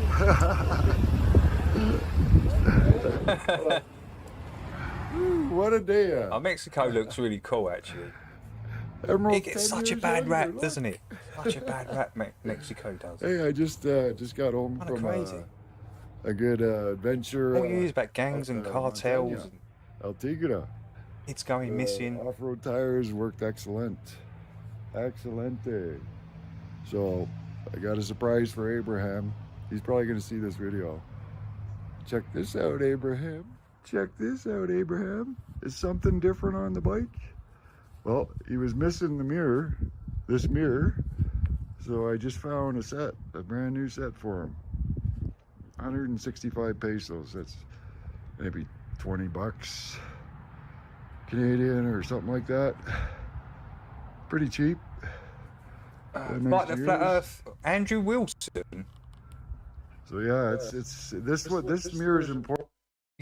Andrew what? Andrew Wilson. What, the dude on the goes on all those goes on those shows. Is it Fit and Fresh or something, isn't it? Dude, and he's got all the he like goes in on all the women, doesn't he?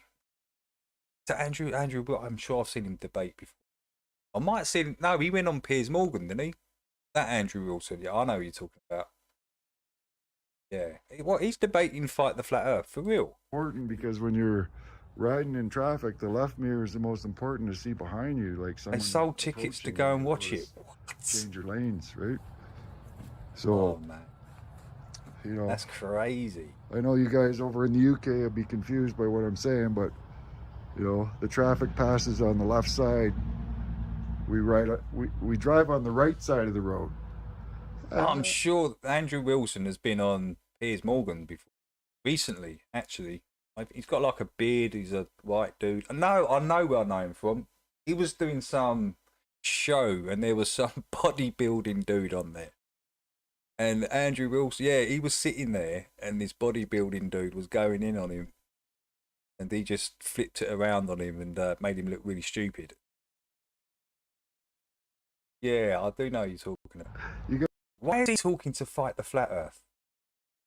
You guys are on the wrong side. We're on the What's right it going to be side, the about? actual right side of the road. But this left mirror is important because when you're passing somebody, you need to see who's behind you so you don't get, you know. Anyway, I got some tacos in the basket from Victor's food truck. There's the old mirror. Yeah, the other one was busted off. Some pendejo broke the mirror. A young punk probably in town. Abraham found the bike and the mirror was broken when he parked it. So yeah, you'll be happy to see that. Nice looking mirrors. Anyway. And PJ is showing it. Is he showing it on his stream at 3 p.m? Is that correct, Vicky? I'm back at the casa. Have some comida, some food, and maybe go for an evening ride. Adios. Hasta luego. They would have to pay me to watch anything with Fight the Flat Earth in it. Yeah, I would probably want some change. Sure. Hey, chilling. How you doing? Welcome in. Hope you well, Upon Chilling. his ruin shall all the fowls of the heaven remain. Okay, nice one, Vicky. And all Cheers. the beasts of the field shall be upon his branches. To the end. Right, guys, last 8 minutes, guys. We're probably going to watch 15 minutes of this, and then we'll play the outros. Get it to a good spot. Oh, this is pretty cool anyway. Let's just watch.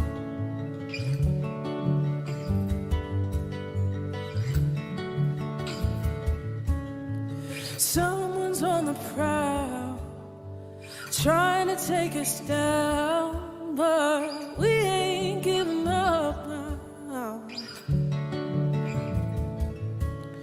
A liar and a Are you off, Charlie? I appreciate you coming in. Thank you for coming in. you and me, but Have a great weekend, we ain't giving up now. That last shot looked like it had bark on it. It has, but you can literally see it.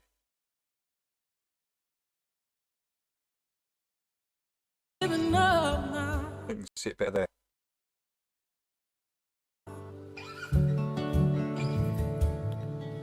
The harder the wind will blow, the deeper our roots will go, and the devil is gonna hang.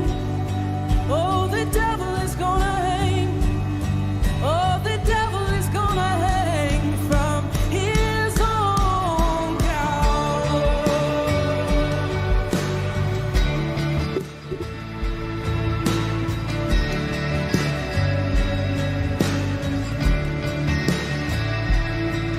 Though the waters try to drown and the flames they surround, oh, we ain't giving up now. Even though we may tread through the valley of death, oh, we ain't giving up now. The harder the wind will blow, the deeper our roots will go, and the devil is gonna hang. The devil is gonna hang.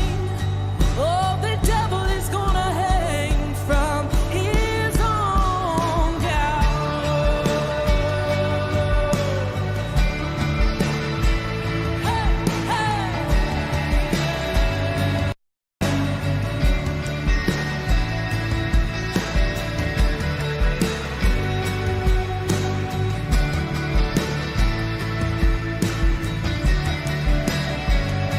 Hey, good morning, Sea Lightning. How you doing? Welcome in. in the dark, run your hands against the walls, find every window and every door, throw them open, and in will Incredible.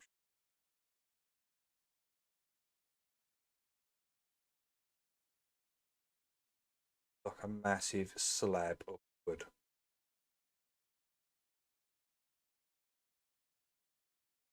This looks like it's been off the top.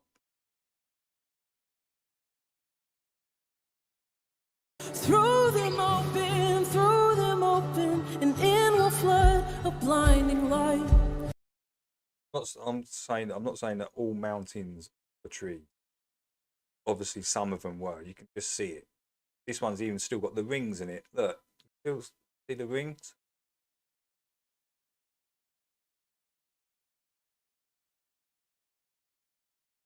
And it will chase away the night. Most famous one. Even if you shield your eyes. Imagine the size of that. Let it pour in. If you're stumbling in the dark, run your hands against the walls. Find every window and every door. Throw them open. It will flood a blinding light. And it will chase away the night. Even if you shield your eyes, let it pour in, let it pour in, let it pour in.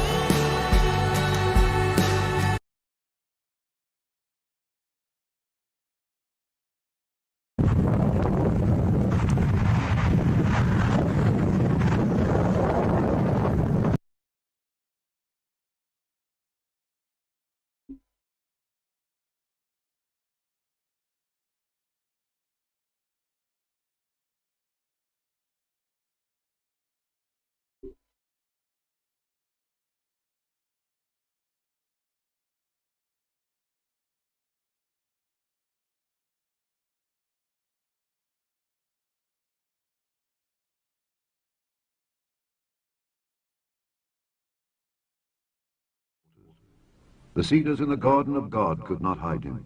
The fir trees were not like his boughs, and the chestnut trees were not like his branches, nor any tree in the garden of God was like unto him in his beauty. I have made him fair by the multitude of his branches, so that all the trees of Eden that were in the garden of God envied him. Therefore thus saith the Lord God, because thou hast lifted up thyself in height, and he hath shot up his top among the thick boughs, and his heart is lifted up in his height, I have therefore delivered him into the hand of the mighty one of the heathen. He shall surely deal with him. I have driven him out for his wickedness. And strangers, the terrible of the nations, have cut him off and have left him. Upon the mountains and in all the valleys his branches are fallen, and his boughs are broken by all the rivers of the land. And all the people of the earth are gone down from his shadow and have left him. Upon his ruin shall all the fowls of the heaven remain, and all the beasts of the field shall be upon his branches.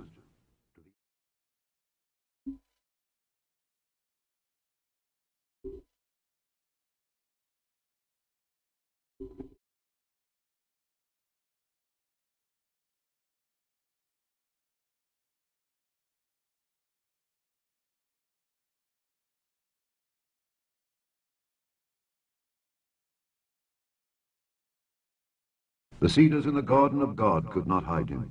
The fir trees were not like his boughs, and the chestnut trees were not like his branches, nor any tree in the garden of God was like unto him in his beauty.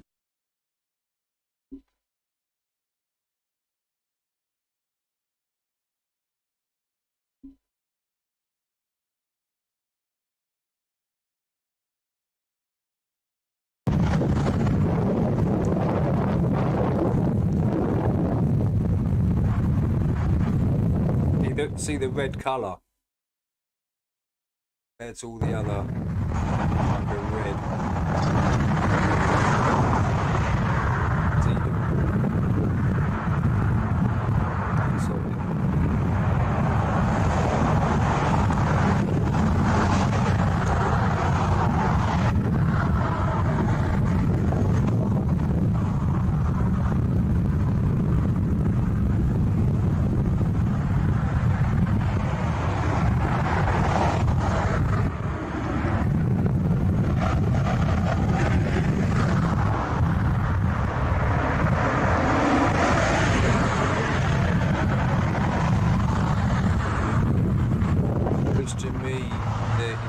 About the fifth time I thought I was ending, I came to a different spot, and I'm going to take a bunch of still pictures and show you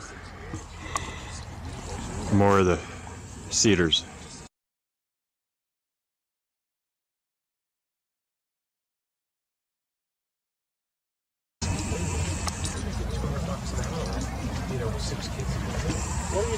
These are just shards, just parts of rings. Parts of the tree, all sandstone. Do you want to do the other loop or do it for me? Are you getting tired? Did you ever get on a wall? So once you see it, it's really hard to unsee it once you see it. We're going to go take some pictures of that, okay? Okay, we're going to do a few close-up. Just bits and pieces.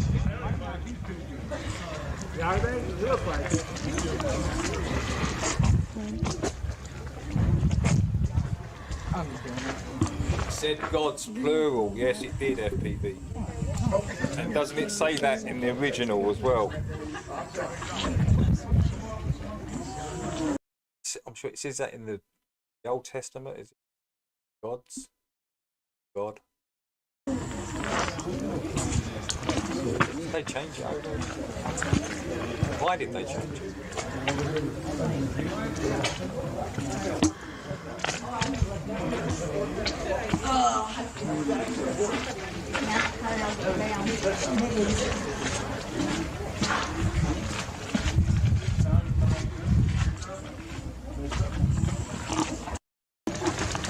Yeah. Our ancestors also said gods. Yeah. Yeah.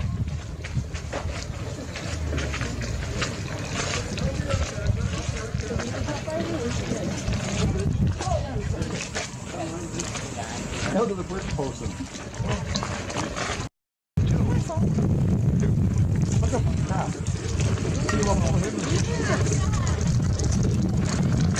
Yeah, you're glorifying like the machine, the way it's all kind of working. That's what you're glorifying it. You're not worshipping it.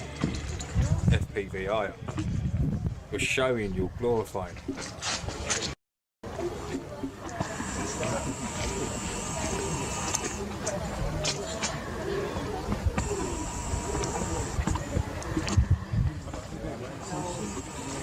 Oh,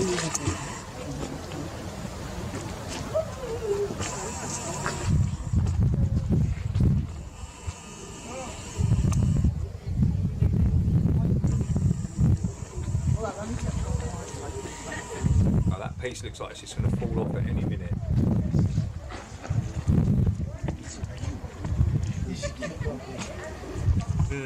Yeah, exactly, FPV, yeah. That's exactly what we've done. Oh yeah, just going to say FPV's live with Nick tomorrow, Phuket Word, 9:30 in the morning GMT time. Want to go and watch that? It'll be an interesting conversation. I'll be going. I'll be there.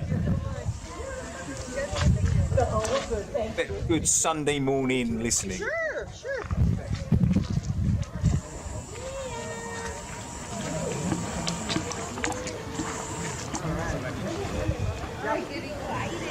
Okay, so I'm going to do a short video here. Also, a premiere tonight. I'm showing you how the rings on FPV's channel.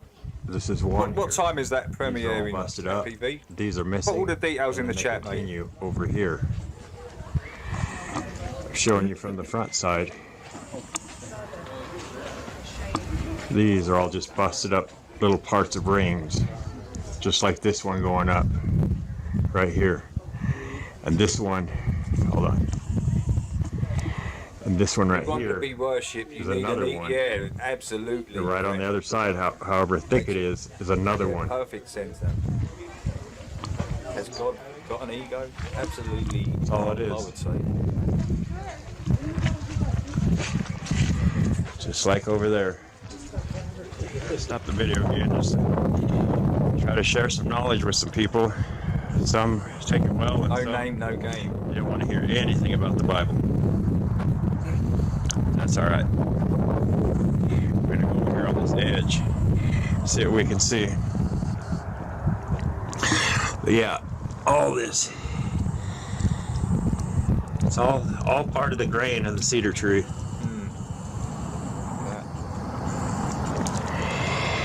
It's incredible.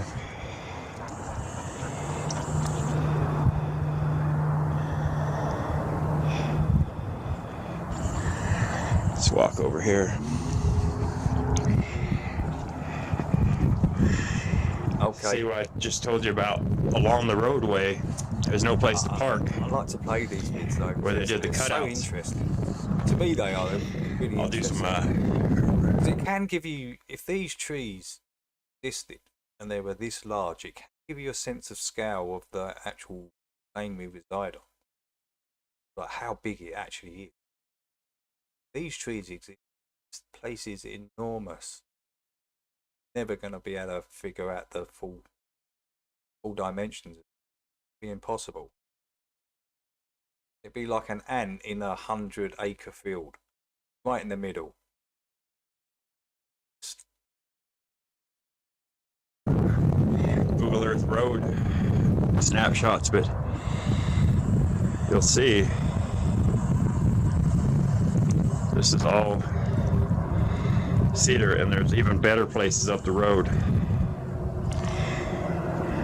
And these are all just busted up rings. I've covered this here before.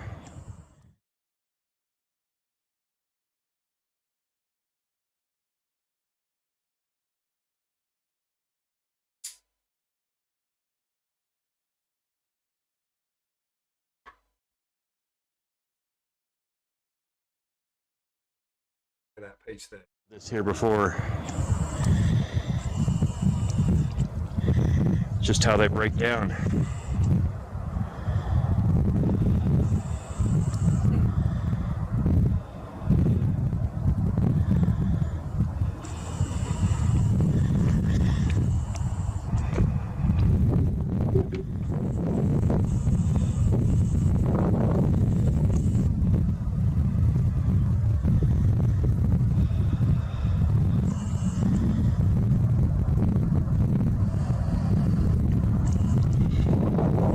Showing you my Syria videos, the two, part 1 and 2. This is a private road that goes up. It has like a guard shack. You can't get up in there.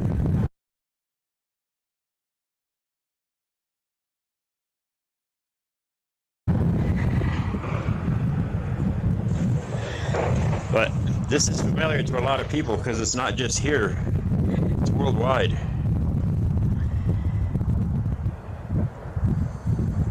It's incredible. We came back down here where everybody is, but we're gonna take a little hike over there. I got Gracie with me.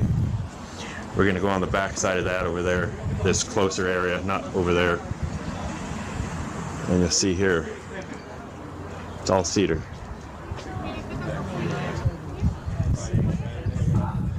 Interesting. I'll show you more when we get back over here. Should get some pictures of it. Okay, all this. Quite interesting to observe some of the in sandstone like this. All this is just remains of cedars right here. It's the whole area, under the road, everything. Them are the dark bands in the cedar, reddish orange. And then it turns to sandstone. And then it breaks down into the dirt, the sand, all of it. Okay? Snapshots. Come on, girl.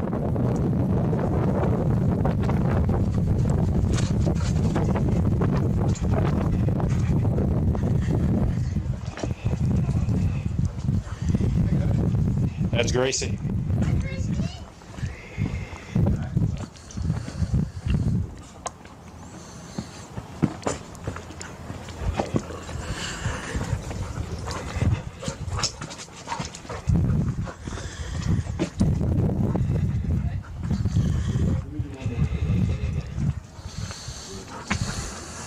I had to stop the camera and talk to these people, but you'll see this type of stuff probably in your neck of the woods, regardless of where you are in the world. But when you read Ezekiel 31 literally, you'll understand. Let's go through here.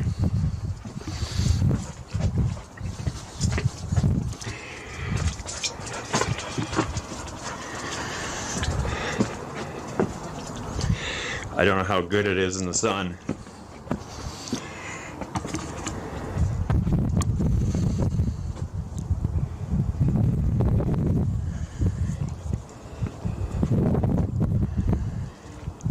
Right, we watch the rest of this next time. Big shout out to Hangman1128 if you want to go and check out some more of his stuff. Get to his channel, really interesting stuff. Let's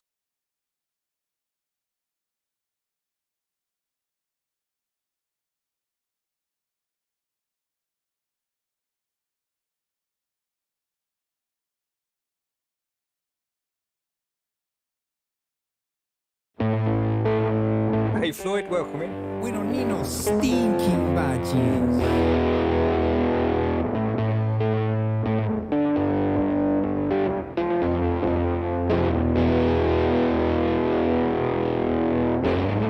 Just a little seed makes a big tree, standing on its own, thriving all alone. Just a little seed makes a big tree, grows so high, gonna touch the sky. Just a little seed makes a big tree, spreads roots deep. Hey, nice one, Shlo. I hope you're doing well, man. Yeah, I'll do mine today, Shlo. We'll see how that's 2 months. And then 2 and 2, yeah? Do it like that. State shakedown, mass breakdown, global orders riding overboard. Appreciate you coming in, man. Remember, Shlo, keep the aliens happy. Just keep them happy. And all will be good. All will be good. Dr. Evil, with a master plan, a false vaccine, like a bad dream. The plant's a microchip, every woman, child, and man. The plant's a chip of soul. I'm going to do mine begin straight after this. Not far behind. Peace like silence in the snow. A42, welcome in. How you doing? Free to do exactly as you're told. Obey, consume, and die. And up to heaven for your pie up in the sky. You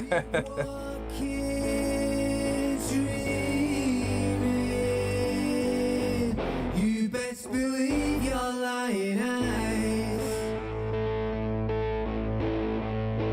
I'll just say one thing. Don't mess with fiery Italians. Just don't mess with them. Like, everyone knows this. Geoengineering, making more than patterns in the skies. 5G radiation, beamed to Earth from space by satellites. The scientists and mediatrists trying to tell me 2 and 2 is 5.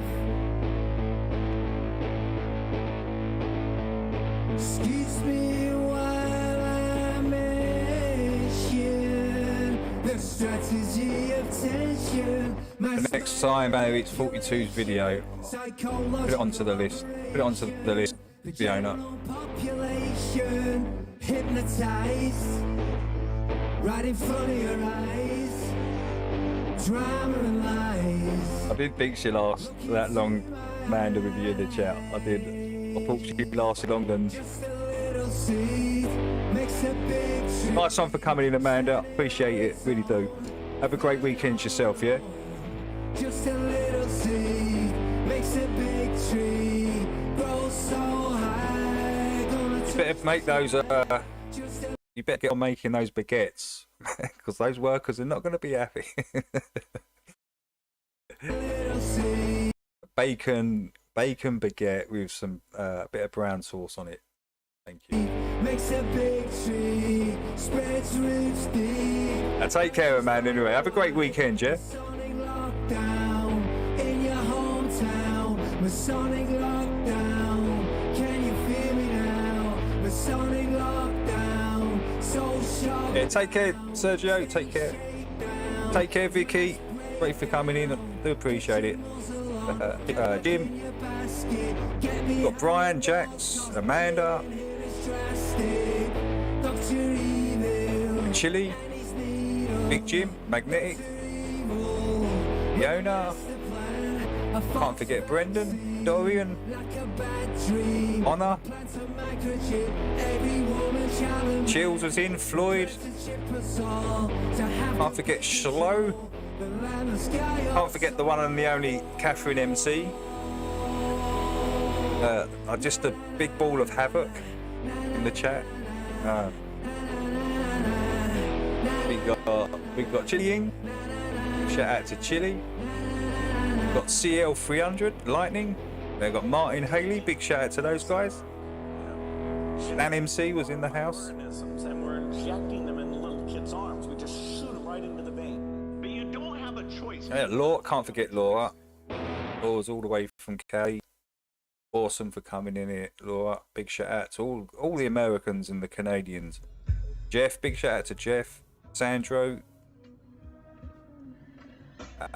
Did you know that government literally means mind control? They don't want you to find the road to find your soul. Jax, can't forget Jax, can we? I mean, I might have said Jax already, but no forgetting Jax. And the potatoes.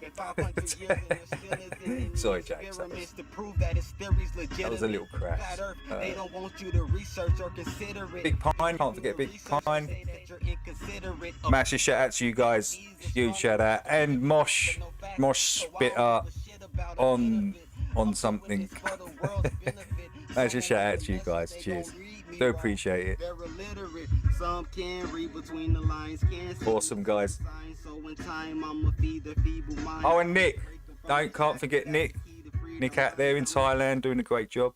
Can't forget Nick. And Nick and FPV again are having a nice little discussion tomorrow at 9:30 AM GMT time. Make sure you tune in. Definitely, I'll be there, 100%. Hopefully, some of you in the chat can get there as well. It'll be an interesting combo, actually. Hey, and Jono as well. Thank you, Jono. Dr. E, can't forget Dr. E.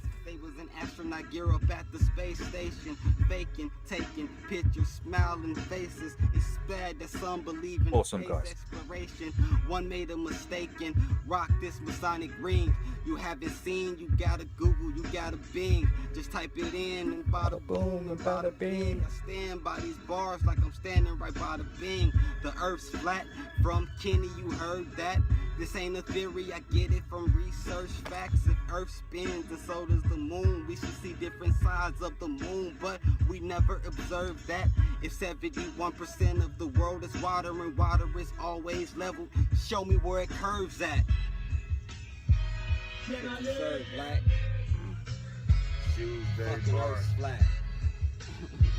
Can he live? Tuesday bars.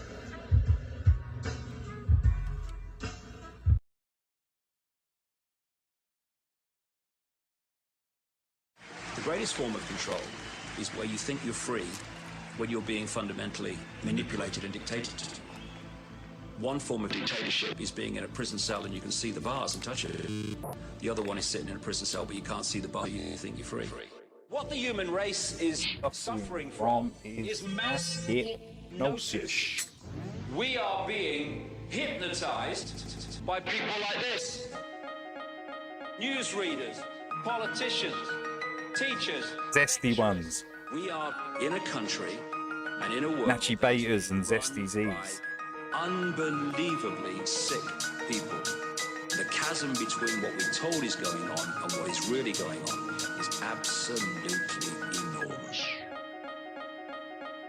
It's like we all know what's going down, but no one's saying shit what happened to the home of the brave. These motherfuckers, they controlling us now, and no one's talking about how they made us modern day slaves. And everybody's just walking around, heading the clouds and won't awaken to a dead in the grave. But then it's too late, we need to be ready to raise up. Welcome to the end of days. Everybody is slaves, only some are aware that the government releasing poison in the air. That's the reason I collect so many guns in my lair.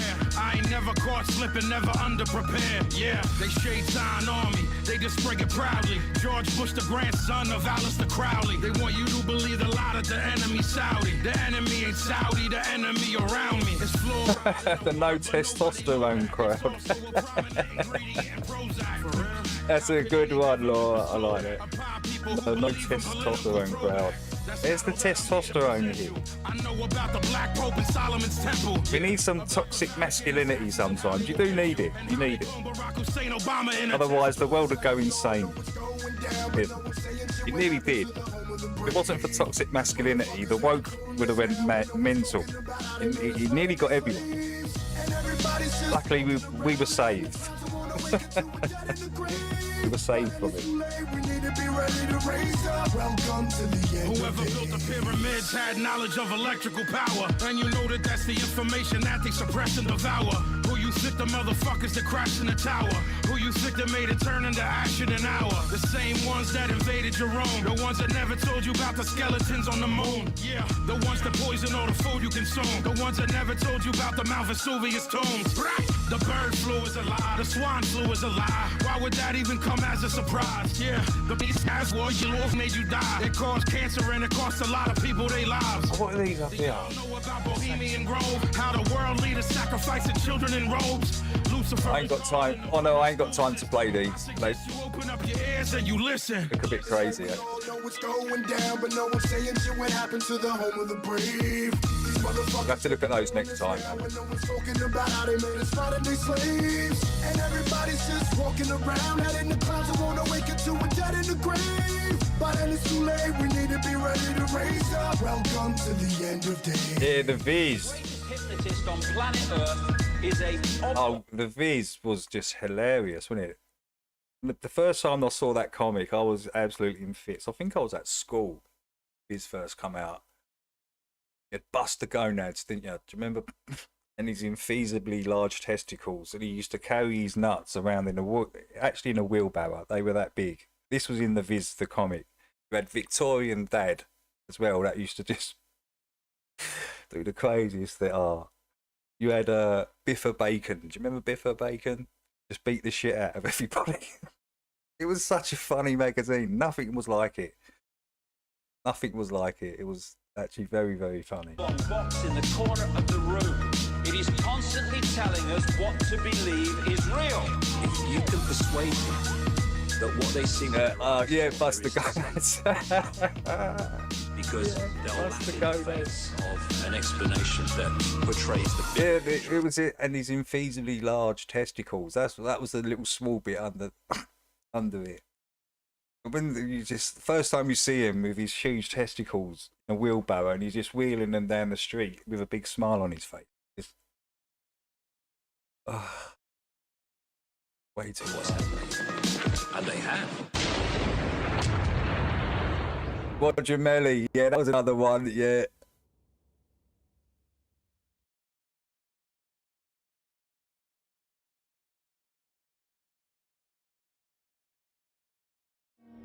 Billy the Fish, yeah. I can't remember. I can only remember the main ones. When I see a black man walk by who has more money than me, I want to vomit my gizzards right into the gutter. I only always really remember those three out of the biz, and I know there was a lot more. Maybe there is no reason. Maybe there's just a big blue ball out there that's mostly covered with right, let me water get and this going along for the chat ride. DJ Ill Will. Oh, this is Bo jiggling balls in your mouth. 5 years I've been on the force. I've seen every kind of sick, depraved act known to humanity, and still, when I see a black man walk by who has more money than me, I want to vomit my gizzards right into the gutter. But why? Maybe there is no reason. Maybe there's just a big blue ball out there that's mostly covered with water, and we're just going along for the ride. DJ Ill Will. Oh, this is Bo jiggling balls in your mouth all day, every day.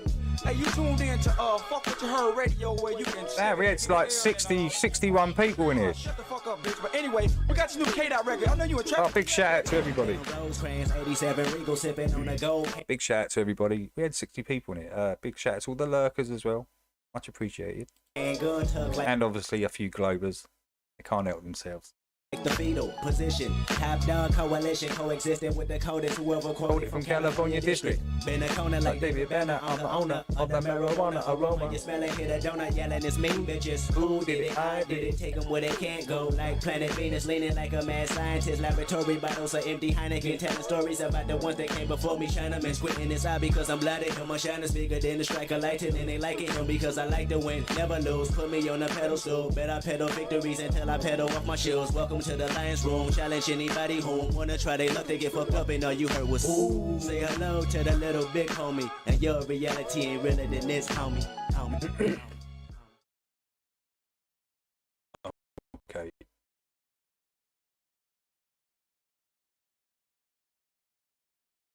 Matter?